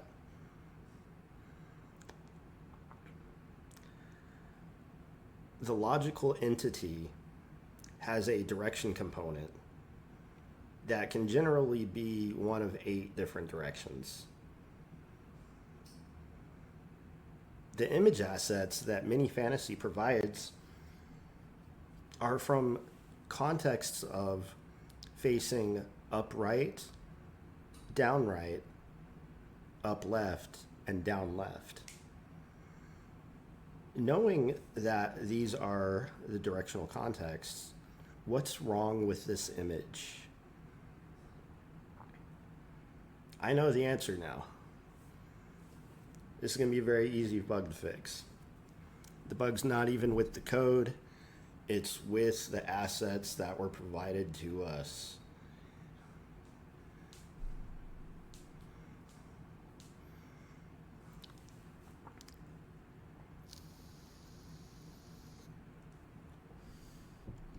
Every so often, you run into a situation where something that you expect to be a certain way isn't a certain way. And you start to think, what's wrong with my code? And you examine, and everything looks correct. And you're like, fuck, what the hell is going on here? And then you realize, oh shit, it's actually the fucking asset. Here's what's happening. This is down right.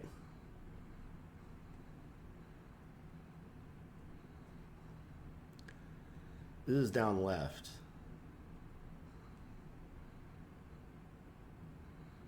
This is supposed to be upright. No, this I say supposed to be. However, this is the exact same, just about exactly the same.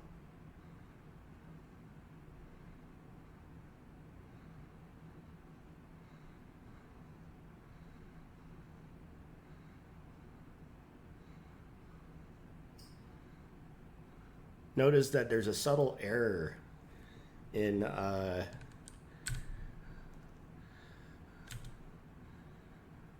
their positioning, and also number of pixels. This is an easy fix, not a problem. Here's how we do it. Step 1, delete. Step 2, copy. Step 3, paste. Step 4, hold the up arrow key until it is in place. Now, the closer. For each one of these, we need to flip the direction of just that frame.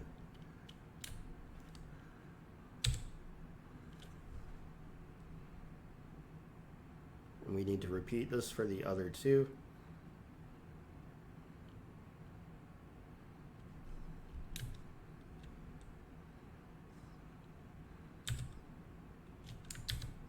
Oops.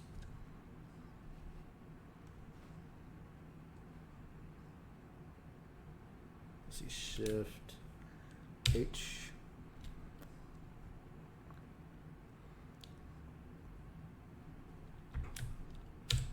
Okay.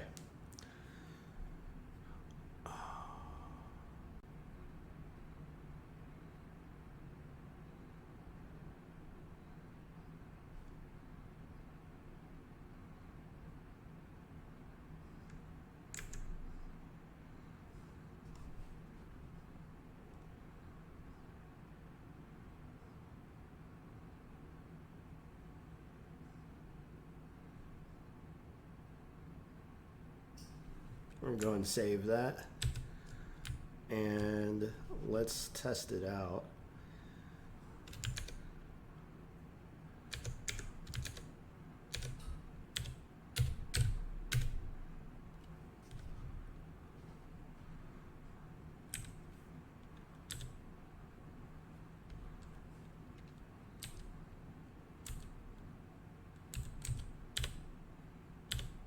All right, that looks good. Feels good.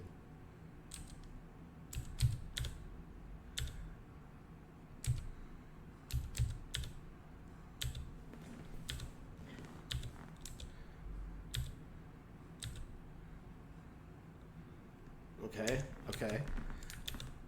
Let's do something a little bit more cracked out.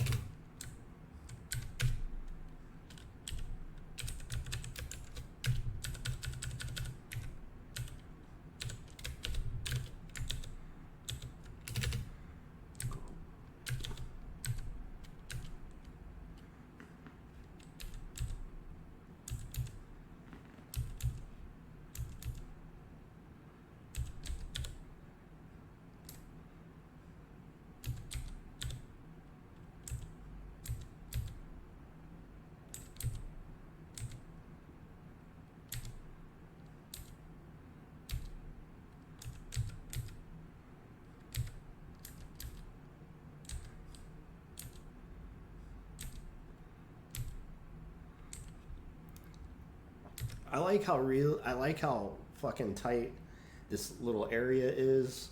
I like how responsive the engine feels, how quick, like, you know, the amount of like wait time in between pressing a key and state updating and everything animating is just so minimal that you can get into a very nice, you know, button turn, button turn, button turn.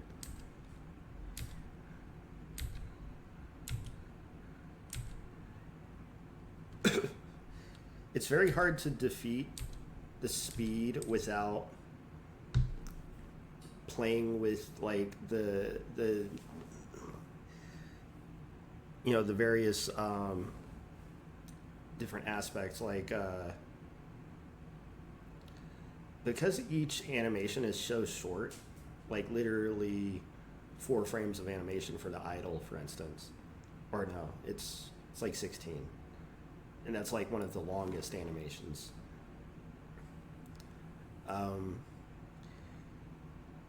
So like the attack animation is 4 frames, right? So it's so short that I had to slow down the animation intentionally in order for us to even just see it, right? Like, and the factor that I'm slowing things down, I think, is by like an order of 10 or something like that.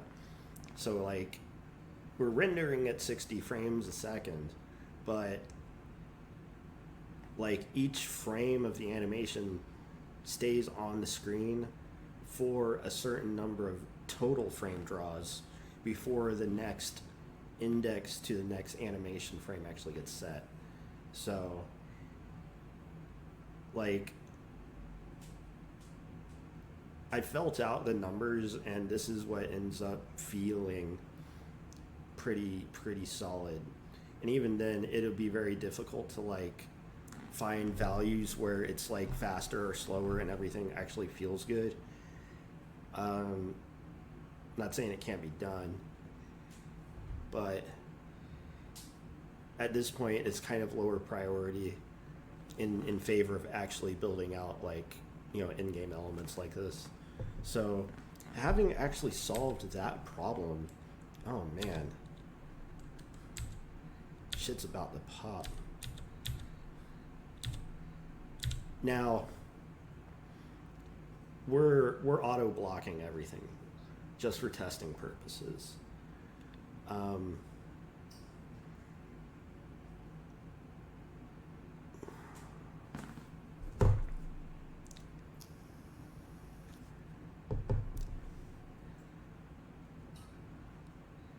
At this point, it would make a lot of sense to introduce, like, I totally forgot we have an inventory menu. Oh man, it's so good. That inventory menu is so good. I just can't get enough of that.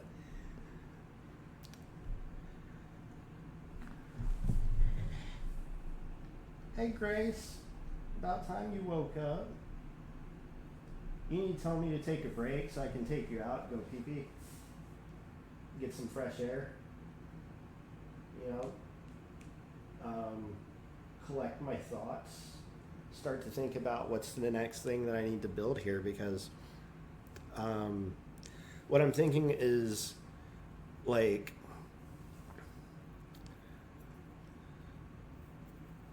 we want to introduce like enemies being able to pick up items, right? It would make a lot of sense to have a shield on the ground, have an item or a weapon on the ground or something, have an enemy being able to pick these up and equip them as individual actions. And then also like introduce like % chance to block. And it would also be cool to like get those potions back in and actually implement being able to use them, because then we could like start introducing the ability to, like, when you kill an orc, have it drop a potion or something like that, or create orcs that randomly have potions in their inventory, and like just have it set up so that whatever's in their inventory drops when they get killed.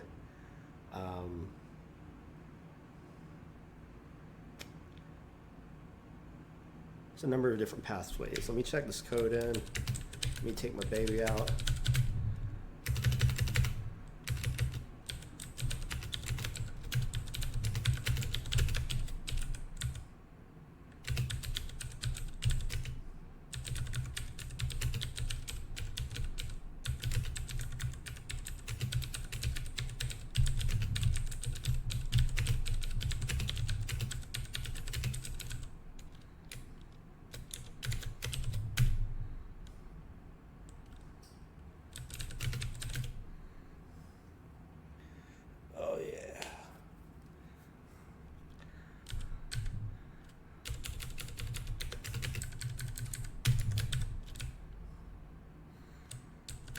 get that full screen, baby.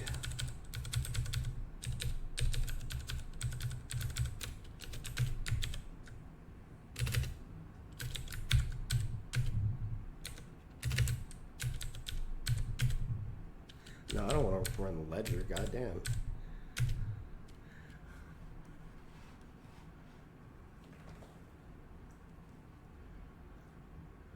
Oh yeah, she's ready. All right, y'all. I think this might be actually a good checkpoint for tonight.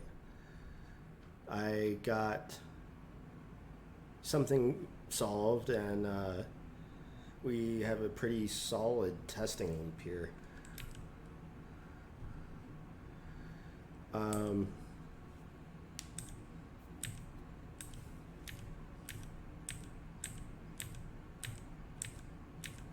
It's getting hammered.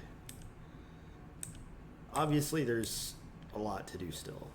There's a lot that I want to experiment with. There's a lot that needs to be improved now. There's a lot that needs to be added in.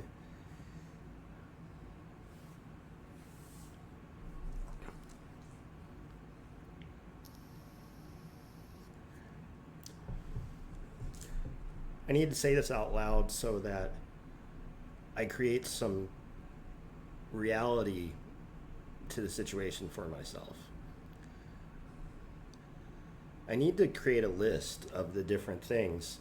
I've done this in the past, but there's different categories of things, right? There's things that I need to add in that I know that I can add in. There's things that I don't know that I can add in that I need to look for to see if we have assets for. There's things that I need to do to improve the game's infrastructure. As an example of this, tiles are currently drawn using just pure textures and have no capability of animation. Creating that system won't be difficult, but it is a system I have to write code for. In addition to that, there's the things that I want to experiment with, such as I had this idea for a dynamic lighting system that I actually had working in previous iterations of this game, but I'm going to have to go back through the process of re-implementing that code as well, and that's going to be a big multi step process.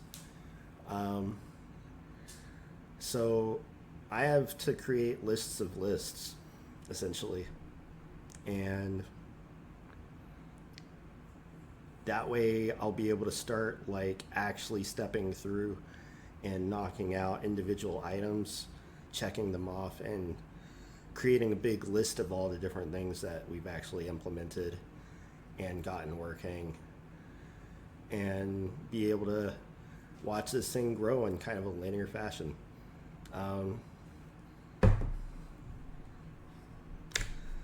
Before I go, because yeah, I feel like taking a break, getting some food, hanging out with my animals.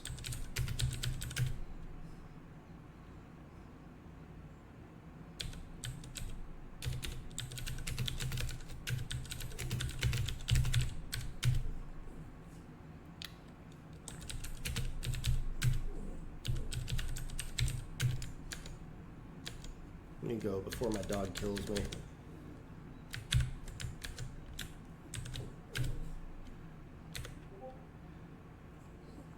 All right. Shout outs to our one patron who recently signed up, but is, I feel like they're trying to mess with me because this individual has a history of abuse and harassment. Not to put them on blast or anything, but as part of the requirement, as I have said, for the $5 patron tier, which $5 a month, that's all I'm asking right now.